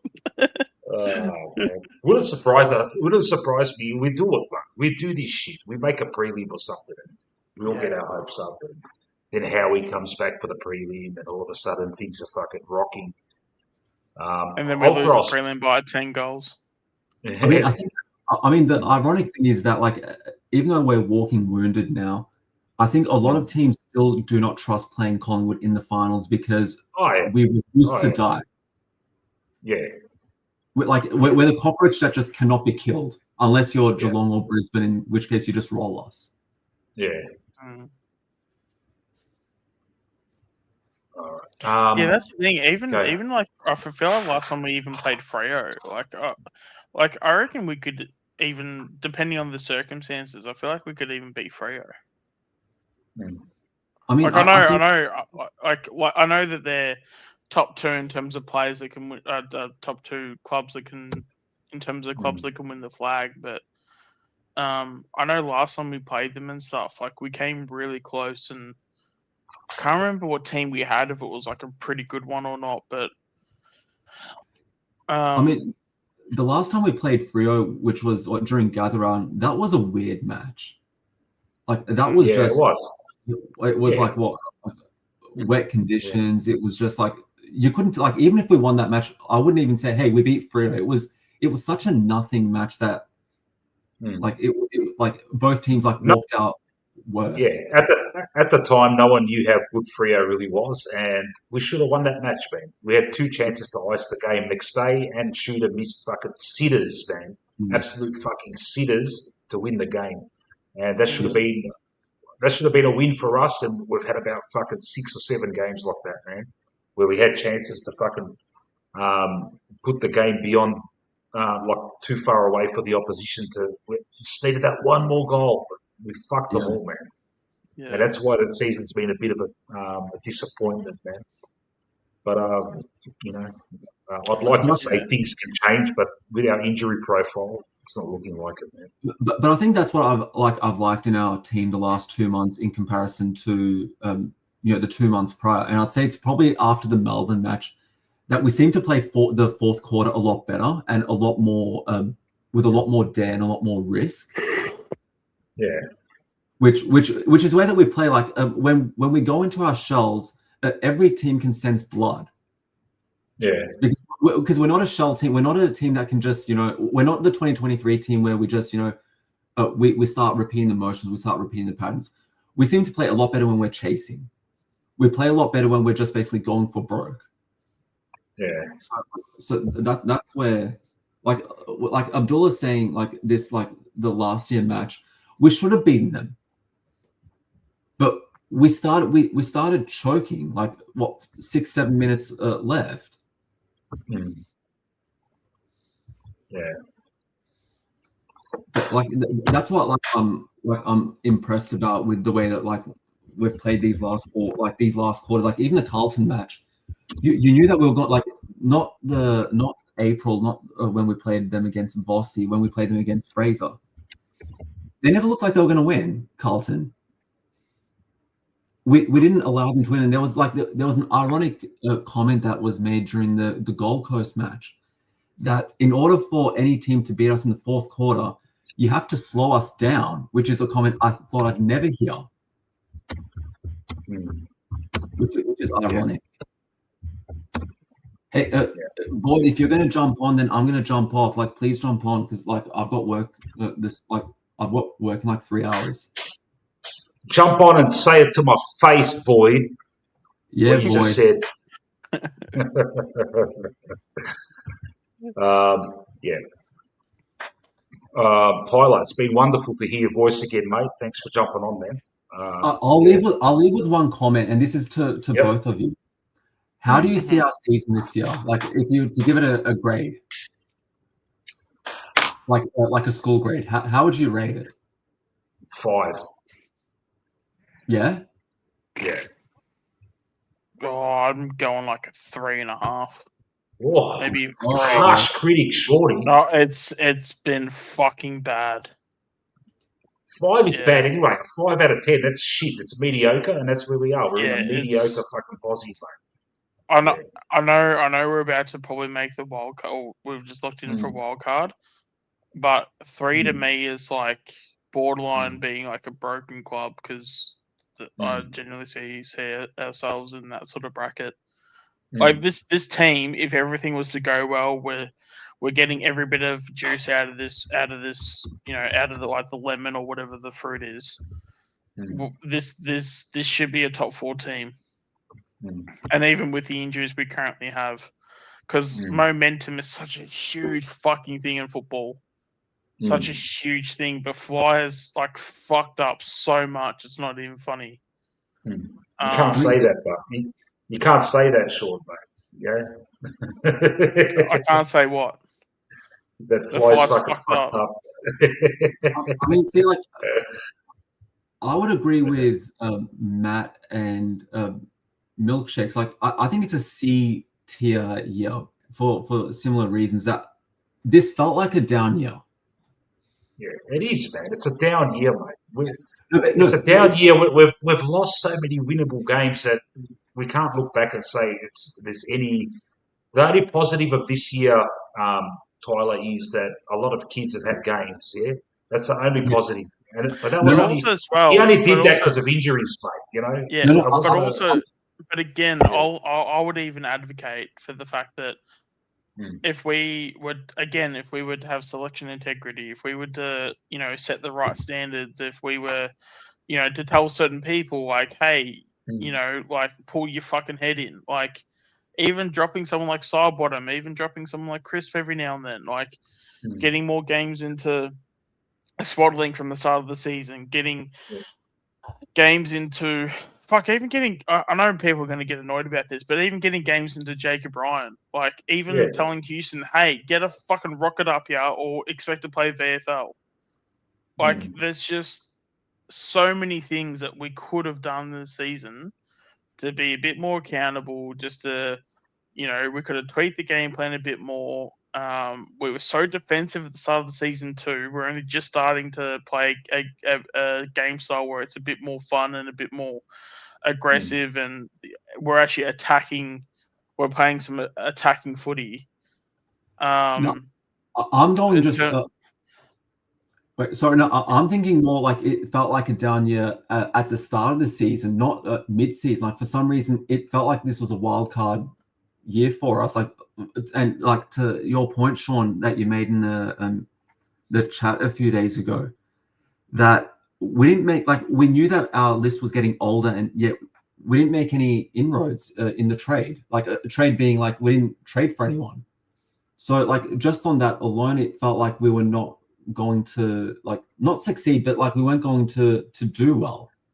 So that's why, like, it just felt like it was going to be a bad year. So just based on that, it sort of feels like a pass mark, but like only just because our standards just seem. This is far from a pass mark. No, Like a pass mark, but on the bare minimum, not pass mark as in like, you know, with flying colors. Like our standards were lower. Yeah. Like we didn't make the inroads last year to set ourselves up for success this year. And that could just be as simple as the players weren't available, because you look at Hawthorn last year, they didn't get anyone. They actually didn't bring anyone in. They actually got rid of players. Yeah. So that's why I'm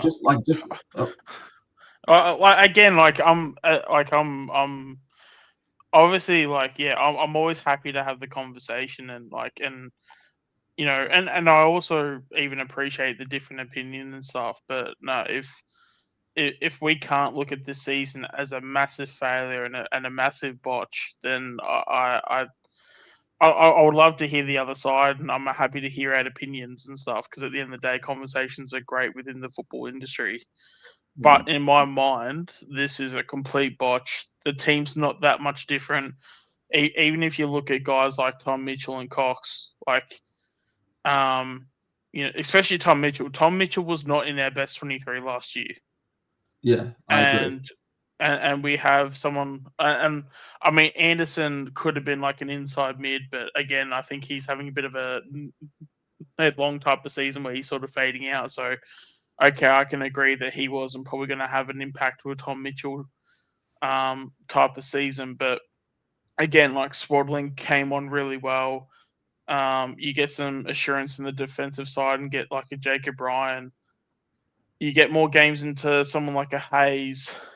So we have some talent up in the forward line. We throw Sidebottom in the forward pocket, because, like, why the fuck have we not done that all season? I know. Like, man. Yeah. I know. it's And we've had again, we have literally had shot games. ourselves. Yeah, we've had like, games when our forward line was shit house and there was no one fucking crummy. And He can't do it, guys. Boydell. He can't play that role. He can't play that role for a whole game. He can float down there and kick a goal, and people see him kick one or two and they get excited. But you leave him down there for a whole game, he'd be murdered by his opposition. Literally anyone. Really? I think so. Society. Is that actually a serious comment? What's that? In terms of Sidey going forward? What, for a whole match? Yeah, I reckon He he'd can't kick do 2 that. or 3 goals a game. No, Probably not like every game, obviously, but like, You've got to remember, he floats down there without an opponent. If he's got an opponent, he's going to get destroyed, because they're going to run off him and rebound off him, and they're going to build their whole attack off Sidey. Sidey won't be able to put pressure on in the forward line either. So he's not going to be able to lock the ball in. But he can't put pressure on in the defense either. Yeah, but Like, but- I'd rather him be forward and not put pressure on Yep. and then running out of defense than having him that's- in defense and then running him off him in the 30 from goal, having a shot. No, Shot at but the goal. problem is but I'm not advocating for him to be in the team. I'm not saying he should be forward or back. I'm saying he shouldn't be in the team.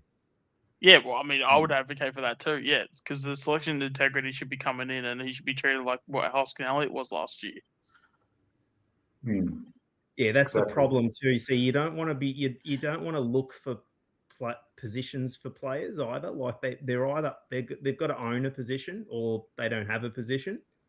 I just think with him, Yeah, he gives you a little couple of highlights here and there, and then it seduces people into thinking, oh, what if we could maybe reinvent him again? But like I think we've reinvented him so many times that I think there's no more to reinvent. I think he's just Yeah. at the end. yeah. Yeah. I mean, in terms, I'll just make this abundantly clear. If it was me in the coaching chair and I'm just like, fuck it, my rules. If you don't like it, piss off. Then yeah, so I'd probably maybe play Sidey for the first few rounds. But once you find out, okay, he's cooked, then he just plays VFL. As I said, he probably gets a similar treatment to what Hoskin Elliott gets last season if I have like my way with it. And again, like I'm probably experimenting with a lot of the kids as well, just to see where they are. Like the first 10 to 15 games of the season, I would be treating them not like practice matches, but I would be like, okay, what's our best setup? And then I'd also be making it very clear to the VFL. I'd be saying to them, I'll be like, hey, give me a reason to pick you. Don't give me a reason to not pick you. So if that means that, you get a Jacob Ryan that's getting 25 disposals that going at 90% efficiency, okay, cool. You get a couple games. We'll see how you go. Phil Hayes is playing. And again, it's all selection integrity, but it's also when you make it very clear that it's like, hey, give me a reason to like play you. And again, because I know Fly's been like saying it, but I feel like a lot of this season has been Fly saying it, but then his actions don't match up with his words. And I think the players see it, they feel it, and they, you get someone in the VFL and they sort of go through the emotions in games and they go, well, fuck, why should I be best on ground? Because it's not like it's going to achieve anything. That they seem to not be learning the right lessons. So I think the clubs, obviously, when it comes to their messaging to the players, they're not clear enough in terms of, okay, if you do this, this, and this, even if they don't get picked, just be in the conversation of selection. If you're in the conversation of selection, because again, you can have a season where you can have all these players play in the first 15 games. Someone's going to lose their spot, whether it's form, injuries, or whatever. So at the end of the day, just be in the selection conversation, right? Like even and I know Void, you've even like mentioned it before with like Ilary Smith. Yeah, Ilary Smith's probably not going to play well when he plays seniors, but we've seen that when he's played in the ruck in the VFL, he can leap, he can do a few things. Yeah, he's a bit up and down, and he's very bipolar in his form. But at the same time, it's like, why don't we chuck him in for 2 or 3 games? Just see how he goes. You just don't know. It's best to just play them and then know, rather than just he could have done a job, I guess, maybe, or he probably wouldn't have done a job, so there's probably no point. Find out. Is this sorry to interrupt? Is this based on them not performing at VFL and then chucking you into AFL to see if they work, or that they've earned their position? No. So it's just more seeing where their form is, and if their form is good enough, then they get put into the conversation of selection.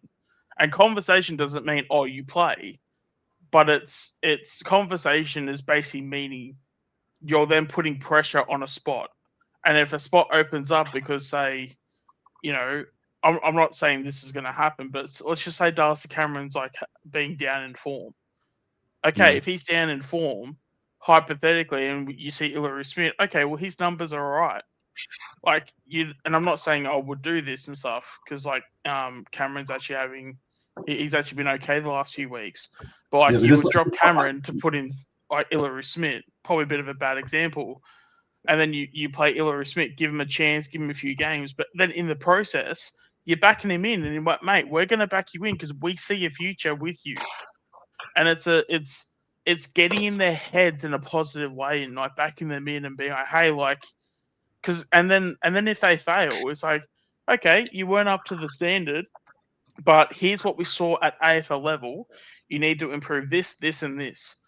You've now got 4 weeks in the VFL to improve those things, and then we will reassess those things.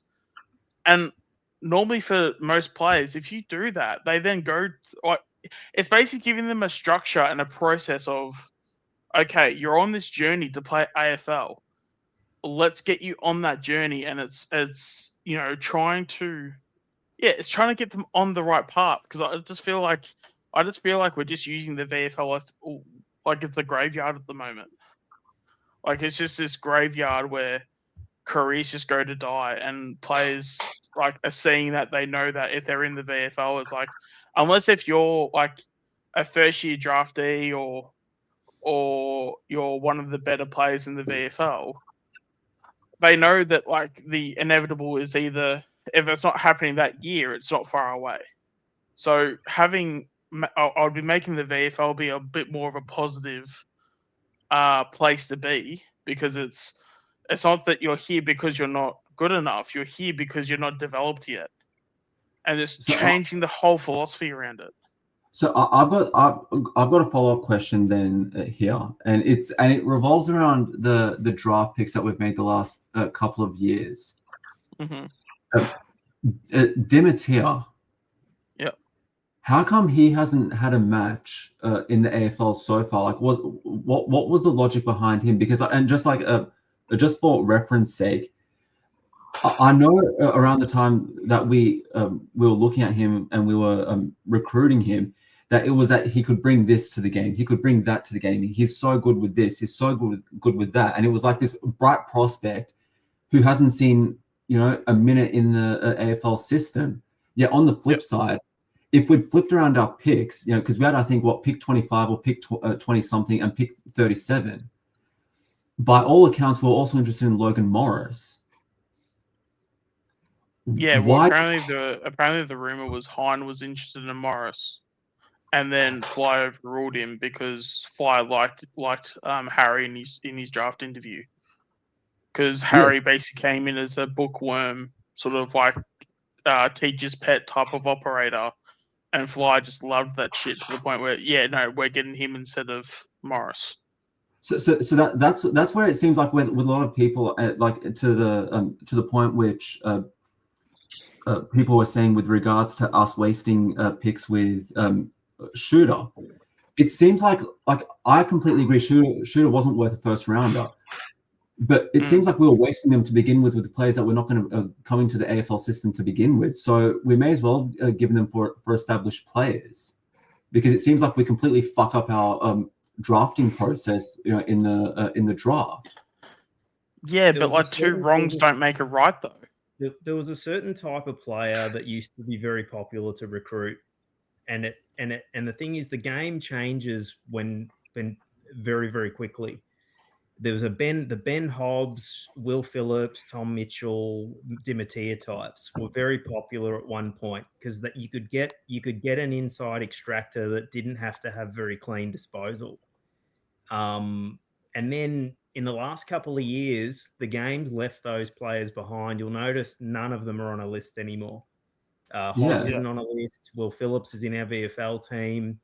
Dimatier, I think we recruited a guy because we hadn't really noticed that the game was about to shift in the coming years. And now he sort of doesn't, that type of player doesn't really feature at AFL level anymore in the midfield. And they're trying to turn him into a pressure forward, because that's probably the last chance for him. Yeah. To if he can be like a high half forward. And when I watch him, I think that's probably what he might thrive at, if he thrives at all, because his disposal's not going to cut it in the midfield. And at least as a pressure forward, like Shooter, he could probably be like a Shooter type of player, maybe. I think. Yeah, well, I was thinking more like Bo and stuff, because I think it sort of seems to be that pressure sort of forward, high half forward, poor man's midfielder. I mean, yeah, I think it was very obvious when they gave him his number. Like his number was 13. Who was 13 before him? Taylor Adams. So having Taylor Adams be that sort of half forward, potentially even inside mid, because even in his draft year, he got a shit ton of clearances. Like he was an inside mid. Like so. And even when he's played VFL, especially the Tom Mitchell year where Tom Mitchell was playing VFL, like he was racking up 25 disposals. Like, so it's. So, I don't so then know, I how just- come he wasn't brought in? That's my question. Then. That's so the then, thing. like, That's what I'm trying to like figure out. Again, it's like we just don't like to just throw mud at the wall and see what sticks. because like We're I've just- seen like sorry to cut you off. Like I've watched a few of the VFL matches this season, and I can understand the coaching selection team being apprehensive about bringing a lot of these players in, because it's not that they're bad players, but it just looks like they're struggling AFL, like the actual AFL system, that it's not worth giving them risk. But the other thing is well too, and again, this is what makes it sort of difficult to have the VFL players transition into AFL players, or at least the idea of it, because you're not seeing it at VFL level. The VFL players, they're obviously one of the better players in their positions at VFL level, but when they go into the AFL level, and I say this with as a good thing, they're one of the worst. So they go from being a top dog to the bottom dog. Yeah. If that makes any sense. So when you have a Harry go into the seniors, he's not playing alongside, like a Jer Saxena or, like a Max Marnie and these sort of types. He's going in playing next to Lockie Schultz. He's playing next to like a Bo McCrory. He's playing next to, I'm sure there's another small forward. Like Will Hayes or a Harvey Harrison. That's already like, and if Harry goes into that and he's the worst one, it's one of those things when you're the worst player in a good team, all you got to do is just do your role and you got to lift. If you're lifting and you're playing your role, if you're the worst player, that's like one of the best positions to be in, because all you got to do is just not be shit. That whole like mentality is like such an underrated thing. But Sean, but just to on the flip, sorry, on the flip side, what if they're the worst player on the team because they're shit? But again, you still have to figure that out. Like, let's just say that's the case. Like, you still have to figure that out. Like, again, this is why we hop on the Jacob Ryan bandwagon, because it's like, even if he is shit, let's find out what are we really losing. Especially when these next two games are basically like a dead rubber games to actually make into the wild card round. You're not losing anything if you drop someone to play Ryan. Oh yeah, no, I completely agree. For where I'm completely in agreement with you is that at some point just throw them in for 1 or 2 games, see if it works, and go from there. Like I completely agree with you there. I lost my train of thought there, but I completely agree. Like, just see what happens if in 2 or 3 games they don't develop, and you see that they're out of their depth. Then at least we've got our answer. But like, I think it was interesting a few hours ago when I'm not sure, it was Andreas put up that Charlie West is on fraud watch. Would that be because he's been playing? Well, that's clear. I mean, look, that's hyperbole. I mean, that's it is, man. He's starting fucking shit there. He's just trying to start up a bit of fucking. No, I'm just fraud watch. Yeah, no. I'm just saying, at some point there, like, when would there be a conversation like with someone like Charlie West, where he's an excellent player at VFL level, and like I don't think he's bad, but he's not playing at the level that we might expect him to. It's only his second year. Like I key forwards, like there's a bit of impatience with them, I mean, of course, I know. I don't know. I think just we're still going to go out and get another forward, because we don't know if he's going to turn out or not. We can't put all our eggs in the Charlie West basket, so we've got to still have alternatives. But Yeah, like I mean, to hang a fraud watch tag on a 19-year-old is acid. It's harsh. It's harsh, and I don't It agree with is, it. man. Mate, he can have fucking 2, 3, 4 of those before he fucking blossoms, man. Look, It's a key forward thing, mate. we all have But our just- opinions. That's fine, but like I don't want to. I mean, okay, sure, Dan Houston's the 4th best player apparently, but Yeah, yeah. on the horizon. Yeah, I know. But I mean, Um, but just to the point that Milkshake was making before, you know, like everyone always keeps looking at like players like Murphy Reed and like Logan Morris as the rule and not the exception, because they are the exceptions. Mhm. Like everyone's looking at trying to recruit the next Nick Dacos, not realizing that he's a freak. Like he's an exception to what the rule is. Like, but like to that point, we know who the diamonds in the rough are in the draft, because Murphy Reed was a top 10 prospect. He didn't go for top 10. Freo swooped in, and you know they're reaping the rewards as they should. Yeah, Like, you can't have like- it both. Look, you can't have it both ways. You can't be a top side and then want the elite talent as well. Like you've either got to finish down the bottom and then put up with that. Thing is, there's a price to pay for being a successful side on field, and that is you're going to enter the draft later. Especially if we don't like the fact that we traded away our 1st round picks as often as we did, but those picks were in general, you're asking your recruiters to sort of work magic with picks 30 upwards, and they might be able to find some great players above 30, but it's a lot easier for them to find players between 1 and 15. Yeah. You're making their job a lot harder. And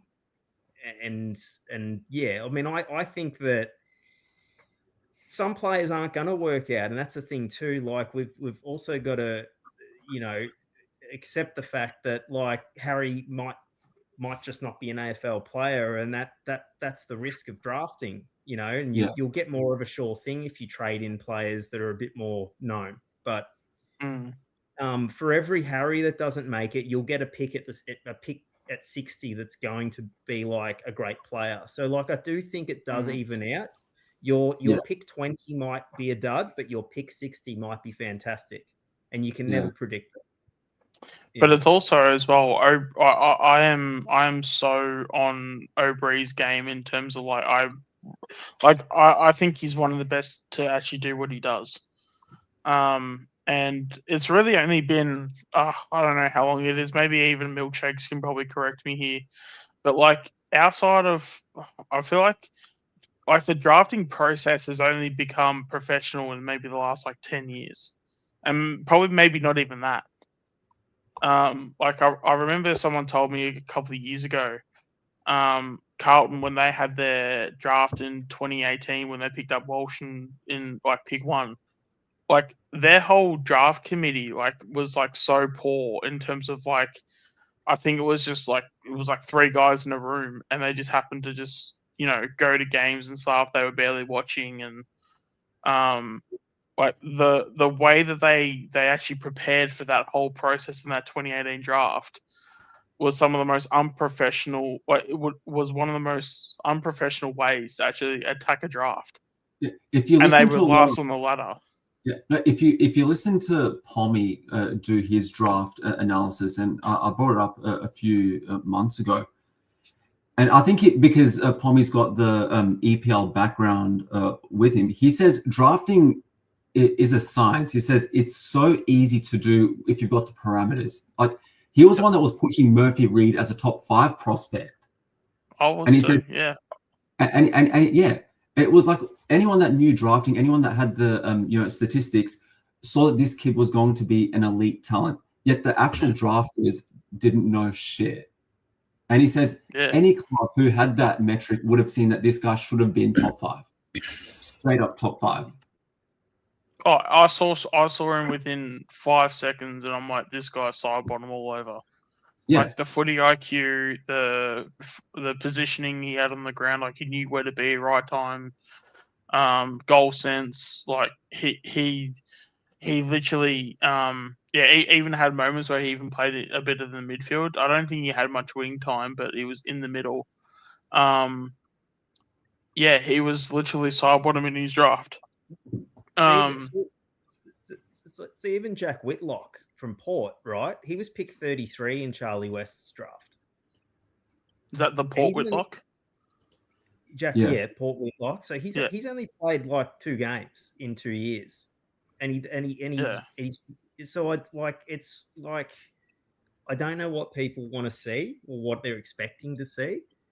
Well, his frame was very light, though. In fairness, they take time, and I get it. I get the impatience, but we also can't hang too much on a 19-year-old's shoulders to be the savior of the club. Well, that's where I reckon they were. That even North, ironically, you spoke about Whitlock. Northwood, I thought it was one of the worst things that North did was to put so much pressure on Matt. The fact that Matt Whitlock, they basically traded out their future first-round pick at the time to go pick up Matt Whitlock, who was an early second-round pick. So they could have had like pick 5 or whatever it was in the draft after, but instead they traded out that pick so they could get a key forward a year earlier. That was just a skinny kid that was going to be a long-term prospect anyway. And I mean, if he comes good, then obviously great for them. But like, really, like you were gonna pay pick 5. And I know it's hard to say that like where they're going to finish, but surely if you're a North fan, you're not thinking it's like anything less than a top 10 pick, right? But like again, it's just, I mean, even that was like a really poor choice too. So, and you can never have, the thing is, you can't also punish people with, as much as it's sort of something we all do from time to time, the logical the hindsight fallacy. You also, because that's what someone like Kane Cornes does. They always decide to really crucify people for choices that they made the choice at the time with the information they had that seemed right, and it turned out to be a shit choice. Yeah. And you also can't look back in the years to come and then go, well, they should have known this wasn't going to work out, because like they just can't. And you take a punt and it can go either way, But that's the thing, though. You could have used that pick in the trade period, and you could have gotten a key forward. Like, and that's the thing. As much as I haven't liked the idea, and although we've changed that plan recently, although I mean we did get Buller last year, but like, if you're North and you're potentially using like a future first-round pick, which ended up being like pick 5 or whatever it was, you could then potentially use that pick and go get, I'm sure you could get any key forward you wanted for pick 5 nearly outside of maybe the top 15 key forwards in the comp. And even then you could, somewhere around that conversation. So, so you could pick up a second option in like maybe a mid-tier team. And so there's ways around it. Like in terms of like figuring out what to do with your list, there's so many ways to improve it. Like whether if it's free agency, trade, draft, like SSP, mid-season draft, like there's like so many ways to improve it. And it's, the short-term, medium-term, long-term project, like the project types. Like there's so much diversity and so much, so many ways to like go about it. Like even if you look at lists and stuff, even at like Collingwood, we've got our current options in like McStay and Tim Embry. We've got our medium terms in probably like Buller and like Charlie West, and then you've got your long term options in like a Zach McCarthy. Like,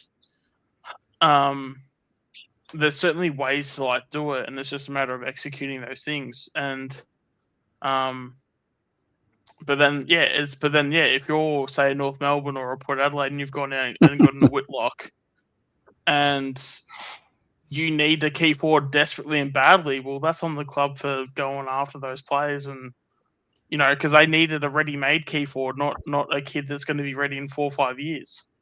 Because North and Port, like, they're not making finals, so why the hell are you going to get a guy that's going to be ready in 4 or 5 years?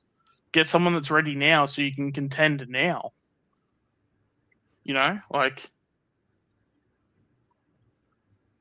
Yeah. I was speaking in terms of drafting and like, or even just the recruit that didn't work out. Like you've got to, you can correct course when the time comes, but I think that sometimes as fans we kind of we get bitter when every single draft pick doesn't work out. And I think we've sometimes got to realize that it is kind of, you've got to take a loss with certain draft picks that just didn't come on.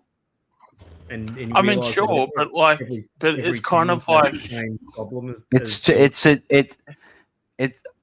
Hi guys, how you doing? Hey, G'day, Matt. It's when you give away first round draft picks for halfback flankers and forward pockets that we don't need. That's what Exactly. screwed us. See, if we have those 2 number 1 draft picks and there's no Shooter and there's no Dan Houston, how fucking, you know what, we might have missed with those picks. Yeah. But let's say we get one of those picks and we luck out on the other one. We're in such good shape right now. Do we miss Shooter? Not really. Love Shooter. Do we miss Houston? Absolutely not. He's a total bomb. Hold on a second, mate. Hold on a second. He's our 4th best player this year, mate. What are you talking about? Look, I'll give him 6. I'll go 6. I'll go top 6. The stats back it up, mate. On second check, the stats say he's our fucking 8th best player. He's dropping down the order very quickly. Don't bait me. Don't bait me, Mick. No baiting. No baiting. Yeah. Although, even on top of that too, and maybe because it's like a movie reference, this is probably the better way to do it. So in the movie Pulp Fiction, there's the scene when they're in like the apartment and stuff, and was it Samuel L. Jackson's character is like This in is the a room. tasty burger, that scene. No. When they're in the room and one of the guys, like you got the Samuel L. Jackson character and the John Travolta character, they're in the apartment. And the guy comes out and he's got the gun and he's like shooting them and he misses them. Like, okay, but that's the whole point where of he it, says this is a tasty burger. It's the same scene, but it's split. Yeah. You get half of it in the start of the movie, And the other one, it's not chronological. Yeah. But on. in terms of that, the point wasn't the fact that we didn't get shot. The point was the bullet still came in your direction. You know, and that was, I guess, the whole conversation apart in that movie is like, was it luck or was it just, you know, the fact that someone just couldn't hit a fucking target? The point is the fact that you were in a position to basically get shot, you know? So when it comes to the draft, it doesn't matter if you have pick 5 or pick 60 or whatever. Your job is to make sure you hit the target and you get the player. You know, so yes, there's obviously room for errors, there's room for mistakes, but that doesn't change the intent to get the player that you need for your club so that you can succeed. And the same goes for the trade period, for agency, and all that stuff. So, there's obviously going to be some, as I said, there's going to be some room for error, but the intent doesn't change. Like the intent is always the same. The intent is to make sure that you're making your club better every time. And whether the execution is the same isn't always the same, but the intent's always the same. It's when intent gets confused with outcome. That's where the trouble happens with the way we evaluate it. Like the intent's always the perfect part because that's where you're projecting what you want to see happen. But the thing is when I've been bitter so many times over the years about certain draft picks that didn't work out. But then I've sort of realized how there's got to be leakage in the process of finding a gem. And the leakage is that like Harry DiMattia might be the one that we're sore about that didn't work out. But then there will be someone in that same draft that we took that was just a complete surprise at like pick 70, you know? And I do think it kind of does even out. And the thing is, the draft order is always completely wrong anyway, most of the time. And we just want our high picks to always be. We put a lot of pressure on the really high picks to be the ones that work out. Just doesn't seem to ever work out that way in general. It'll be a Harris Andrews pick that will be the surprise one, you know. Yeah. But again, it comes back to like, and as I said, like, in terms of execution, no one is expecting 100% success rate. And like, but again, the intent is, okay, we need this, we need that. Okay, these are the kids that are potentially around our picks, and then you just make the best choice you can. Because I know as I said, since the last 10 years, like the drafting process has become so much more, what's the word? Like, it's so much easier to pick the right pick now because there's just so much at your disposal in terms of, going off and seeing footage, like, even I'm sure there's like better ways to even to communicate with like certain families and stuff because, there's like video like call logs like this where we can like, talk to, or the draft people can talk to like, the kids' parents and stuff. Like, there's so many things at the club's disposals now where there's literally no excuses to like not get the picks right. Now, in saying that, there's going to be, we can't expect 100% success rate. Hell, we probably can't even expect, say, an 80% success rate. But again, it comes down to the intention, and the intention is to, get the, it's like playing a game of footy. The intent is to win a flag every year. Like, I go into every season, especially when I'm playing, and my intent is, I'm going to do preseason. I'm going to play the season, but I'm doing it because I want to win a flag. Like, I may not win the flag, but I'm doing it because I'm trying to put my best foot forward so a flag is possible. So it's a thing of having to, having to put your best foot forward, even though you might fall on your ass or fall on your face, whatever the saying is.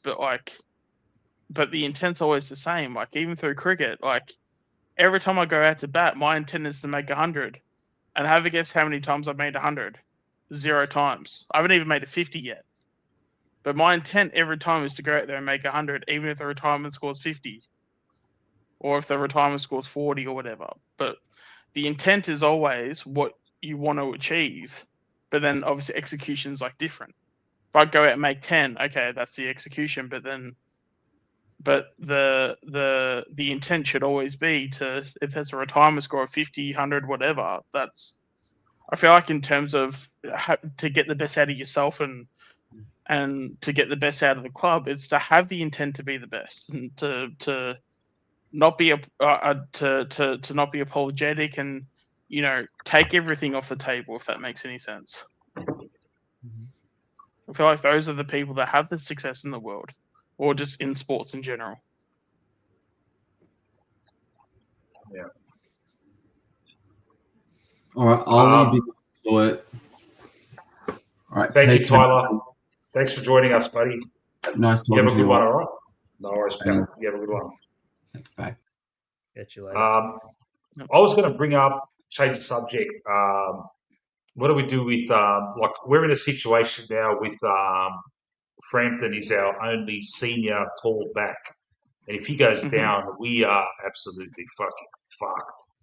The only thing I can think of, if Frampton goes down, is McStay goes back. Is it too much for me to say that we start playing Buller in the reserves as a tall defender from now for that contingency plan? Or do we just go with it? Because if Frampton does go down, we've got fucking Noah Howes at puncher in a fucking final. I'm just saying. But then at the end of the day, what happens if a key forward gets an injury? What if McStay gets injured? That's and you have Buller kicking 5 every week. Yeah, we've got Ned Long. Ned Long. Yeah. Well, okay, sorry, my bad. Yeah, we got Ned Long, so we'll be okay. Yeah, dude, he played key forward for 6 weeks. Don't you disrespect is just come on. Even though I was actually the one that actually liked the idea in the first place, but anyway, ironically. We have Um, Cochrane It's coming your back this fault. week It's your as well. fault, Sean. It's always my fault. It's always. I know he hasn't played a game, so it doesn't solve your question, but like at least there is another sort of reinforcement. Cochrane might have actually come in this week if he wasn't in the protocols. Yeah, it's an interesting one because like I don't even want to think about Frampton going down, but it's just I've been trying something. not to think about it for 2 years because we never recruited another defender. Yeah, but if he does, it's McStay down back. They just have to make that move, and we just have to make do with whatever. Yeah.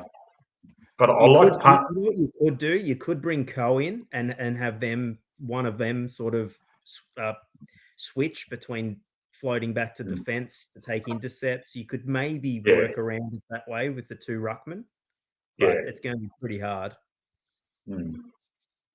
Anyway, let's not dwell on something that most likely will not happen. But I like Punches. Punches got this good habit of kind of like redeeming himself in the last quarters after he's done something, not very good. And like he took a fucking after that time, after he got burnt by Waterman, he bounced back by taking a fucking intercept and spoiling a real fucking hairy situation. He's got good traits about him, Puncher. Yeah, it's good to see, man. Yeah. What I'll say, can I say something about Puncher? Yeah, go, man. Yep. What has he played? 4 games? Yeah, 4 or 5 games, yeah. Right. For all the Lipper and Houston lovers, right, when we say this is what it means is when it's your time to go, it's your time to go. As a backman, it doesn't matter if you're a little back flanker or you're the full back. Sometimes you need to go back. I'm not talking about Nick Rewalt, kamikaze, front end, getting your head smashed in, but sometimes you need to go back into the pack and take a mark, and you're going to wear one in your ribs. That's what we're talking about. That mark he took, I was just like, you are a Collingwood footballer. Yeah. Exactly. It was impressive, but that's bare minimum, especially as a defender. Yeah. That's what we're talking about. He's played 4 games. Can you imagine Houston or Lipper doing that? No. That's what we're talking about. Yeah. And Noah House. That's why we love him already. Yeah. And Noah House, look, he's settled into the game at least. You give him that at least, yeah. He didn't kind of like cop a bath. That's what I was fearing from the first fucking contest. I thought, Shanahan's going to be a fucking class above him. He's going to kick a bag, but it didn't happen, mate. And he didn't do much, but he was a presence at least, yeah. So yeah, kudos to him too, man.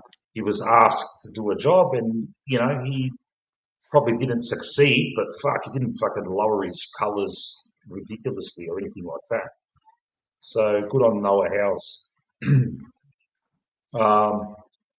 And one other thing I was going to say, are you guys aware that Shane Mumford is our ruck coach now?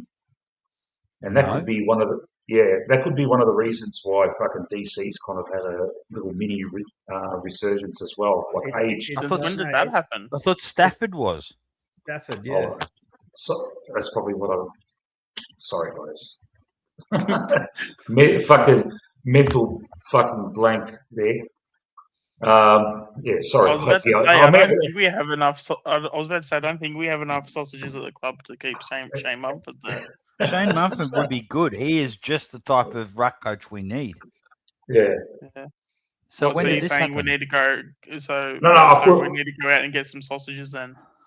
I don't know why I got fucking Mumford and fucking Stafford mixed up. Oh, sorry, fuck! guys. You had me all excited there. Breaking news. Like, you know what it is? The next one will be, hey guys, Mick, we'll do it with next week's stream. Hey guys, did you hear that we've got Dermot Brereton is our forwards coach? Oh fuck, what? Oh, sorry, I meant Tyson Goldsack. You know what it is? Oh, close enough. You know what it is? It's just... sorry, I got them mixed up. You got your thirds mixed up. I've had my face buried in fucking forums and shit, and I've been scribbling down notes, and I don't know how I got that. It's just a brain fade. Apologies, and good day to Lucas in the chat who's up and about because the cats are fucking up and about. No worries, pal. He's been loving the show. Do you know what? I would 100% prefer a Geelong wild card than a Carlton wild card game. Yeah. Because if Wait, so we get you're a saying Carlton you'd wild rather card, hear Pig Pony Club than play against Carlton? well, look, see, if we play against Geelong, we're going to be the underdogs. We'll just come out firing. If it's Carlton Collingwood in a wild card, they will just come out like it's D-Day and it's the beaches of Normandy. And we've seen the way they can play under Josh Fraser. We will just be 5 goals down in a blink of an eye. And the spirit that they've got, just the spirit that we had in 2010 and 2023, we haven't had that in maybe since 2024 when we tried to make finals with we came home with a wet sail.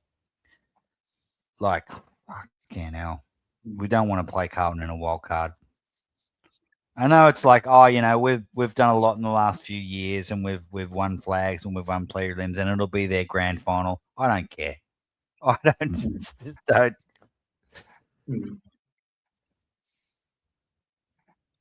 Yeah.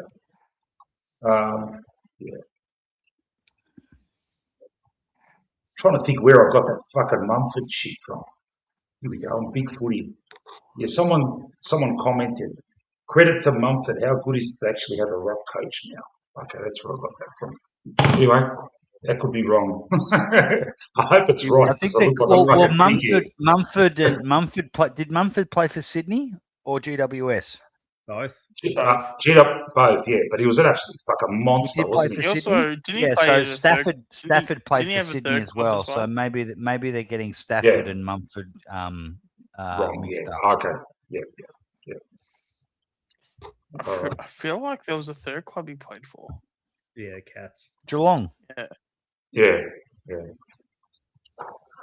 Geelong actually got rid of him and kept the worst ruckman. So these two games coming up, I have dubbed them quasi dead rubber games because they are. Doesn't matter what we fucking do. We're not making top 6. That's a fucking pipe dream. But So I want to make 8th. I don't want to finish 9th or 10th. So that's why it's important to me. 9th, if 7th or 8th, we've made finals. For me, yes. I don't care about this wild card. 9th and 10, you're a fucking loser. Exactly. It's a participation award. 8th. Yeah.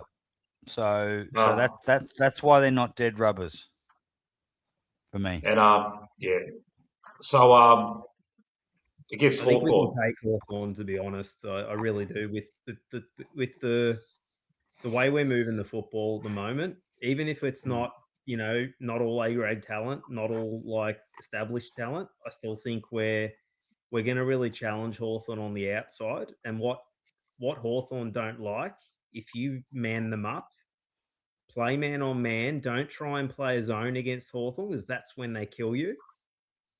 If you man them up, they really don't like it. And that's what the Demons did because Melbourne don't really have much of a structure. They pretty much just play schoolyard football at Melbourne.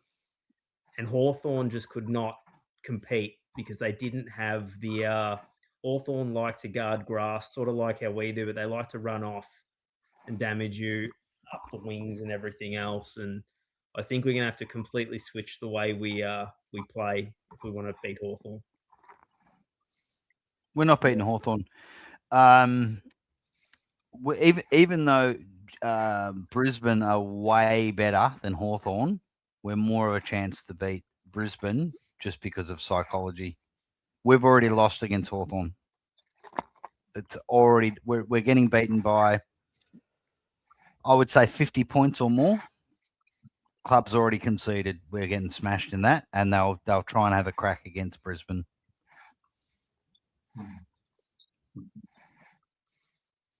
I've just We're gone. just too traumatized. Hawthorn has just traumatized us. I can't see us beating them in the next 5 years. They got more to play for in this game too. Exactly, that's true. Yeah. And they just beat us up. They're just like, these guys are pussies, especially Mm. with no Braden Maynard. We are gonna just bash them. Hey, someone Yeah. brought up the idea of resting Dacos against Hawthorn. Yeah. Was that Oh, on this would- channel? Yes. That is a fucking great idea, because they Yeah. are just gonna bash him. Mm. And what have we got to gain out of it? Nothing. So Yeah.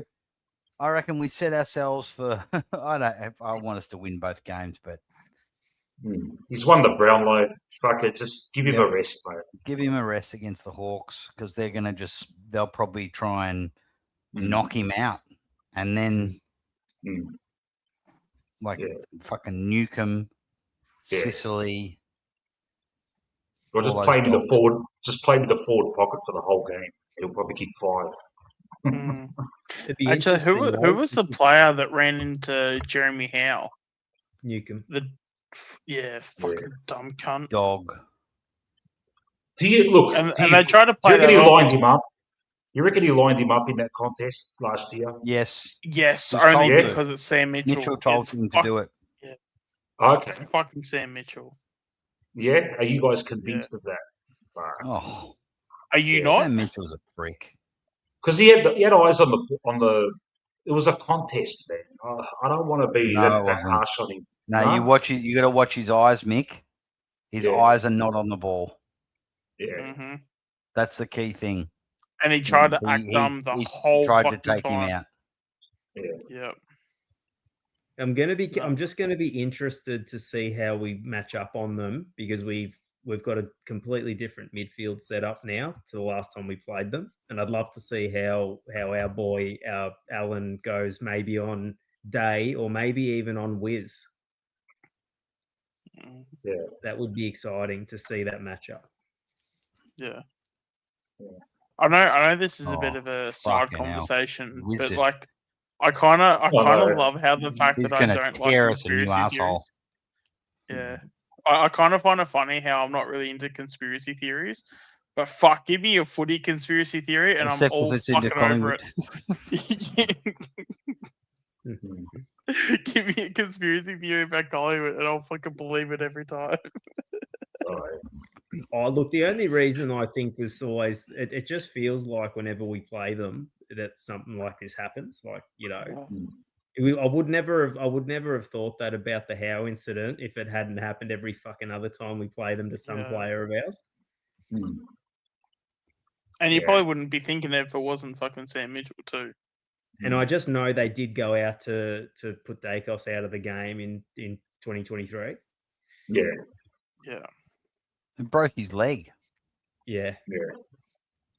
Oh, And but then that's he- when- no. They made him earn it. Like the media, they've got to bash him up and make him earn Yeah. it. You know. Yeah, like against the Crows when he kicked the ball and the guy just tackled him after the ball's 50 meters away and slammed him into the ground.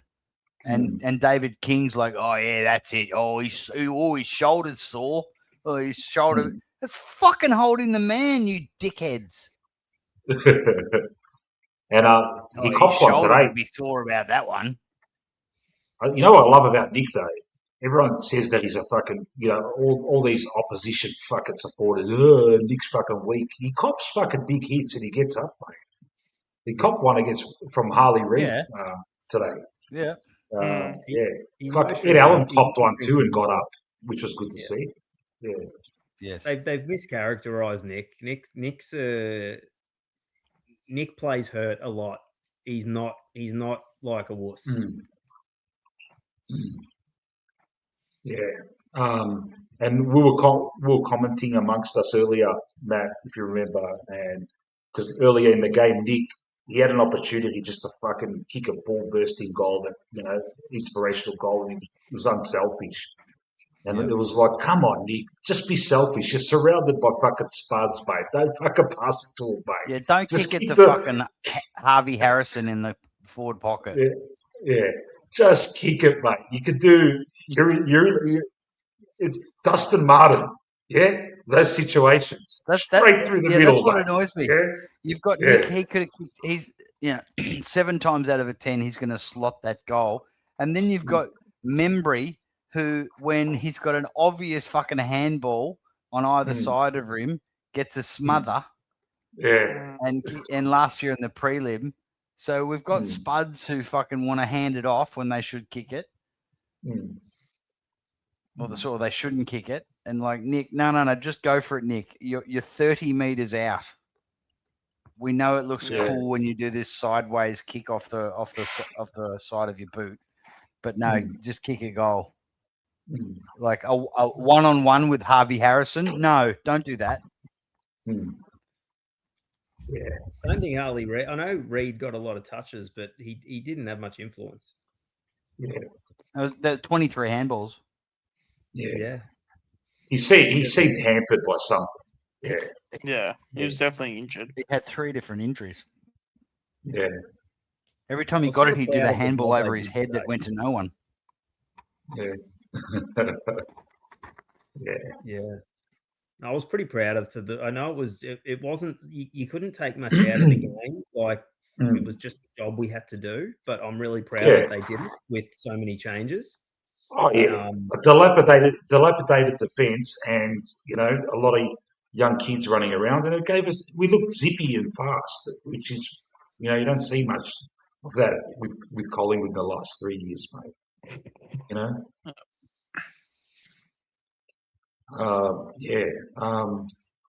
Who else? Will Hayes. He looks comfortable out there. Unfortunately, who do we drop? Yeah, it's going to be a weird one. Yeah, no injuries out of this game, so who comes back in? Who do we have to? So Pendles and Geordie come back in. Yeah. Oh please, Sidey has to come out for Pendles. That's it. Yeah, I said that earlier. It's like if Pendles comes in, it's got to be Can't play Sidey. both. Yeah. No, it'll be Roan Steele, and it'll be. Angus. I'm still going to back my prediction. Yeah, I think it's going to be Anderson. Yeah. Yeah. Well, And Geordie's a 50-50. If Geordie's 50-50, just rest him, mate. We need him for the fucking finals, mate. Yep. You reckon they'll drop West for Buller? Interesting. Why They is shouldn't, it? but Why is it every time we go forward, and this is not just today, this is all year. Oh, the ball's going down. 1 out, no one else in the 50 but Shooter. Yeah. Why the fuck isn't that? Why can't Westy do that? Because Westy could 1-on-1 could take him. Shooter never, ever, ever. I love Shooter. He never, ever, ever takes a 1-on-1 mark. Yeah. Westy yeah. could take that mark. Could take a 1-on-1 mark. So could McStay. Why is it fucking Shooter 1 out of the goal square? What the fuck is going on? Always. And they always go to him. They burn the other forwards. They ignore the other forwards and go to Shooter. Yeah. And in fairness to him, he fucking almost fucking got him too. Oh, don't worry. But you're asking too much from him. He's so fucking Yes, short. exactly. Like, good on you. She's fucking having a crack. No. He just needs to be 6 inches taller.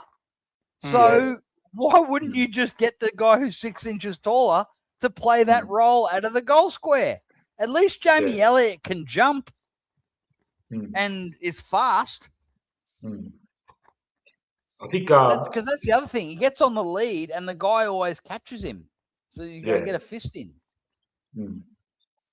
Every time the ball went, I'm thinking, I don't know about you guys. Oh, is that Westy? I hope that's Westy 1 out. No, it's Shooter. It's Shooter again. Yeah. Fly praised Westy in the presser, saying he did a good job of bringing the ball down. I didn't notice that. Maybe it's an on the ground thing, but he had a shocker, the kid. But that's it. Who cares? He had a shocker. You got to in your early part of your career. These are the games you have to have. You have to have your shockers, mate. So you know why he had a shocker. For sure. So he's not a fraud, as some people call him. So what was When that? did that Because happen? I actually I When missed. sorry, the when did stream. that comment happen? Yeah, he wasn't The there. fraud comment. Someone said it earlier. Yeah. Today? Yeah. He said he's on. He said he's on Fraud Watch, right? I saw it pop because I had it on mute because I was backstage with Mallow and Chris while your stream was on, and I couldn't really hear everything. And I saw that pop up, West on Fraud Watch, and I was pretty astounded about the type of the kind of not only vitriol but hyperbole, like that. It's just stupid. Yeah. It's Fraud. Look, exactly. I mean, how strong do you want? How trenchant do you want the term to be? It's like people really are used to this internet speak where it's got to be you've got to overstate the case to such a degree that someone's going to click on your bullshit and listen to it or watch it. Yeah. Yeah, it's kind of frustrating how we have people like Kane Corns who are setting trends. Yeah. Yeah, it's like, yeah, exactly, man. It's that kind of shit that we got to deal with in the mainstream. It's like, and that's why, here, and with Matt, we've got the diehards here, man. The people that listen in every week, we get the same amount of listeners in all the time, and it's the real guys, man. We have proper discussions, mate, Go on Google. Go on Google reviews, right, for restaurants, and whenever you're trying to No. No. I'm just saying, as just you were thinking. Hello. No. Like just as a rule, like you'll always see that every meal is 5 stars or 1 star. And that's just the stupidity of it, right? Yeah, it's the worst exactly. thing I've ever eaten, or it's the greatest thing I've ever eaten. Oh well, he's a fuck. Oh mate. Yeah, I know.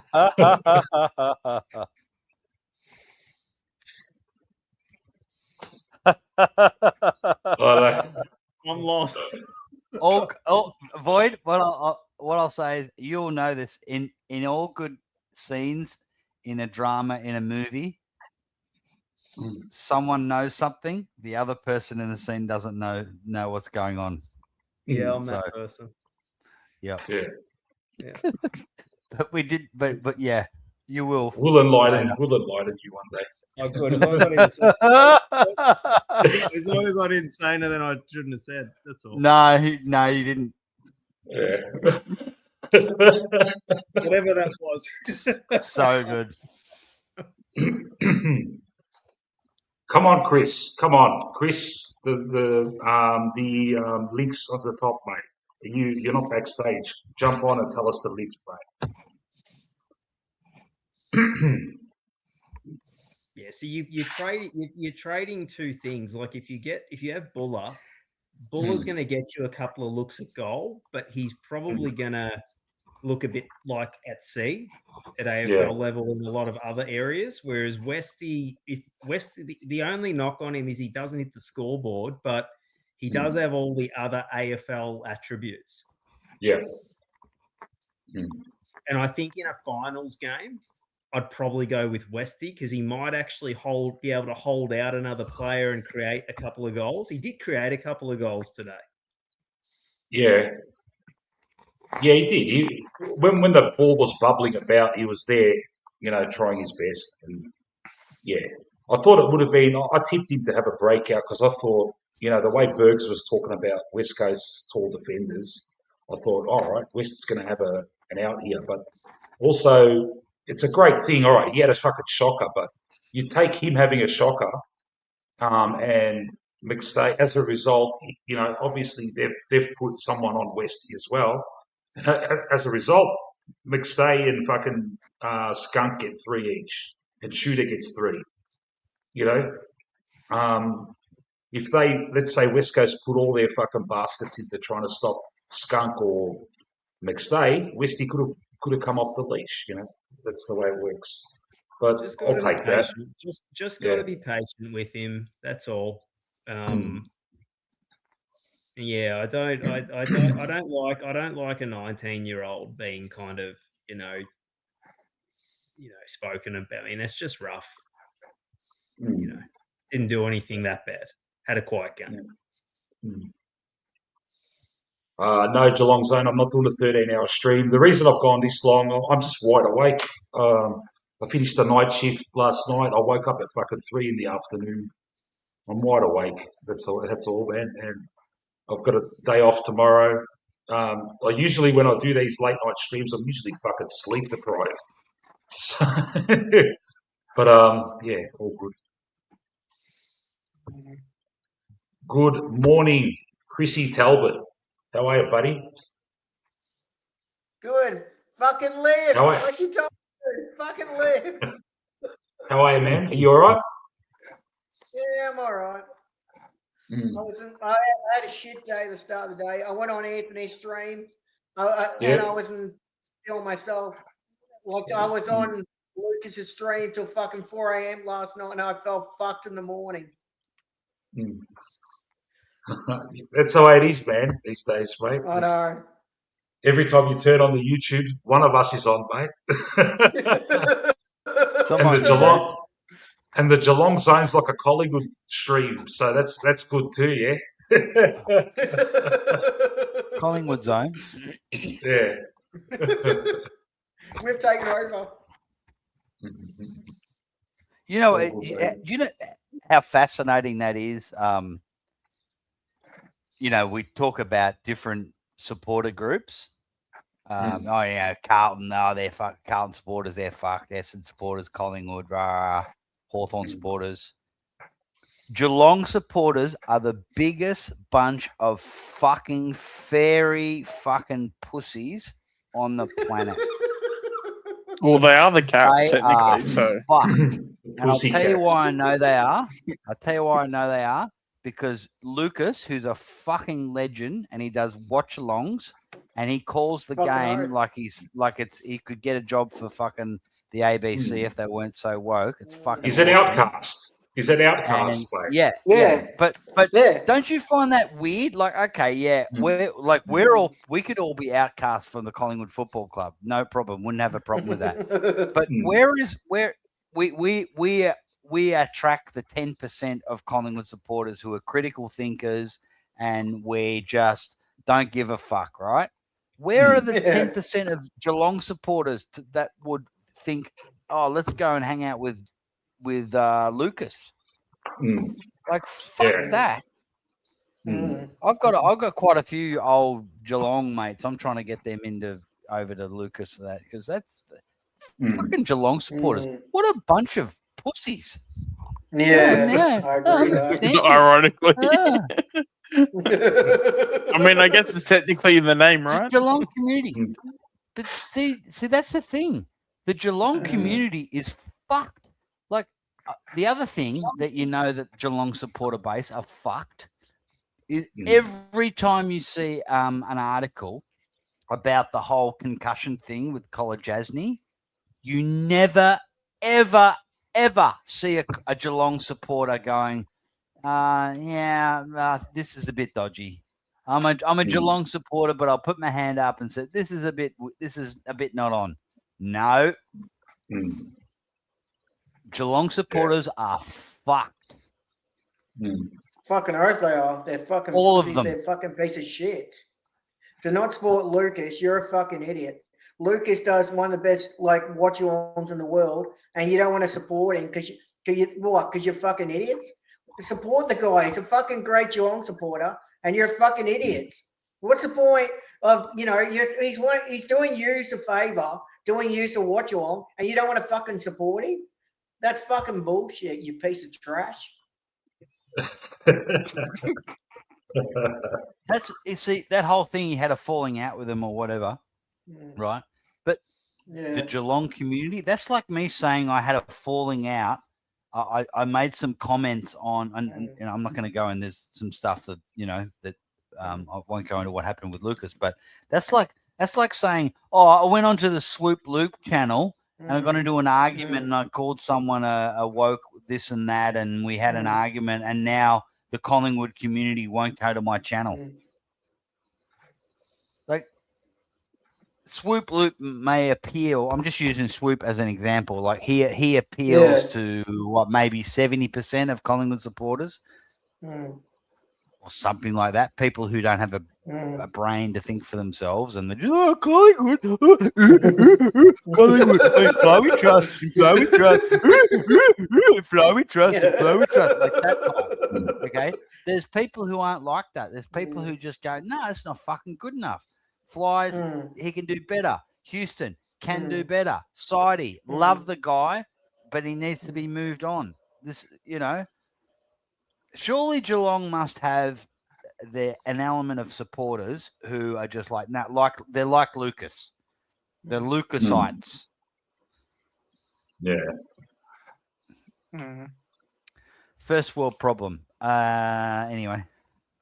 Although in fairness, that 70% would have been probably 70% a few weeks ago. I don't think it'd be 70% now.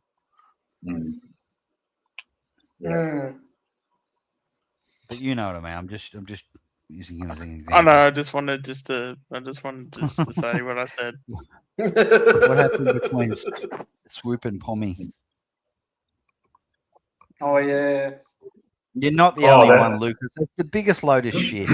I've got a mate. One of my best mates is a Geelong supporter, and he absolutely totally hates woke crap. If I've already put him onto your channel, you'll have a Geelong supporter be right up with you very soon. He messaged me and said he's sorry he missed your Geelong Essendon watch along. He'll catch the next one. He's pumped. So they're out there, mate. Yeah, that's good. It is. Nah, especially with Luke, he does great work out here. Well, he does, and he needs people like all these Geelong supporters to get on and watch his watch-alongs. He's doing. I've got another Geelong supporter he is the Geelong Bergs. He doesn't have the credentials of Bergs, where recruited for Brisbane and coached Calder Cannons, but has intimate knowledge about the all of the young players and the recruits and all that sort of stuff, and loves the gossip. And he is another Geelong supporter.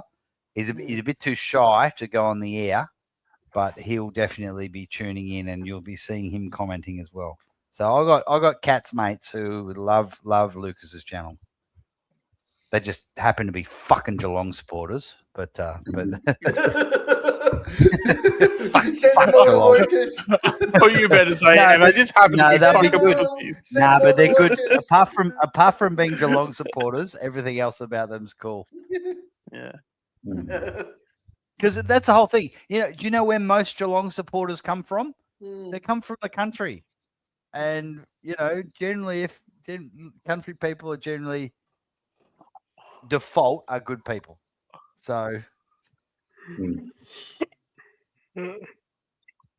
Who's yawning? Is that you yawning? Just like Lucas. I had a tried big to day, stop my mate. cough and I was too late. Yeah. What happened? What happened, mate? Did the Spiders miss out on the wild card? Yeah, well, apparently, from what I got told, apparently there was a team we needed to lose, and they didn't lose, so we're out. But I mean, I won't go into this season, but you know how I felt this season, so I'm glad it's now cricket season. Now, let's just say that. Yeah. Don't have to worry about that anymore. So now I've got to focus on my cover drives now, cover drives and pull shots. Are you playing? Are you playing for a cricket team this summer? Yeah, absolutely. Yeah, if we need an extra player, are you gonna pull on the pads? So me? Nah. Yeah. I'm too old for that shit, man. Unless you can. What about Lucas? Unless you can guarantee, I've got to Lucas is run. state level. Yeah. I'll need a runner, someone that can run for me, mate. Because I'm so good, I only hit 4s and 6s, mate.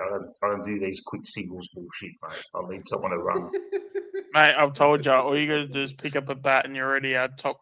You'll be in our top 3 best players. And that's just picking up a bat. I'm not even saying like you don't even have to swing into that point. If you start swinging it, you might be our best player. My last experience in cricket is probably about about 15 years ago, and that's exactly what I did. I had to go into a team that needed players, and they even faked my fucking registration just to get me on there. And mate, I was Fill in. yeah, and they fucking put me on the boundary, fucking running to get. I didn't give me a bowl or anything like that. They threw me out on the boundary, fucking chasing all these fucking balls running off to the boundary. I'm like, fuck, I'm looking at these fucking fat cunts in the slips. I'm like, fuck this, man. Playing like K grade or something. You don't, Mick, believe me, you don't want to be thrown into the slips, like a catch Cubs and fuck, the outfield is probably the best place to hide. Yeah, I know. Yeah. But fuck, I love cricket, man. I can't wait till at least this summer will be. I'll tell you what, with Lucas covering the cricket, it'll be fantastic, mate. Yeah. Who's coming It this will. year? We've got New Zealand and I think South Africa. I think Lucas enlighten us on who's coming. It's New Zealand for about 3 or 4 tests.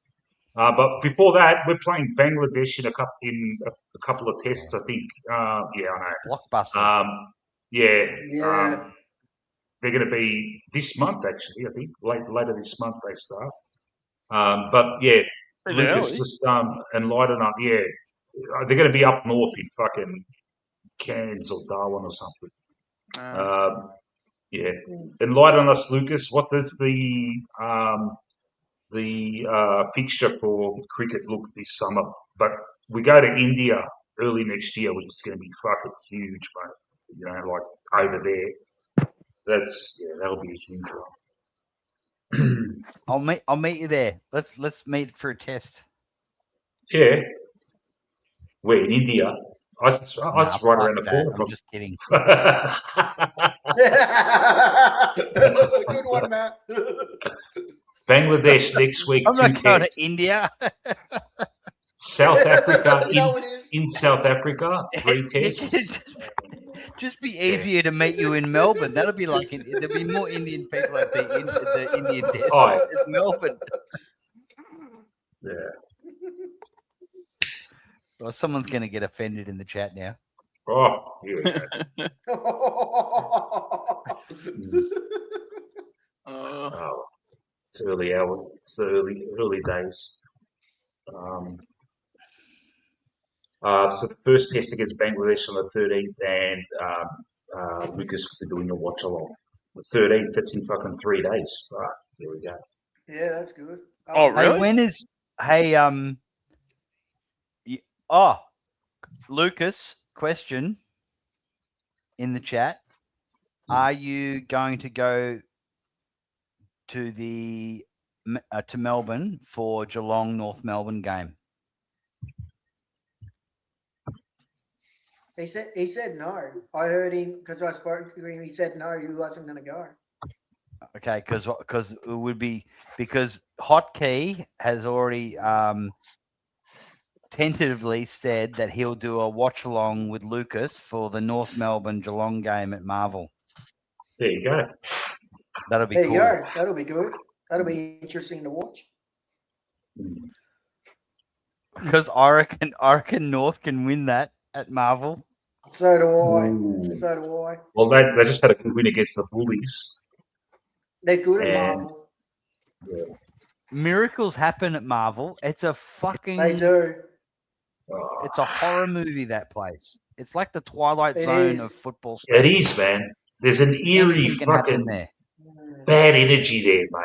It's kind of like Awful. Look what happened to Yeah. Naz. Look what happened to Naz. He just hurt his hamstring at Marvel. There's no way Butters is going to play for fucking the Bulldogs. Oh fuck no! Get Fuck real. no. And they know he's not going there, or else they'd be talking Yeah. about it more often. Fucking oath. Yeah.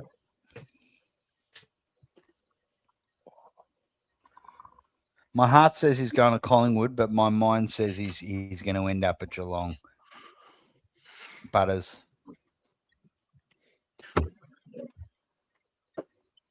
tell you what, mate.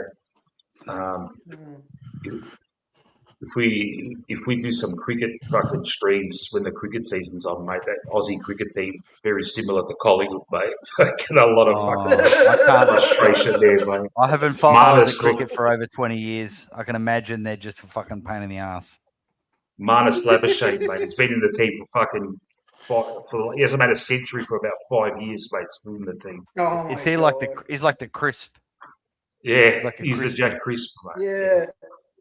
and you've got like a Houston and a side Yeah. bottom and a lipper. Yeah. Pendles will probably be Steve Smith, right? And it's Fuck Steve still oath. the Smith. same. But as Steve Victorian Smith hits is a it always, century every now and then.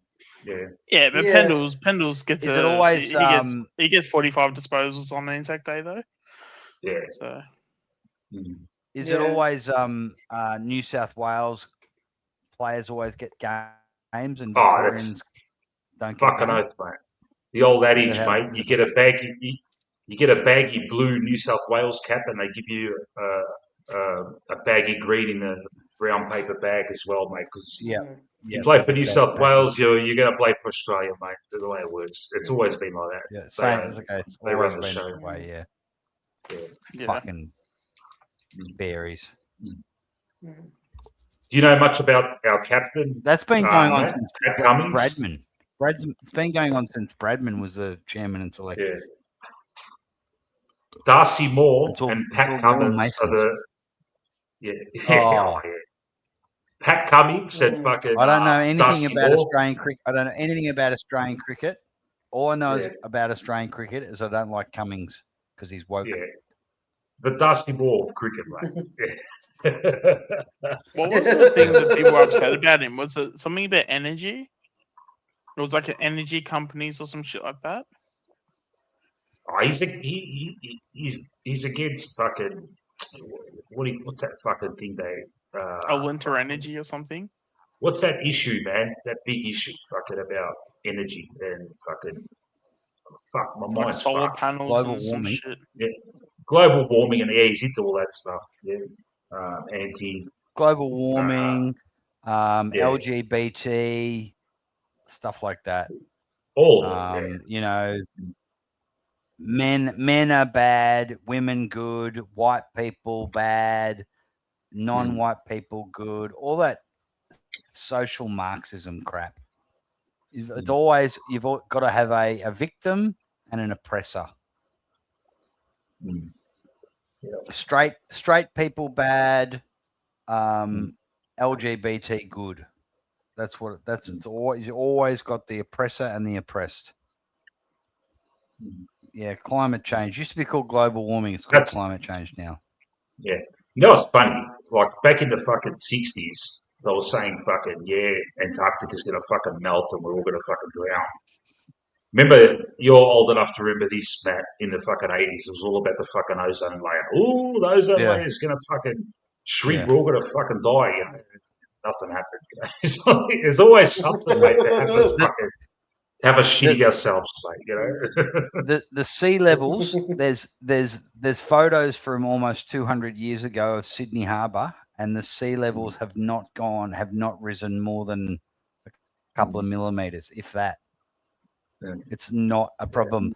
And all of these bureaucrats who are saying, "Oh, don't live, by the seaside. All of your houses are going to go underwater." Where do you think all those bureaucrats live? On the beach, on the harbour. They live there. If there's such a problem, why would they be living at the beach? Oprah Winfrey and fucking freaks like that. They all live at the beach. They probably want people to move away so that they can get their house cheaper. Look what happened to Oprah Winfrey in Hawaii after those fires. They buy up all the land. How are you, Boydoid?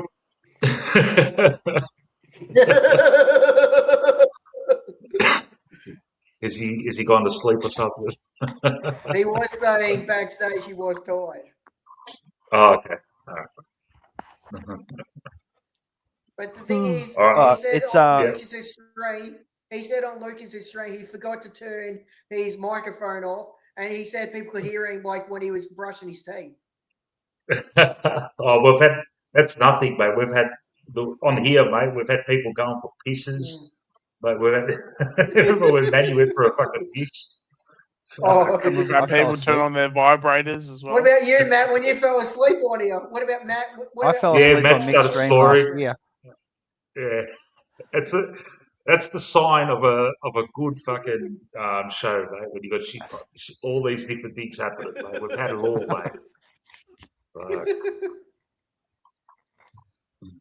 But actually, look, I will wrap it up.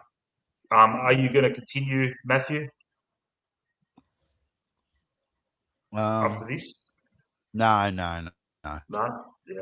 No. I love the contribution of your All the father, smokes. Matt, in the chat. He doesn't hold back too, mate. Your dad, yeah, earlier, yeah. Yeah. He called it a night. No, he enjoys it. Yeah. He sounds like a good No. man, mate. Yeah.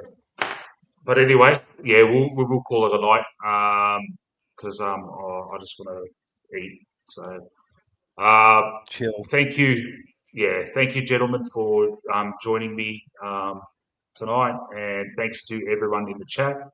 And Kanda Pies will next time I'll do something is I don't know, I'll work out when are we playing Hawthorn? Saturday night, so it could be a Thursday Yeah. nighter. How's my schedule looking? Yeah, it should be all right. See how we go. I'll keep you posted. But thank you, everyone. And we'll. All right, your cricket, yeah. Lucas is doing a watch along, mate. He's gonna. How the fuck can you be fucked doing a watch along of 5 days of Test cricket? But we'll be against Bangladesh, so it'll probably be fucking a day and a half. But he'll be doing a watch along anyway. And doesn't everybody love Jeanette? Let's give her a shout out, Jeanette. Yeah. She listens to all our streams. She Mm. listens to Matt. She listens to me. She's on. She Yeah. doesn't. And always at the end, she just pops up and says good night, and it's great to hear from you. Good on you, Jeanette. Love hearing from you. All right. I'm going to wrap it up, guys. Thank you, everyone, and catch us all later. And calm the pies. Good night, everyone. Thanks, Mick. Good night, everyone. See you guys. Catch us later. See yous.